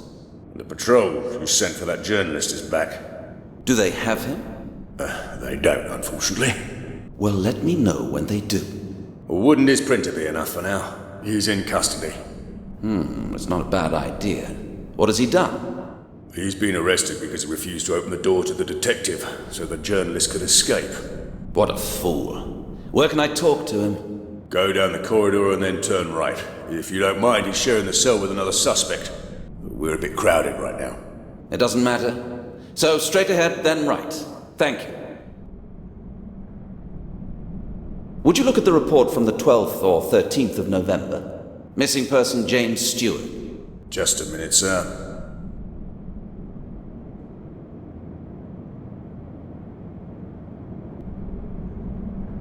Yes, we have Mrs. Stewart's report. Her husband supposedly hasn't returned from a funeral of his old patient. Sir William? Exactly, sir. Perhaps he has not left at all. Thank you, officer.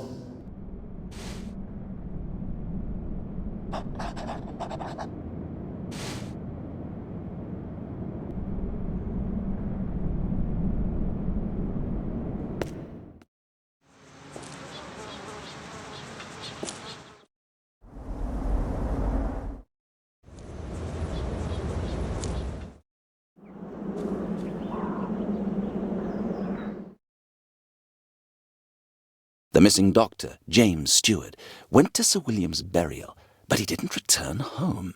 Maybe he's still somewhere at the cemetery.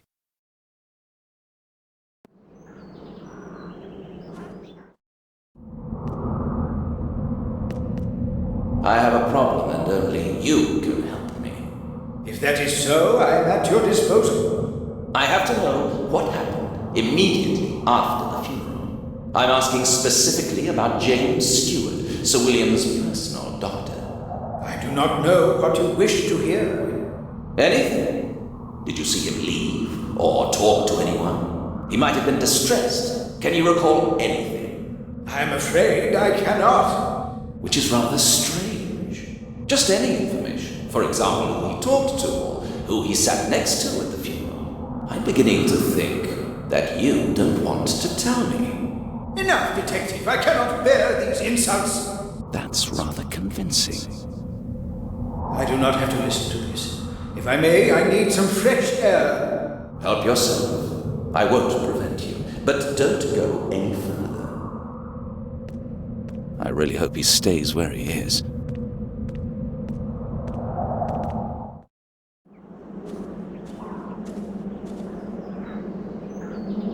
This is horrible.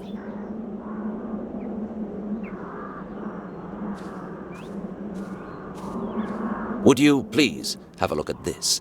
Look carefully.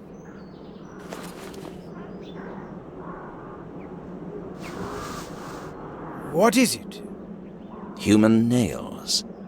To be more specific, Sir William's nails, which were found on the inner side of the coffin's cover.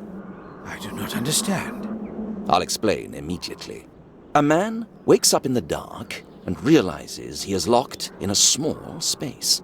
Let's say in a coffin, turns mad with fright and clapper claws all over the place.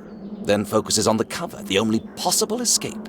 It starts suffocating, and his madness would escalate so much that he stops feeling pain. And he'd cut himself out through the wood with his bare hands. He frantically claws at the wood, but his nails wouldn't stay in their natural places. Enough! Enough! Please, stop! Sir William was truly... alive, Father Mulcahy. This is clear evidence that he was buried alive. What are you saying? That could not have happened.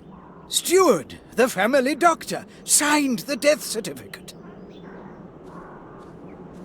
Sir, come over here and have a look. Do you have the body? I have a body, sir, but it's not Sir William. What? We took him out and identified him immediately, sir. It's the doctor, Sir James Stewart. We all knew him, sir. So he stayed here after all? I must see him. Go around the cemetery all the way to the bridge, sir. The body got stuck under a branch, otherwise it would have been carried much further. I left one of my men there, sir. Do you need company? No, I think I know where it is. Thank you, Carter. Good job. Detective, I just overheard what your colleague reported to you. I need to talk to you. What's the rush? Do you need to unburden your conscience? Yes, I confess that I was withholding something from you, but I cannot be silent anymore. It'll have to wait. Of course. I will wait here. Just don't get murdered. A suspiciously fast death has been known to occur in similar circumstances. You have really comforted me, Detective.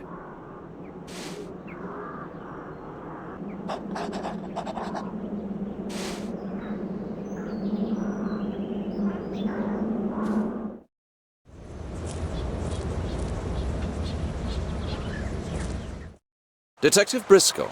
And you are? Robin, sir. I've come to see the body. It's over there by the stairs. Do you know who it is? Yes, his name's James Stewart, the local doctor, for those who could afford him. Well done, Robbins. Where exactly did you find him? Right over there, sir, under the bridge. Poor devil got stuck onto this branch. He was carried quite a distance. He might have still been alive. Tried to swim. I'd say he was already dead. Got a nasty wound on the neck, but you know what's strange? Doesn't seem to have bled. Well, what do you think about this? Something must have sucked him, sir, I'm sure of it. An interesting theory. I have not chased a vampire before. Stay here for now. Sir, must I work alone? Are you afraid? Oh, no, sir, never on duty. But one never knows. Forget it. I can afford no more people. You'll have to manage on your own. Yes, sir. The theory that Sir William has been kidnapped by the family doctor has been disproved. I have to follow a different lead.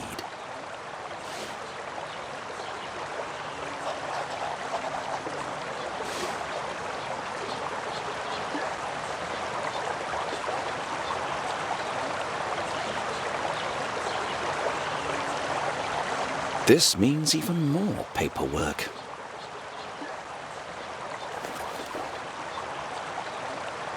He has a deep wound on his neck, but I can't see a single drop of blood. Pretty scary.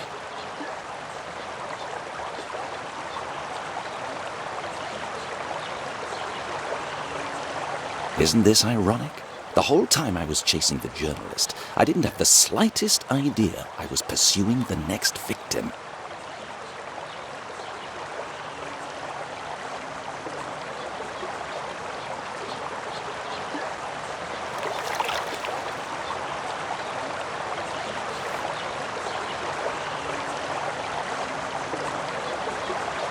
Mixing it is as easy as a child's game.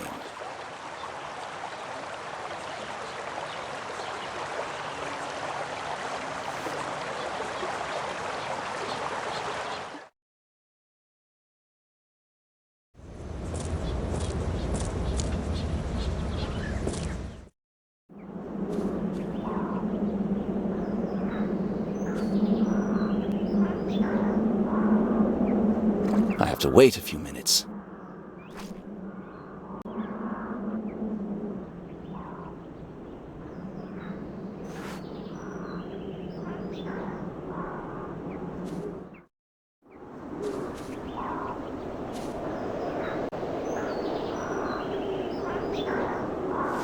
It should be enough.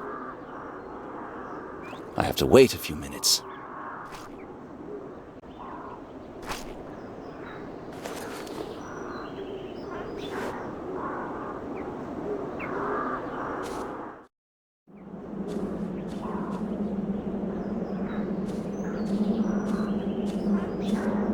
Do you still wish to tell me something? Yes. You saw something that night, am I correct? No, but I heard something. There was a fight. Someone was screaming. Do you know who it was? Your grave digger?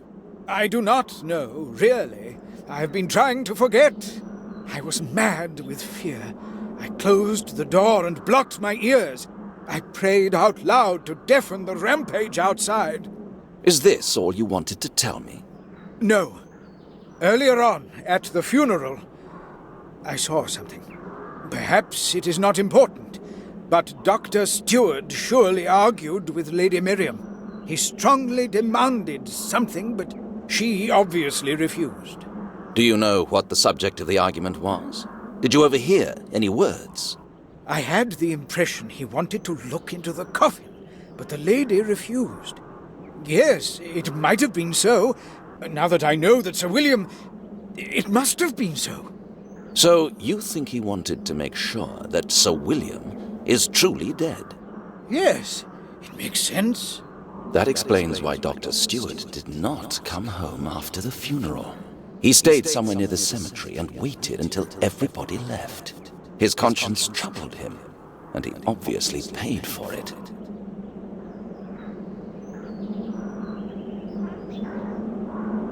No, I'm sure it wasn't his shoes which left the imprint in front of the church.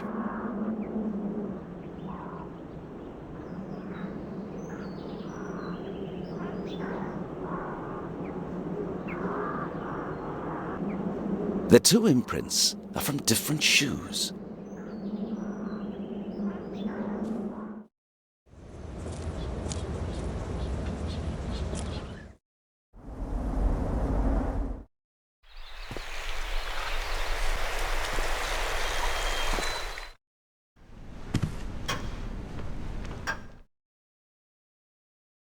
His reaction to the nails was credible.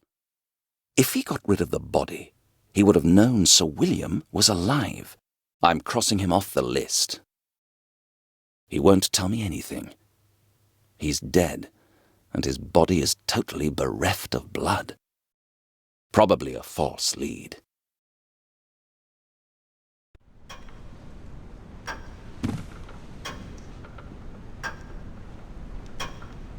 Tell Lady Miriam that Mr. Stewart's body was found. I think she'll be familiar with the name. Oh my goodness, isn't it over yet? Far from it. I'll tell her right away.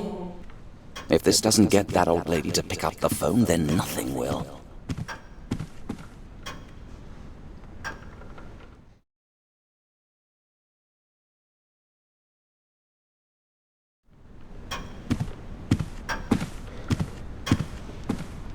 Milady will call you in a minute. Your news upset her very much. I do apologize.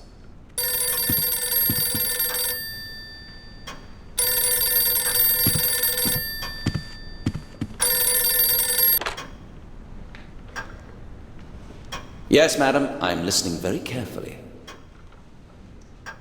I don't want to violate your privacy, madam, but you surely understand that the circumstances under which your grandson's body disappeared are very serious. Exactly. Mr. Stewart, your family doctor, is dead. When was the last time you saw him? And did you talk to him? I have a witness to your argument. Did he ask you for another examination of Sir William's body? It wasn't nonsense, as you think, Lady Lewis. I found evidence that Sir William, your grandson, still lived. Actually, he was buried alive. I'm terribly sorry to have to tell you that. Madam? Lady Lewis, are you all right? Miss, hurry to your lady. Take her a glass of water or something stronger. Oh my goodness, Lady Miriam!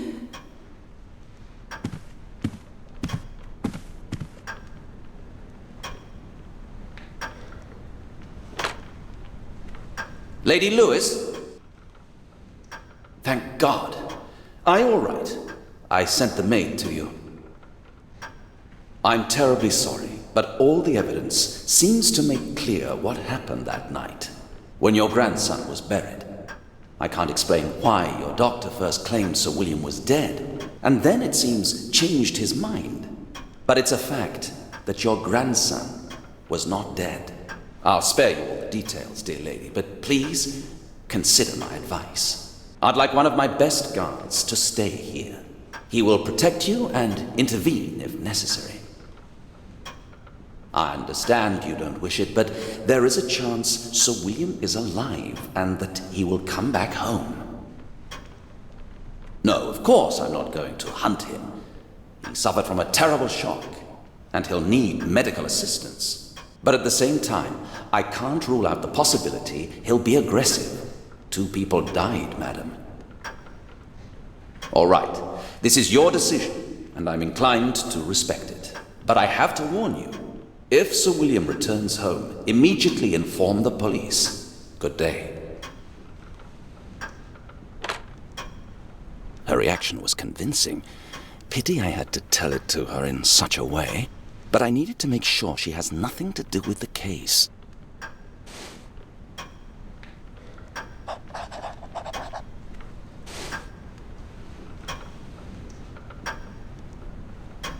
Not without a good reason and a proper warrant.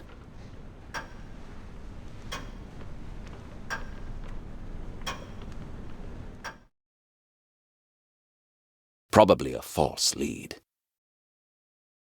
She has nothing to do with the case. I'm sorry I caused her so much trouble.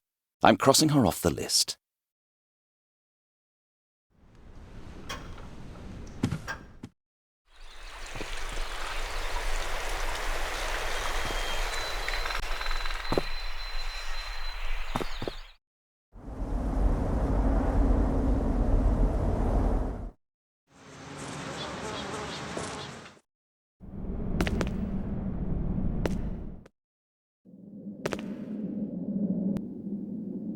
I have no idea who he is, and I don't care at all. I've nothing to tell him.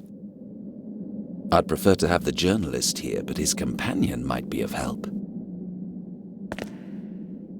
Detective Briscol, do you know a man called Nathaniel Forrest?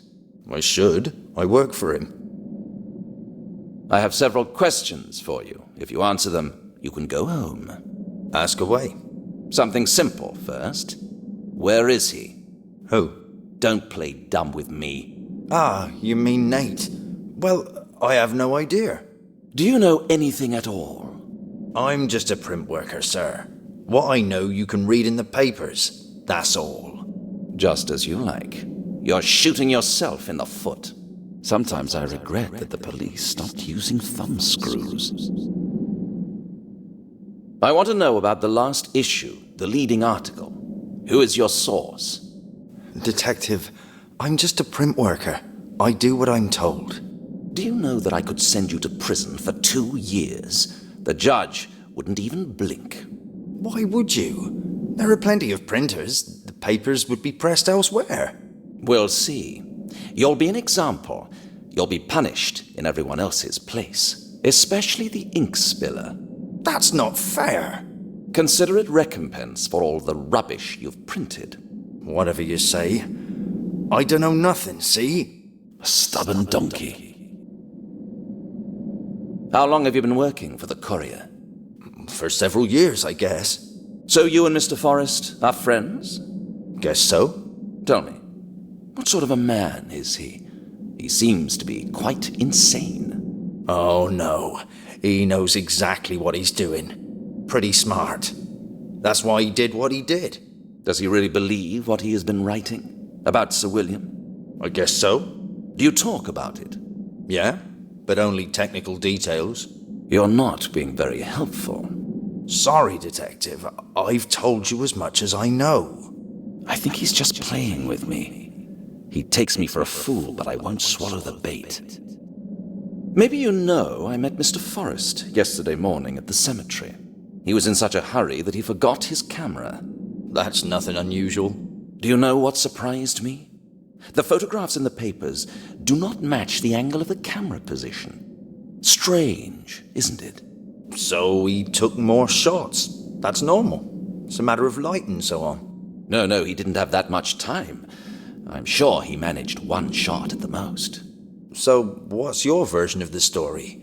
If you're waiting for me to tell you, I don't know. That's not necessary. There's only one possible explanation. He was there first, and then he put on a little show to make a fool out of me. That's not how it went. How did it go, then?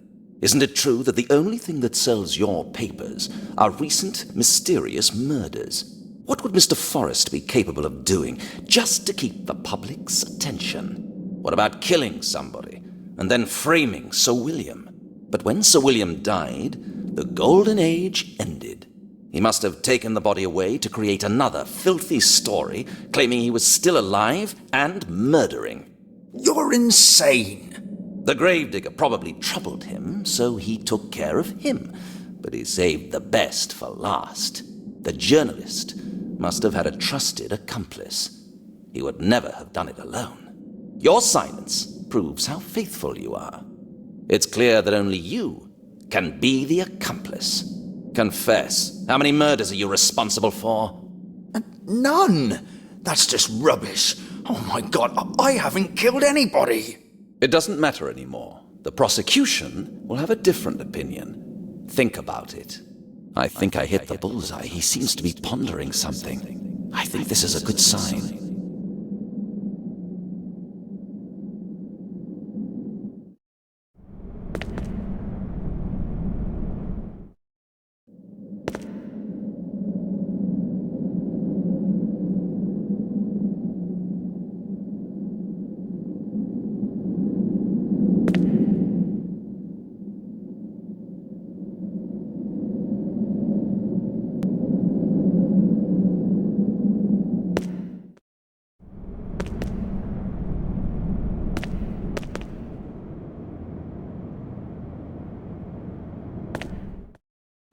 Maybe I could visit the print worker, see if he has changed his mind.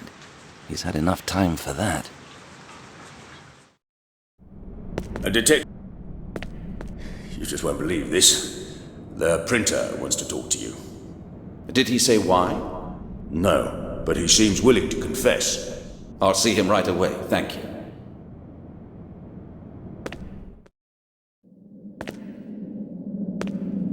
Did you want to talk to me? Yes. I want to tell you everything I know. Really? What changed your mind? You can judge us, but we're just keeping the public informed of events. We ain't no murderers. Go on. Back then, Nate really was at the cemetery before you. Someone had sent him a message early that morning. Probably one of his informants. He has them all over the place. Let's say that is so. When I appeared, he had to act as if he were taking photographs, so I wouldn't suspect how the photographs made it into the papers. Exactly. Who is his informant? I have to check this. You ask him. Just before the patrol came, he got another message. What a coincidence, right? Where did he go then? Wilson Street. Some tailor's shop or something.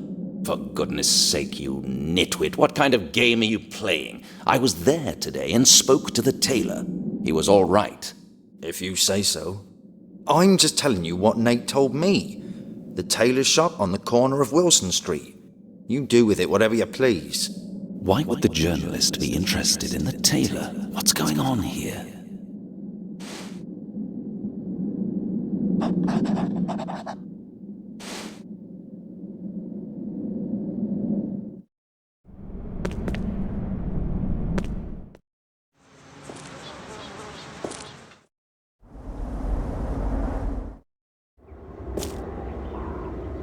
Still locked.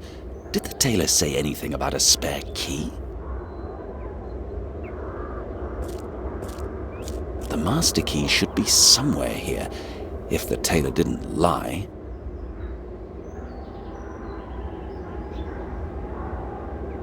He didn't. Here it is.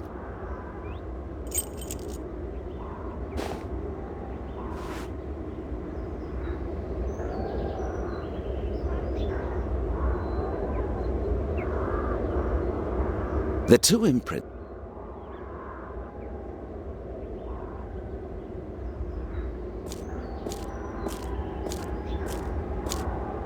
I don't know what to expect. Another victim, or the journalist laughing at me. I'll find it out immediately. I just have to be careful.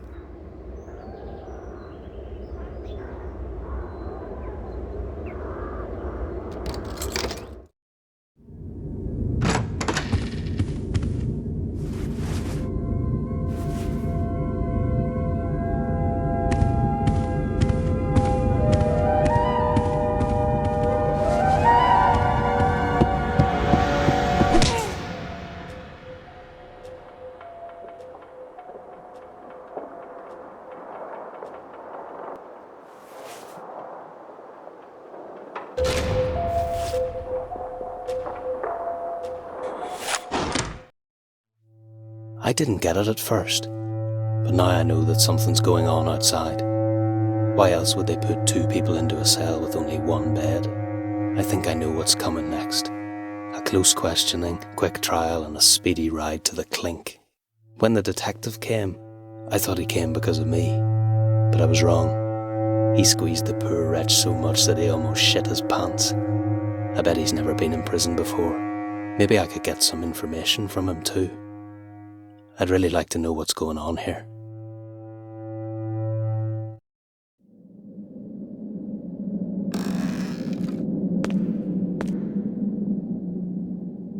My arse hurts after the long hours of sitting. Anything would be better than this endless waiting. Hey pal, what did you do that there's such interest in you? I robbed a house, almost killed an old man, and nobody gives a damn about me. Mind your own business. I won't be staying long. Yeah, everybody thinks that, but they mostly end up in the clink. You know nothing. I just print the papers, that's all. So let me be. I see you're a working man.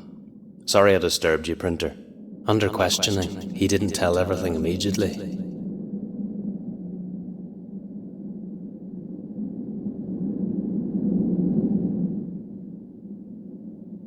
I really don't understand why there's only 1 pallet for the 2 of us. My arse hurts. I have to do a bit of moving. Maybe I could pull them out of the wall and make a gun. You never know what might happen in prison.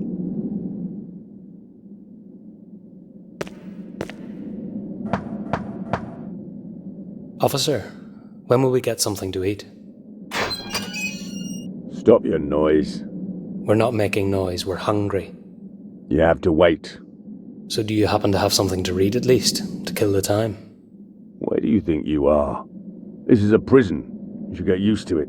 Officer, I'm innocent. I'll be released tomorrow, for sure. And I can't bear being in a place like this. All right, here you are. But keep quiet, otherwise I'll clamp down on you. Thank you.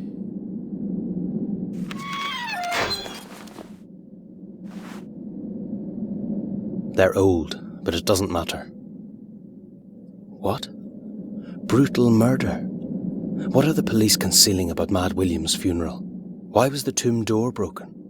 What kind of a beast would tear the gravedigger's body? Damn. It was at the same cemetery where I met Brian. You said you're a newspaper print worker. I happen to have this copy of the local rag. There's a really interesting article here. You can read? Look, am I right or not? You're here because of the article. Yeah? And what? It's very well written. Is it true about the beast? Sure it is. Every single word. The public has to know what's going on, although the police are blind.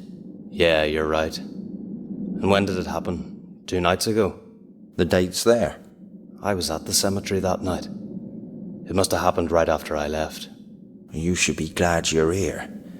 These bars might stop him. Who? The White Beast, who else? He's hungry as hell. If you were there, he knows it, and he's gonna get you. He'll sniff you out, trust me. Not me. Really? The old police force is on alert, and the detective who was here doesn't leave the site either. Nobody can stop the White Beast, trust me. That's why nobody's questioning me. The police have other worries right now. Okay then. But how can I use the situation to my advantage? I was there that night, and I know something the police have no idea about. Maybe I could negotiate a shorter sentence with them. Now I just have to find out the detective's name. I need to talk to the detective, but how am I supposed to tell the officer who to call when I don't even know his name? Hey, what's the name of the detective who questioned you? The one who's investigating the case? I don't know, actually. He's new, but he didn't tell me his name, or I missed it. Oh, I see. Thanks. The lock is on the other side. I need to talk to when I don't even know.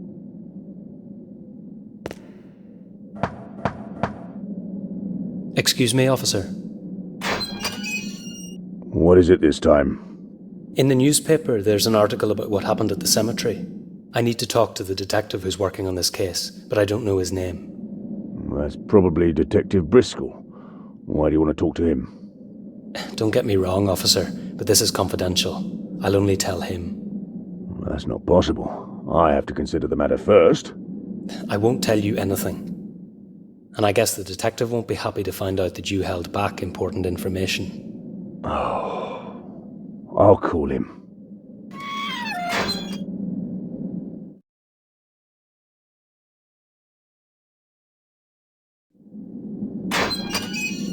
He's not here. I left him a message. Pity. You should be glad I have such goodwill. Now, be on with you. I don't trust these kind of messages. I can't even be sure he really looked for the detective. I need to make sure Briscol knows about it. Look, could you do me a favour? Maybe. Look, I'm sure they'll let you out tomorrow. Go find Detective Briscol. I have to talk to him. I think you're making a mistake by getting involved.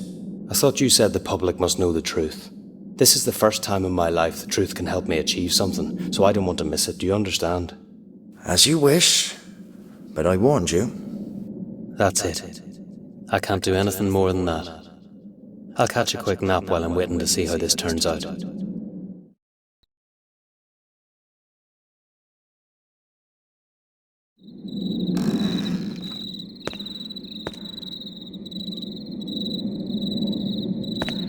In the evening, they took the printer away and he didn't come back. He's my only chance now. It's only my second night here, but I already hate this place. I'll go mad if I don't get out soon. Damn. What if the printer didn't lie? That nonsense. I'm going crazy because of the long wait.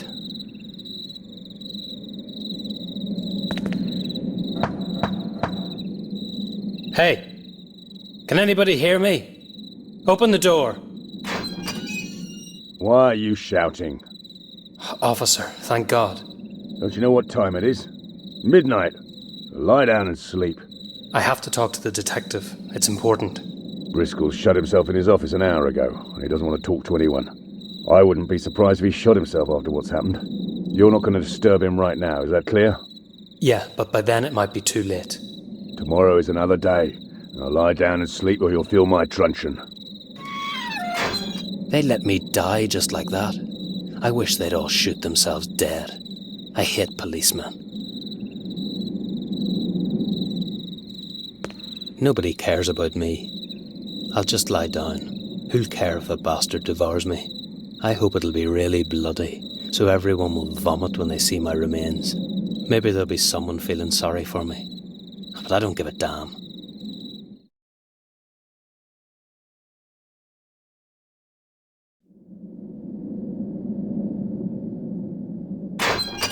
Get up. Somebody wants to talk to you.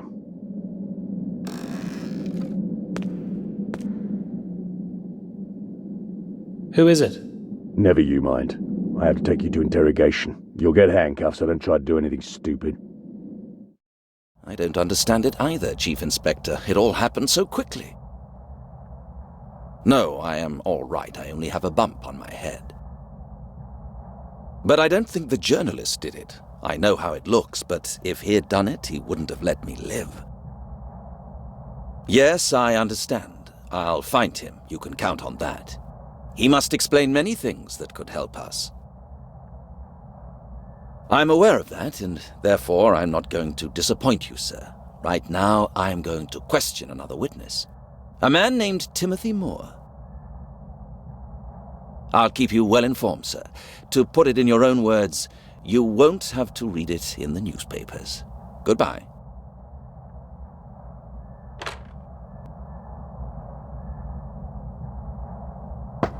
Enter. Prisoner Timothy Moor at your command, sir. Send him here. Take his handcuffs off and wait at the door. Please, sit down. I'd prefer to stand if you don't mind. You know, I've been sitting for quite a long time now.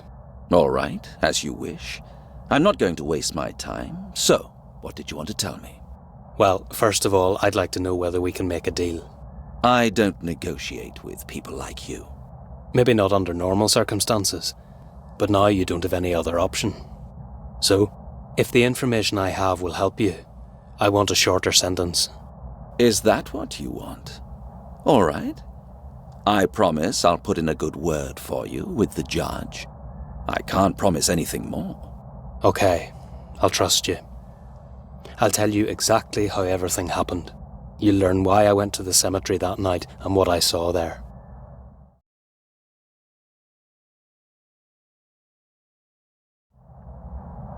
What a nice fairy tale. Can you prove it somehow? My friend Brian is imprisoned here too. Ask him about Adieu Jack. He knows where you should look for him.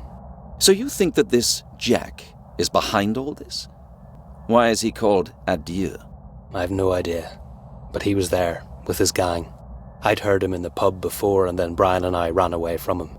I dragged the bench to the wall so I could climb over it. Ah, that bench. That makes sense. May I see your shoes? Extraordinary. Your soles match one of my plaster casts. So you really were there? I'm not lying, Detective. I'm really telling you the truth. I swear on my life. All right. I will try to find this Jack. You can go back to your cell now. Don't forget what you promised me. Officer, escort the prisoner back to his cell. I don't need him anymore.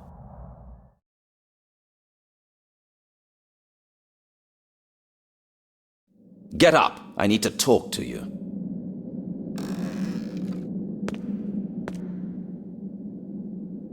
Do you want me to have a heart attack, Detective?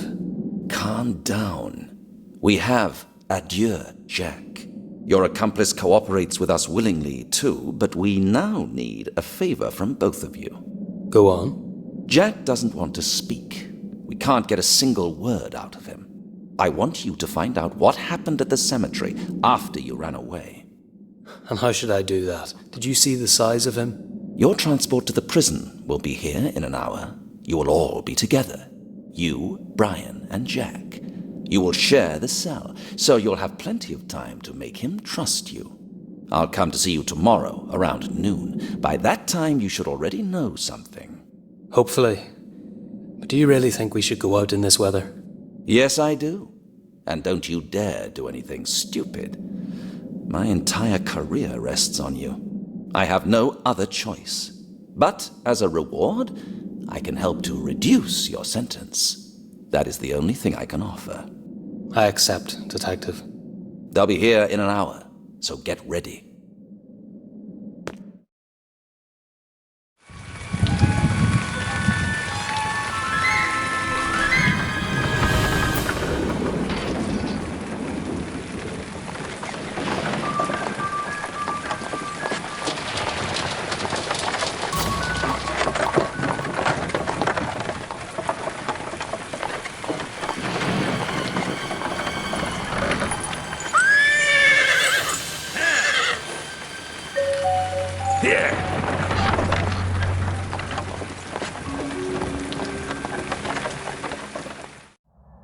Enter.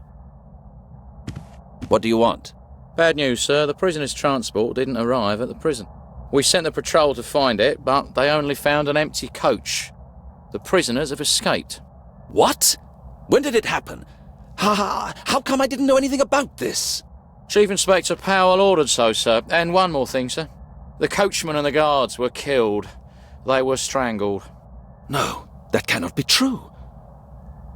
So he already knows. He will call you. I was instructed to tell you so that you can be ready for it, sir. Thank you, officer. You can go now. So now it's all over. This is the end of my career.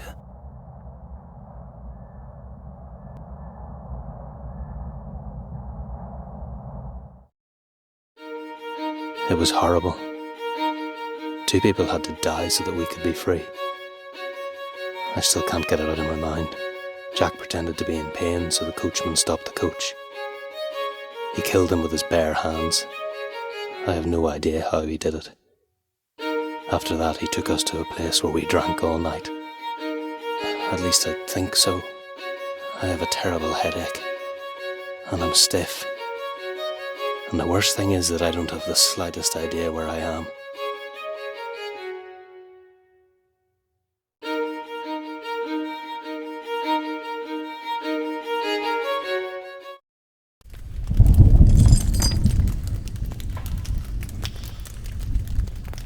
What is it now? Damn, this isn't funny. Help! Shh! I'm trying to think. Brian, what's up? You can see it, can't you? Jack fooled us. He got us drunk and tied us up. It was hardly a difficult job. But why did he do that? I don't know, but if he comes back, I'll kill him, I promise.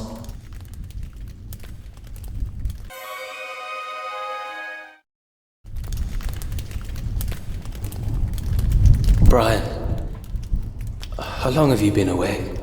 I'm not sure. I have a terrible headache. And have you figured something out? Yeah. Move your legs slowly and pass me a candlestick. What candlestick? It's right next to your leg, idiot. Just do as I say and we'll get out of here. So move.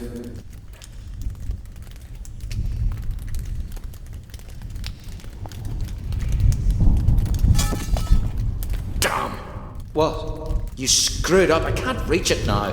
It wasn't my fault. Be quiet, somebody's coming. You bloody bastard. Shut up! You shouldn't have sent the police against me. And you shouldn't have been snooping around at the cemetery. Don't think I don't know about it. You bastard. What are you gonna do? I'm going to introduce you to somebody. He's called the Night Rider. And he doesn't like squealers. Just like I don't either. Stop your rambling and inject them. I want to see what it's going to do to them. Shouldn't I rather kill him? No. As you wish. Adieu, don't be stupid. We can talk about this. Just throw the needle away. What have you done to him, you bastard? I'll kill you. Do you hear me? You won't kill anybody. Go to hell.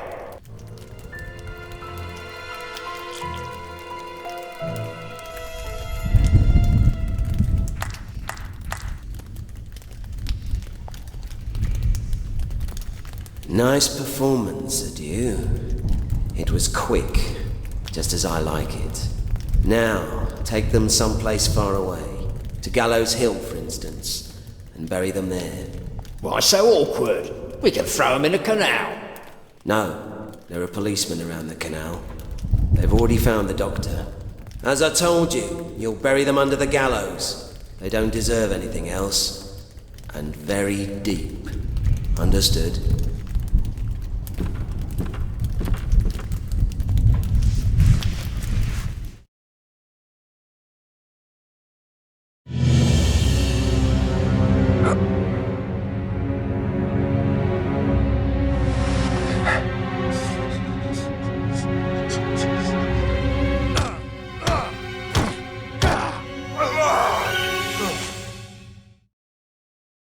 Damn, I can't see anything. Open the thing. I don't want to end like this. You have to calm down, Tim. Just think. I'm in a coffin, that's for sure. So what'll I do now? Jesus, how shall I calm down? I just want to get out. It's all around. Is this some kind of a coffin lining or something? It absorbs sound so nobody can hear me shouting. You won't break your fist through it. You're no boxer, Tim. You have to think harder. If fists can't break it, nails will do. Ah, it's gone. But so are my nails. Ah, it hurts like hell. It won't move, but I won't give up. Not yet. It won't move. It won't move. It won't move, but I won't give up. Hey! Hey! Hey!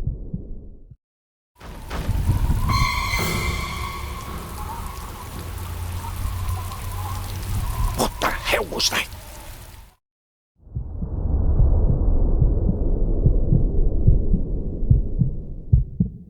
You won't break your fist. It's getting loose.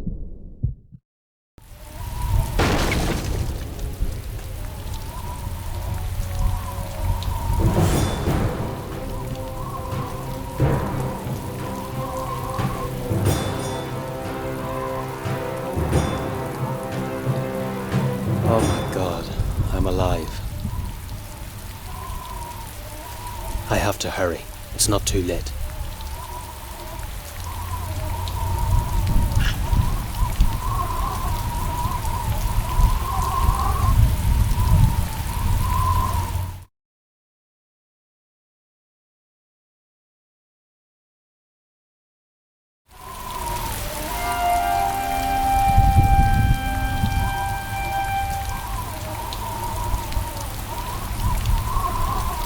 He must have woken up just like me. He tried to get out but failed. I should be lying there, not him. If only I was faster. If only I did something back there in the damn theatre.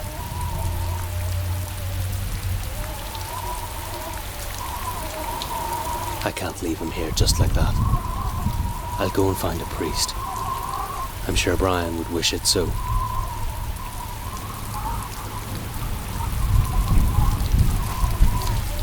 I'm so hungry I could eat a horse.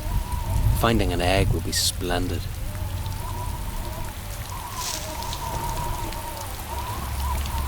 One stinking egg. What good luck. Adieu might come back for it, but I strongly doubt he will.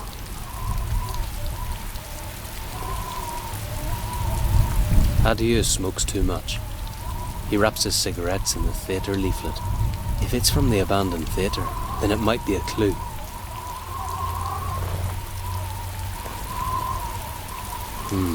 The leaflet isn't complete. I need to ask one of the locals. I'll never find the theatre by myself. I can't imagine a smellier bomb than this one. Forgive me, my friend. It shouldn't have ended like this. I swear on your grave that Adieu Jack will pay for this. That's the last thing I can do for my friend. I know this place. I'll try to find the priest.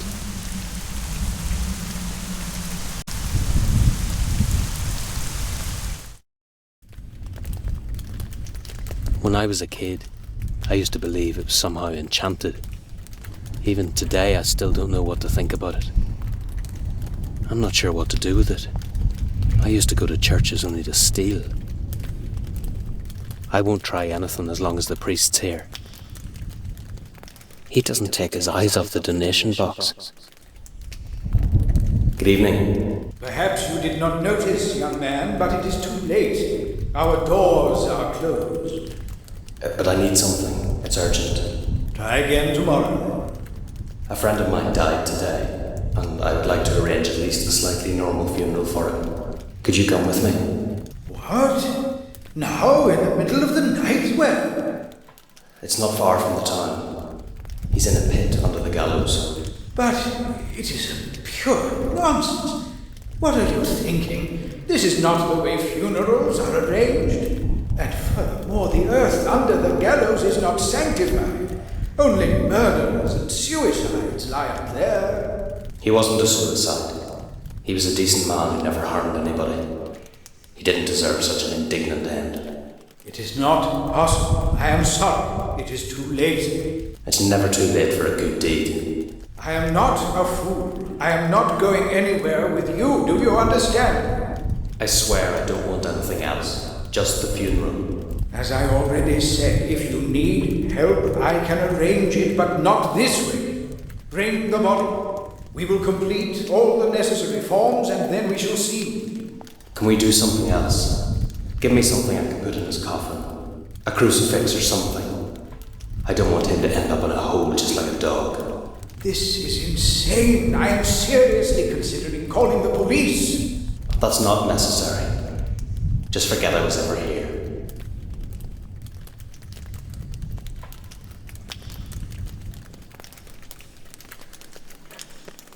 I'll improve it a bit.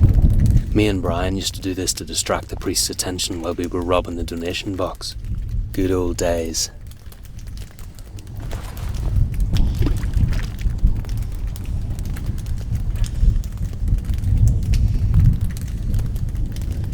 Perhaps I did not express myself clearly. Could you leave, please? Just calm down, okay?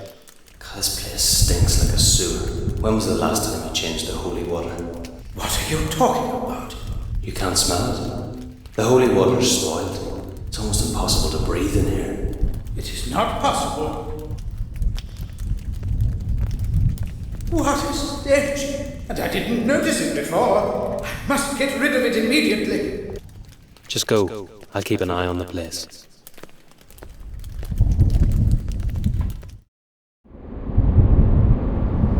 It's strange.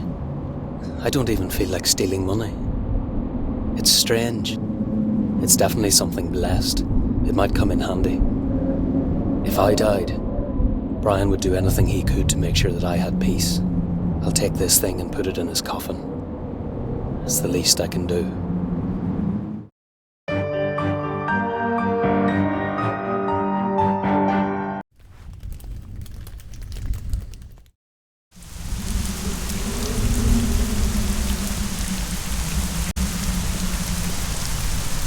As I didn't manage to find a priest, Brian must put up with this.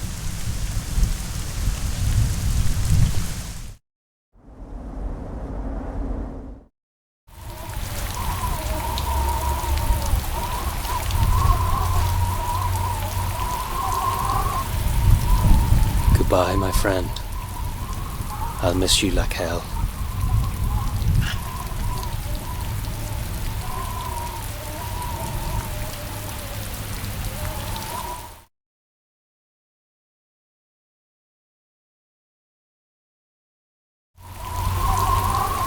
Forgive me, my friend. It shouldn't have ended like this.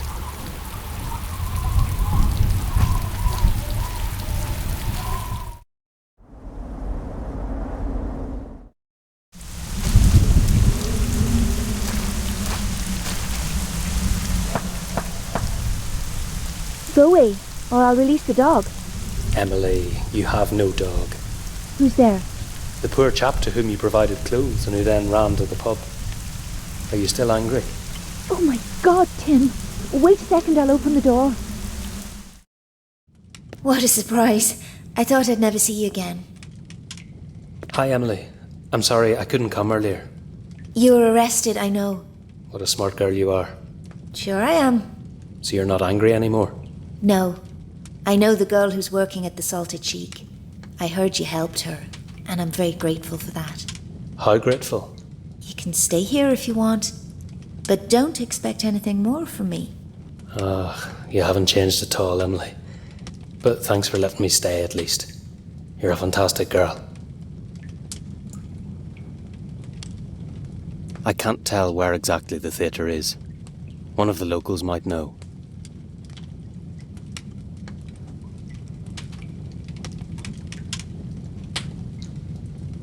Emily, do you remember my pal? I was supposed to meet him in a pub. Not really. What was his name? Brian. Unfortunately, he's dead. Oh, Tim, I'm really sorry. Me too. Listen, Emily, I want to find his murderer. But all I have is this.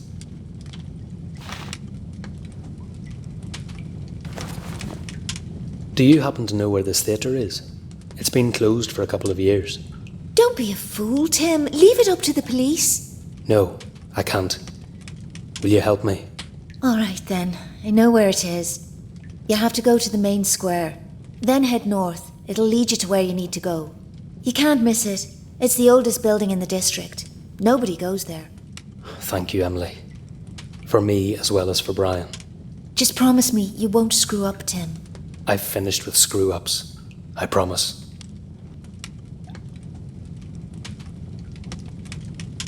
When I see her, I realize something has changed. I have changed. There's definitely something about that girl.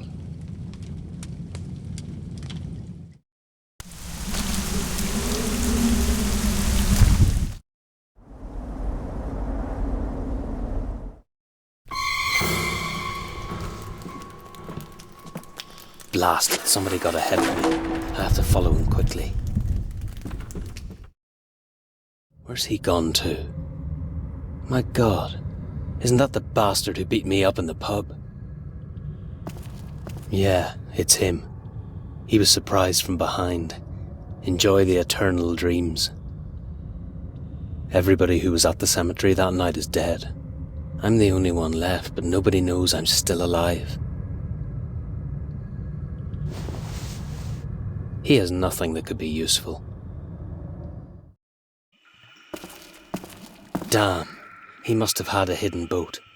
I'll go ahead and see how far I can get by foot.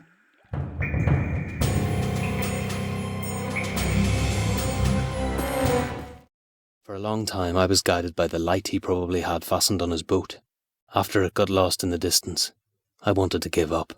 Yet I went on. Almost mad with fear, I was blind.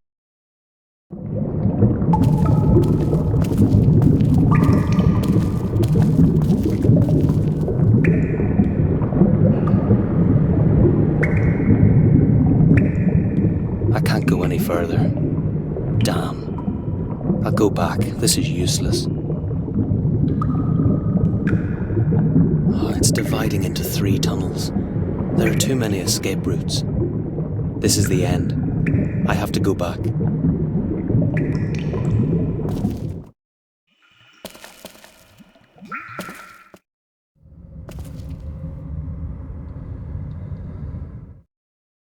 He has something in his hand.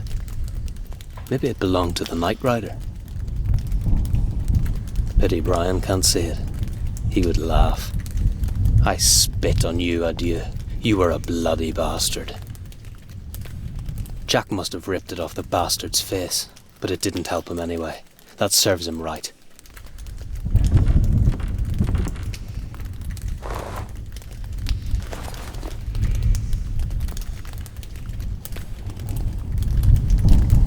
At last, Mr. Moore.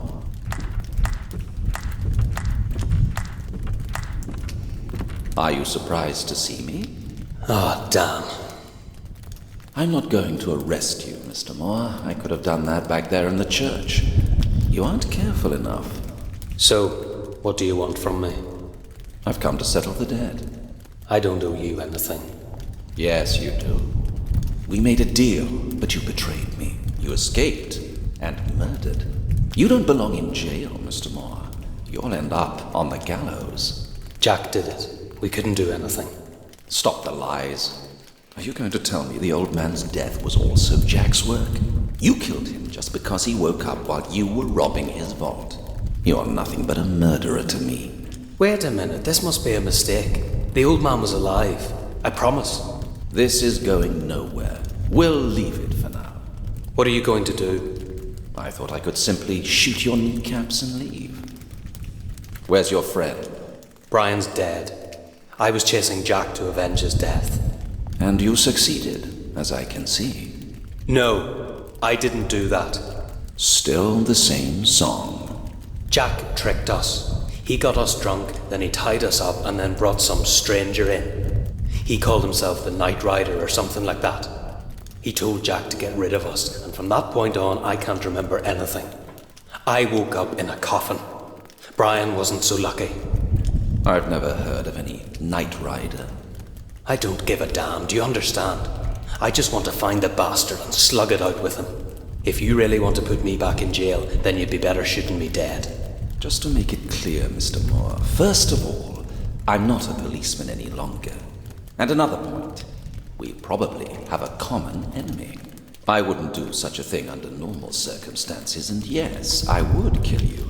But things have changed. If you want to find that person, I might help you. Think about it.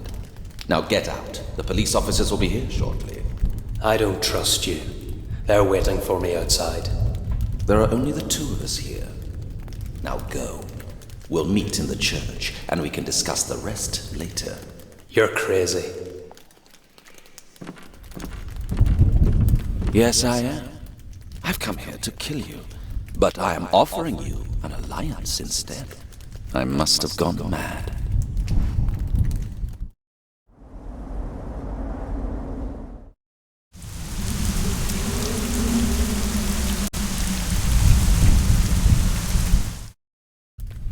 I must have gone crazy, ganging up with a policeman.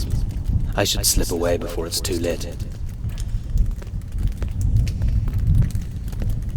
Did anybody follow you? Mr. Moore? I don't think so. So you see, I keep my word. Not the police nor anybody else knows that you are here. Okay, so let's presume that's true.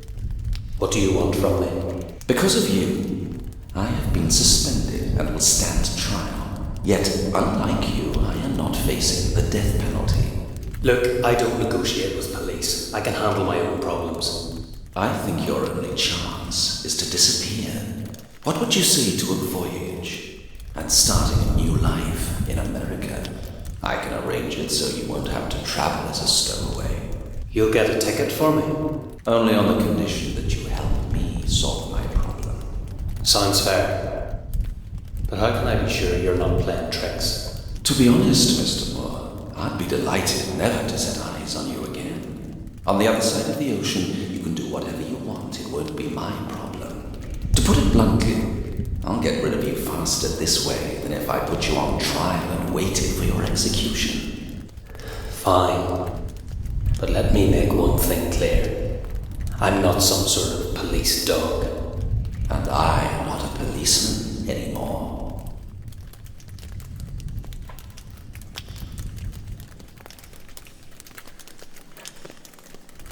So many people have died. Why? Let me start from the beginning. The gravedigger was the first one. He probably just happened to be in the wrong place. Then it was Sir William's doctor. He stayed at the cemetery and saw something he was not supposed to see. The tailor's death is not clear yet. Maybe it has nothing to do with anything at all. And finally, adieu Jack and his hefty fellow. They both were troublesome witnesses, so their deaths make sense. You forgot Brian. Certainly. Somebody is systematically getting rid of all the witnesses. And what about the tailor? As I already said, maybe he has nothing to do with it. I would like to ask a journalist about him, but I'll have to do that later. Could Sir William have done all that? Do you think he's a vampire or something? Definitely not. His reputation is nothing but a fabrication by local newspapers. There's nothing more to it. It was only bad luck he was buried alive because of an unfortunate coincidence. What? But it's impossible. I was also... Everything is possible. What did you want to say? Nothing. Never mind. Go on. There is nothing more. Now we have one chance. We have to find Sir William's body or find out what happened to him.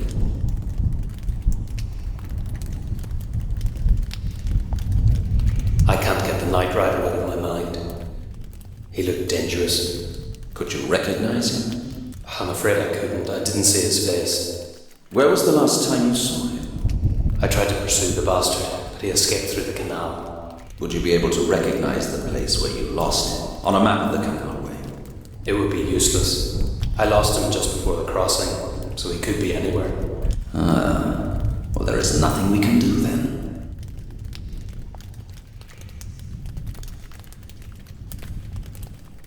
You should know what happened with the owner of the house we were robbing. Brian didn't kill him. I am not going to discuss this with you right now. We have another case to solve. But I just want to explain. There's nothing to explain, and that is enough on this matter for now. I found this among Jack's stuff.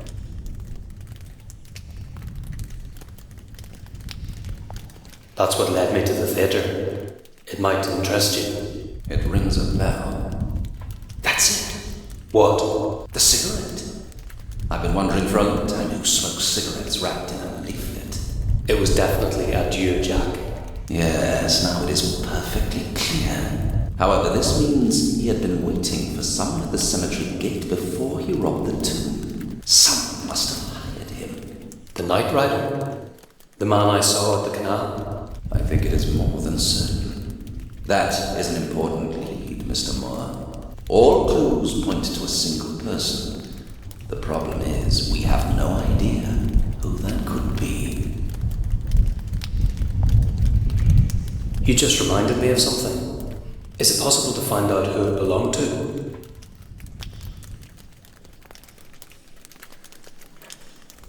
Where did you find it? Jack was holding it. I think he ripped it off the Night Rider's face. And you are telling me this now? How could I know it was so important? Give it to me.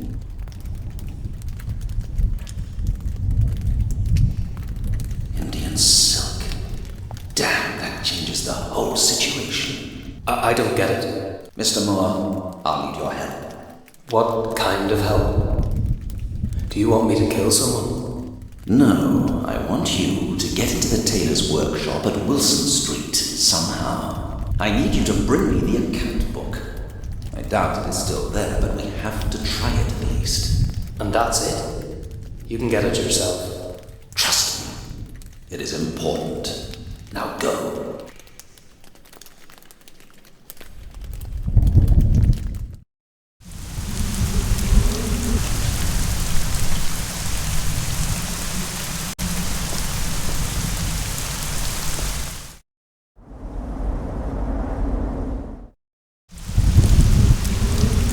Master Detective thinks it's very easy, but it's me again who has to do all the dirty work.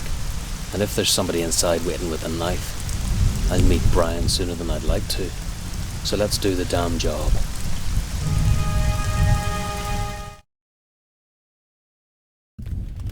If I may say so, I'm not sure that sending the boy there was the right step.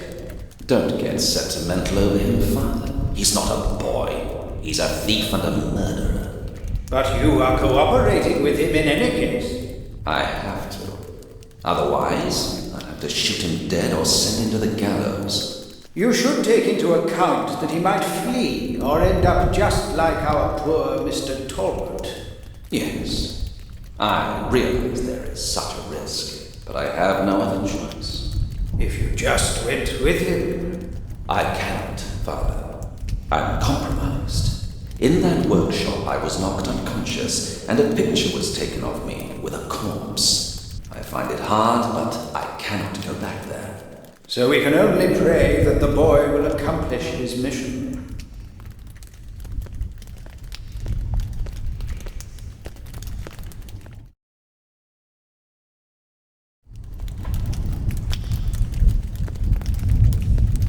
There's a pretty big mess in the workshop. I think somebody's been searching for the same thing I was. And you haven't? I'm more experienced and talented, you know. I have it here. The account book at your request, Mr. Briscol.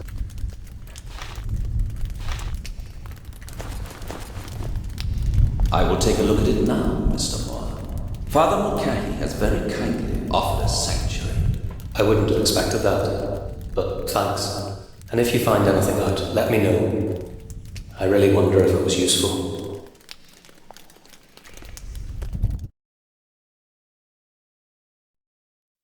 I've always loathed police informers. Cooperating with the police is as bad as murder. But when I see how eagerly this detective is working, I'm glad we're in this together. He even bought a map of the sewers, and we found the place where I had lost the Night Rider. If we knew where he went, then we could find his hideout. Briscol came out with something again. He read through a notebook and looked really assertive. I'm sure he's found something.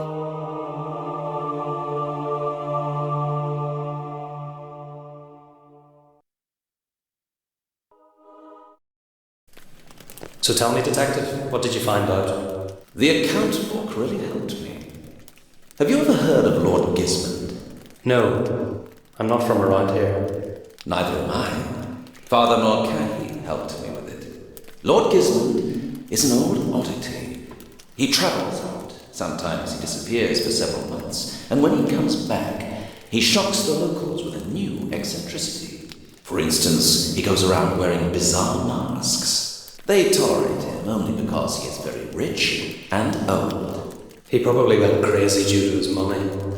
I hate people like that. But why are we talking about him? I found his name in the account book and in Sir William's diary. They had several appointments together.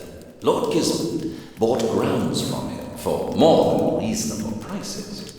He definitely didn't care how much he paid. He's rich enough. Nor did he care for the grounds. Maybe he just wanted to buy Sir William's favour. But isn't it strange? Why would the old man need him? I can think of only one reason, but it's pretty perverse. Only as perverse as it is to tame the local legend and introduce him to the town's elite. Oh, I see. But how's that related to the Night Rider and all the murders? I don't know yet. But the location of Gizmon's mansion is very interesting. It's located near the place where you lost sight of the Night Rider. That would be too lucky a coincidence. But an old man couldn't do that. You saw what he did to Jack, didn't you? I don't claim Lord Gizmond did it. It could have been Sir William. His body has not been found, and remember what I already told you? He was buried alive. Who knows how it changes a person? I cannot imagine it, but I believe such an experience would scar any normal man. Probably, yes, but how should I know? He was probably never really normal anyway. Well, yes, all those defamations and stories about his past. He just might be the murderer. I thought of it before, but it seemed too improbable to me. Yet now I think it is more than certain. We have to check it out. Yeah, you mean I have to check it out? Exactly. I will get a boat and we'll meet at the canal crossroad in an hour. The same canals again. That'll be exciting.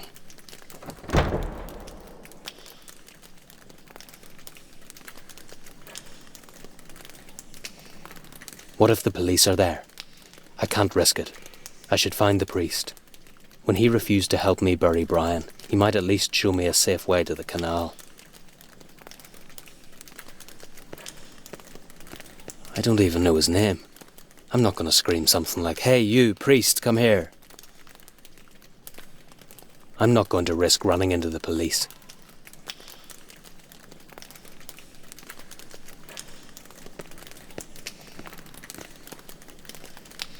The writing on the donation box says, "Father Mulcahy thanks the generous donors."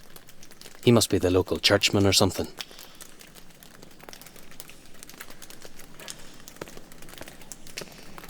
Father Mulcahy, are you there? I need to talk to you. Old codger. He pretends he can't hear me, but I know he can. I have to figure out how to elicit him.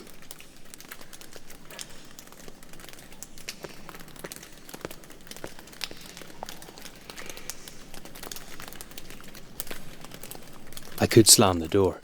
The priest will think I left and he might come out.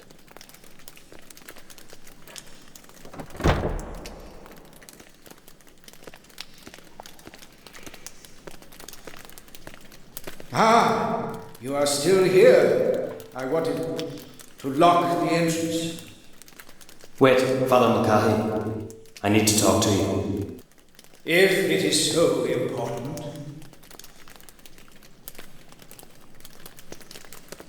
You don't like me, do you? What is it they say? Love your fellow man? I guess I'm not your fellow man. You are wrong. You tell me. Why didn't you come when I was calling you? Shouting is not allowed in the church, nor is stealing. You're one to talk. My friend was murdered and you don't care. You shall be grateful I allowed you to stay here, although I regret it. Show me how I can get into the sewers and you'll never see me again. That's what you want, isn't it? If I help you, then it is only on account of Detective Briscol. Unlike you, he is a decent man. Oh yeah, sure. All policemen are saints and will go to heaven. Follow me. The nearest passage is through the toilet in the cellar. You should not quarrel.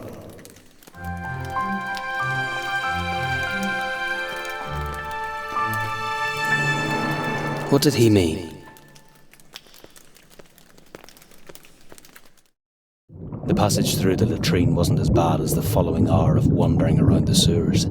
I almost gave up hope I'd ever find it, when suddenly I heard the familiar sound of water. You are late. I couldn't go through the theatre. I took another way and strayed for a while. All right. The main thing is that you are here. Listen, I was thinking it through and I still don't understand. What do you need me for? Call your colleagues and it'll be over. I could have expected this. If you flinch now, I'll cancel our deal. But I don't want to go there. I'm no madman, you know. What do you expect me to do? Do you think I'll jump into that stinking canal, find the lunatic and record his footprints, and then bring them to you on a silver platter? This is your job, detective. Please, calm down. Nobody wants you to do such things. I just need to be sure we are following the correct lead. I can't afford to make another mistake. And I can't afford to die in a stinking canal. So you prefer to go to jail and become a galley slave? Make up your mind quickly. I don't have time to waste. This isn't a choice you're offering me, detective, and you know it. Just stop shouting and get on the boat. You will go through tunnel A, look for a hidden dock. The Night Rider uses canals as an escape route. Therefore, there must be a place where he hides his boat. And then? Try to get in. Then come back and tell me what you saw. That is all I want. Just to make this clear, this is the last task I'm doing for you. That will depend on what you bring back. Good luck, Mr. Moore. Priggish man. He left all the dirty work to me. It's impossible to go further by foot. He bound it tight. He was afraid the boat might float away.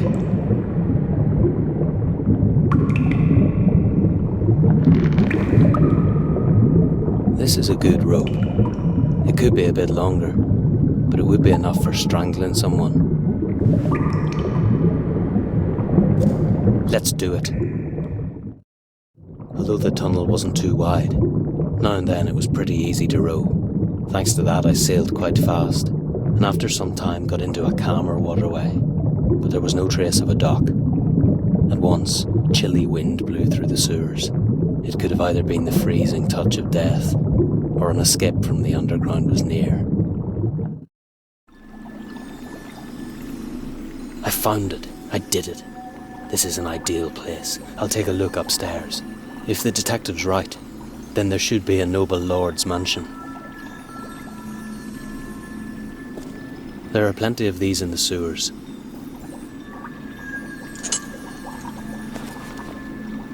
It's rusty.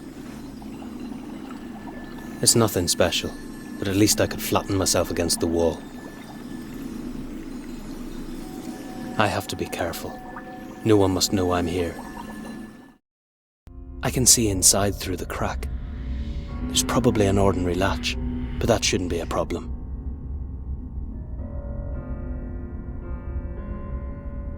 Just a bit further.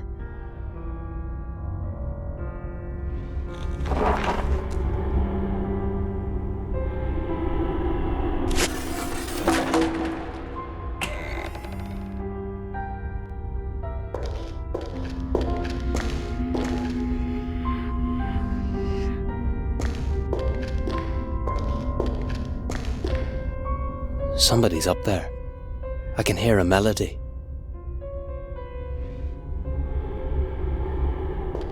I don't know what's behind the wall, but someone obviously doesn't want it to get out. Someone went to great pains to hide it.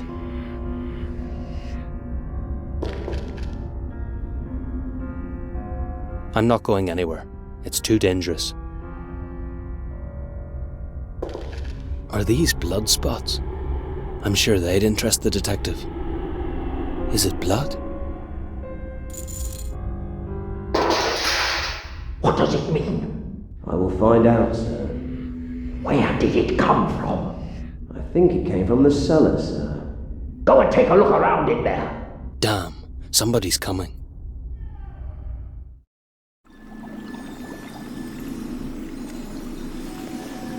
There's nobody here, sir. I can see him. Maybe it was just a rat.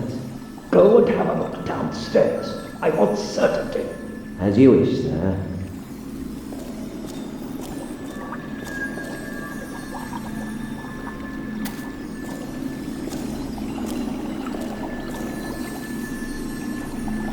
Not a soul in there, sir. You don't have to worry. But I do worry. So open this thing. I want to be sure our friend is all right. Good. That's enough. Let it be and follow me. Light the fire and bring me some brandy. I am chilled to the bone. That was him, the Night Rider. This may be important. I have to find out what's going on. Just a minute. If I haven't misheard, then there should be another room somewhere. What did they say about a friend?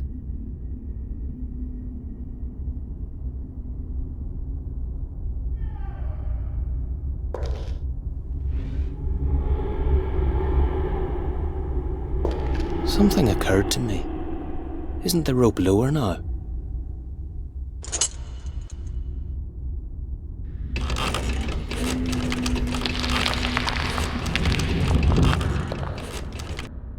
Incredible. How come I didn't notice the cover before?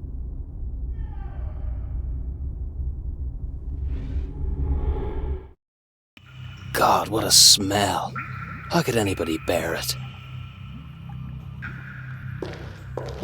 What kind of a beast would kill a man like this? It looks awful, just like every other corpse I've ever seen.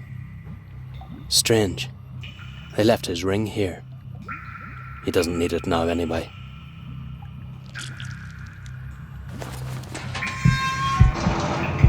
They're coming back.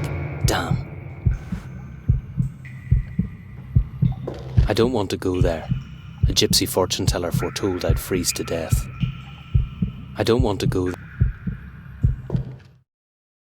What are you doing? Where are you going? Something's wrong, sir. The door to the sewer was open, but I'm sure I closed it yesterday. You idiot! Don't you understand I cannot take risks like this? Go down immediately. Take this for the rats. If they find me, it's over.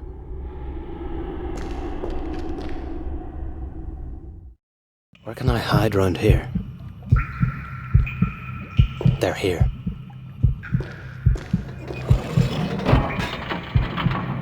Can you tell me who left the cover opened? It wasn't me. Somebody's inside. So stop idling around and get inside, you dimwit. Maybe you should go back upstairs. Nonsense! I want to see the intruder, and you will kill him when I tell you. I'm trapped. This is the end. If somebody was here, he's gone, sir. Are you sure? What about the cooling chamber? It's locked, sir. Even an idiot wouldn't shut himself inside willingly. Stop being so insolent and think. Who was it? I have no idea. Everybody involved is dead, as you commanded, sir. Still the journalist and the detective remain. Are you sure it was one of them who disturbed you back there in the theatre? It couldn't be anybody else, sir. But don't worry. I destroyed all connections leading to you. You forgot about the tailor's account book. If I didn't find it, nobody else will. What will we do with those 2 runs? Will I take care of them? No. Detective Briscol is completely harmless after the complete drama you laid out for him. And the police will take care of the journalist. They'll suspect him of the gravedigger's murder. Everything has turned out just as we wanted. Yet somebody was here. Yes, you're right, but we are finished here anyway. Take another look around and then you can start packing our suitcases. Just one more question. What are we going to do with our guest? Oh yes, we cannot leave him here. If they found him, all our work would be for nothing. I can bury him on Gallows Hill. Nobody will ever look for him then. Delightful idea. So take care of him as well. But first, our suitcases.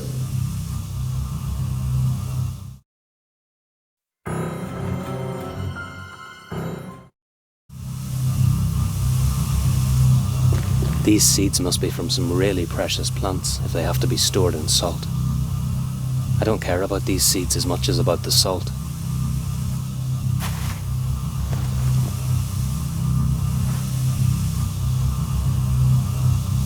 It's covered with a layer of ice.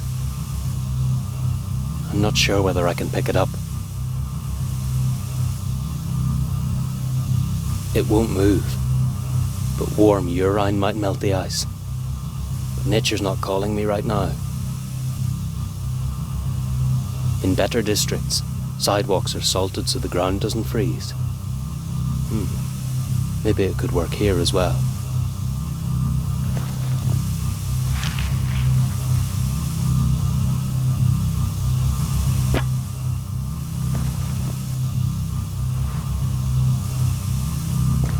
I'd be lying if I said I knew what these are for. I don't need flowers. If they find me, I'll have the chance to experience how sharp it is. If I tried to reach out for it, the coolant would turn my arms into icicles. I can't get it. It's stuck in the ice. I could wait for ages. What I really need is brute force. But how am I going to do that?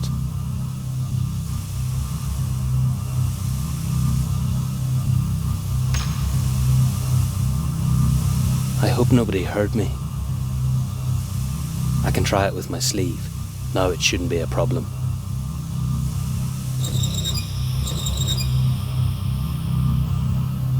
I don't know how, but it's producing a coolant. I don't want to touch it. It might blow up by accident and I could give it all up.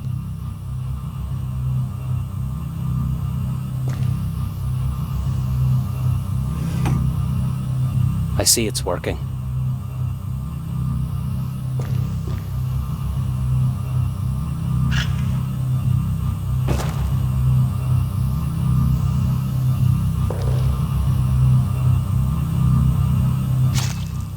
This wasn't smart. I can't pull it out now.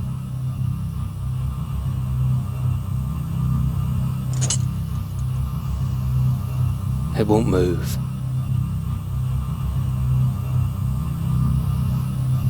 It won't move. Pulling it out won't be easy. I'll try to salt it. Maybe it'll ease off.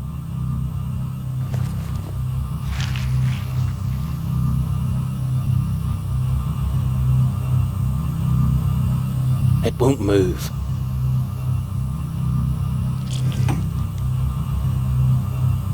Oh, that was close, but I did it.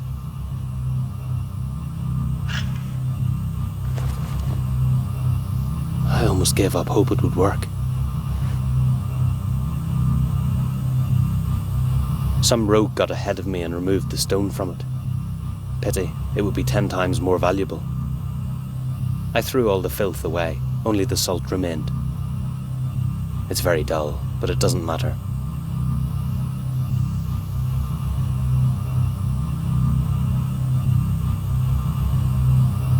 I hope I tied it tightly. I almost can't feel my fingers. It must be possible to open it somehow. This is the last try. I can't feel my fingers.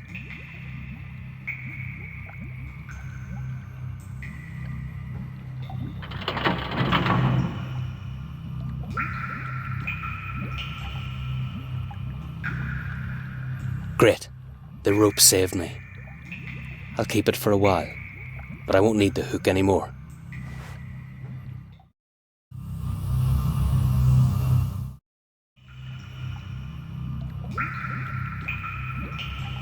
If they gave him that to drink, then it's no surprise he's dead. This isn't for me. I don't want to end up like him.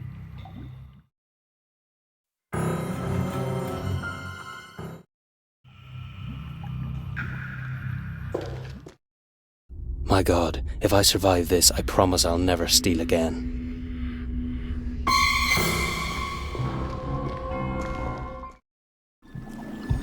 God, what should I do now? He's following me.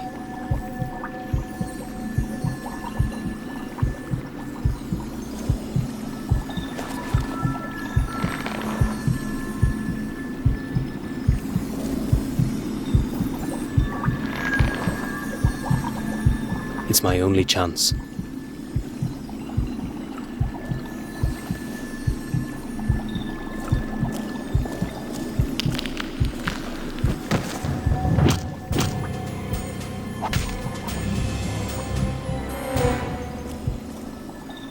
The Night Rider.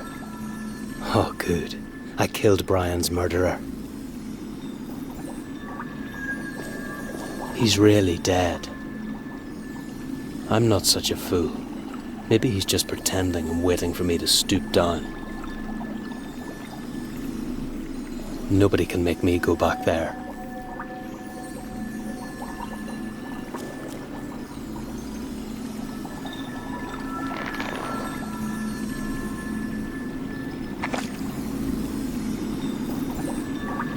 I'll return to the church. I hope the detective keeps his word. I was thinking of many things on my way back. The poison Jack injected Brian and me with came from Lord Gismond and his servant's lab. It was supposed to arrange a cruel death for us. A mad servant of a mad master.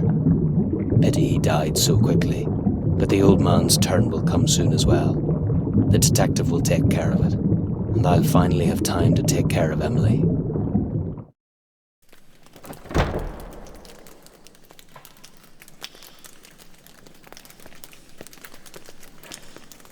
You sent me into the lion's den, detective. So you found it? I think so. It was even worse than in your jail. That was a risk I was willing to take. Yeah, but I wasn't. If I'd known the Night Rider was going to attack me with a pistol in his hand, I'd never have stepped onto the boat. The Night Rider? I'm telling you, I stuck my nose into a wasp's nest and I almost lost it. Luckily, I have the experience to take care of a murderer. Am I to believe that you killed the Night Rider? Neither Ermacgerd nor his dog's body managed it, and they were real killers, Mr. Moore. Stop pulling my leg. I wasn't just fooling around in the canal. I was there. Why should I tell you about it? Send a patrol there, you'll see. I just hope you are not trying to trick me, Mr. Moore. You could regret it. Now let me think. But don't go anywhere. I want you to stay within my sight. Well, thanks for trusting me. I don't know what he wants from me.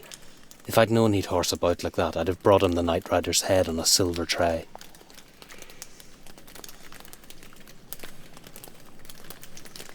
You don't trust me, do you? After all I've done for you, you still don't trust me. It's nothing personal. I don't have experience in cooperating under such circumstances. That is why I have to think through every single step in order to avoid mistakes. I'd say that you don't know what to do right now. Maybe this'll help.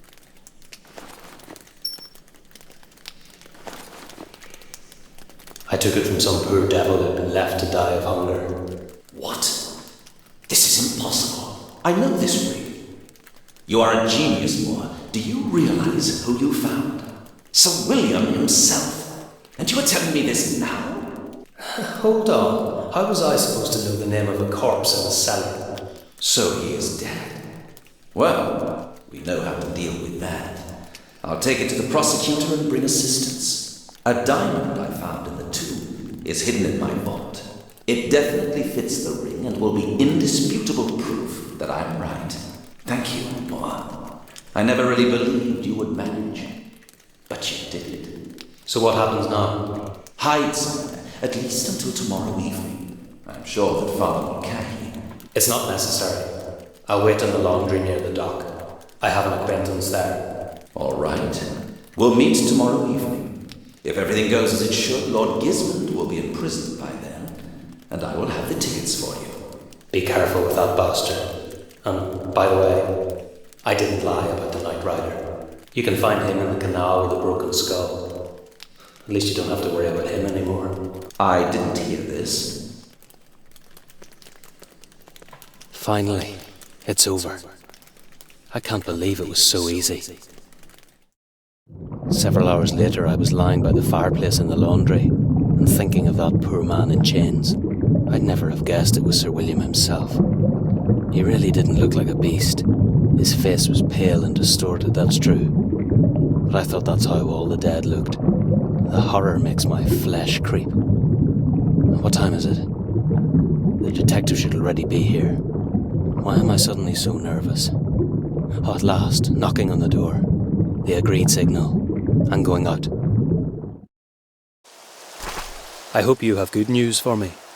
How did it go? Lord Gismond is dead. He found out we're after him and he killed himself. Bastard. I wanted to see him hang. The worst thing is he avoided the trial. The whole incident will be silently put aside, and everything will go on as it did before. Maybe it's better this way.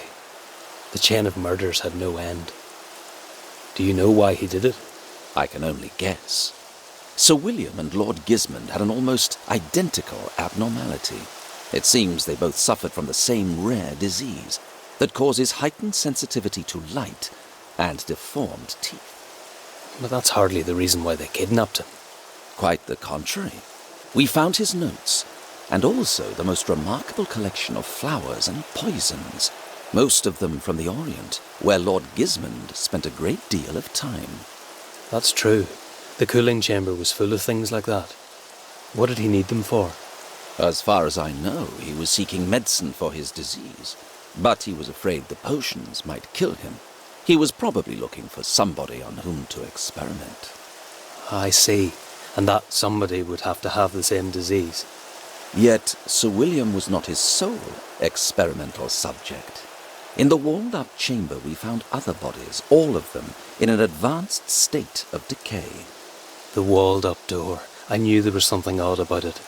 That unknown disease must be unique if he had to seek out nobility. When his last prisoner died, he had no other choice than to plan Sir William's kidnap. That was ingenious. He almost got away with it. No one would have known Sir William's coffin was empty. I still don't know how he managed to fake his death, but all the other murders must be related to that. The dirty work was the servant's job. His task was probably to get rid of all the witnesses. And he almost succeeded. But now, it's over. Not quite. We searched the cellar and found Sir William's body and plenty of other evidence. But the servant is missing. What? The Night Rider is alive? Exactly. Or his body was flushed away through the canals. It would be best if you board the first ship. It leaves tonight before midnight. Here are your tickets. Detective, I still don't get it. The Night Rider was a faithful servant to his master. If he survived, he definitely wouldn't leave Lord Gismund without protection. Perhaps he came too late. When he found out his master had poisoned himself, he fled. Poisoned? And what did he drink? Aren't you going to order an autopsy or something?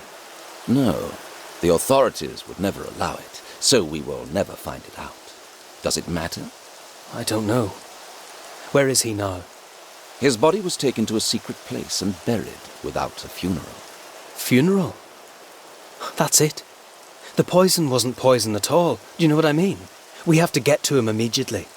Have you gone mad, Moor? Every single policeman is looking for you. You're not listening to me. Lord Gismund is alive. He played the same trick on you as with Sir William. How did you find it out? You wouldn't believe me. But the Night Rider will dig him up and everything will start again unless we intervene. Leave it to me. Board the ship and be careful. They have your description, so keep yourself hidden. As you wish, Detective. Goodbye. Goodbye, Mr. Moore.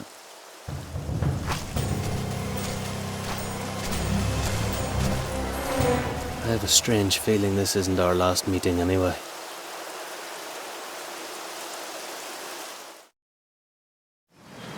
If it's possible, I'd like to forget it all.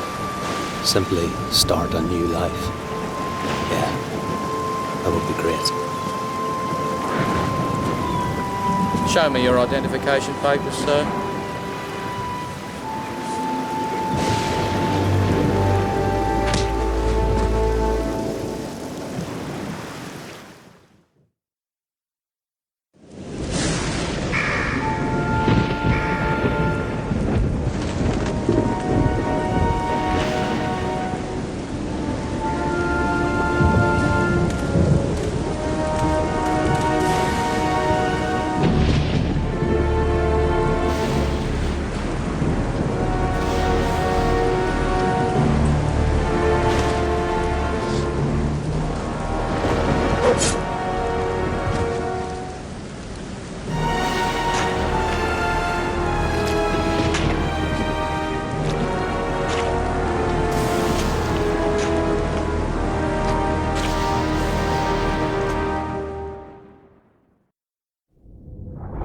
Everything will be okay. The detective will help me out of this. What's taken him so long? He should already be here. We have a message for you. You shouldn't have escaped from prison and killed policemen. You scum.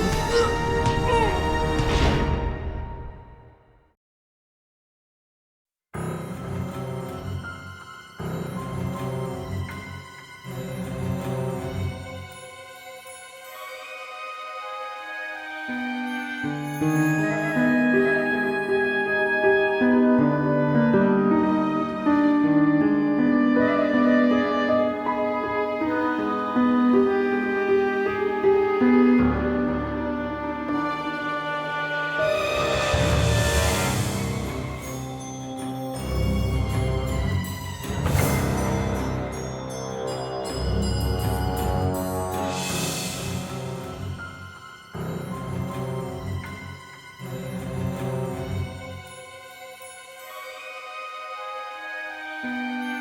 you.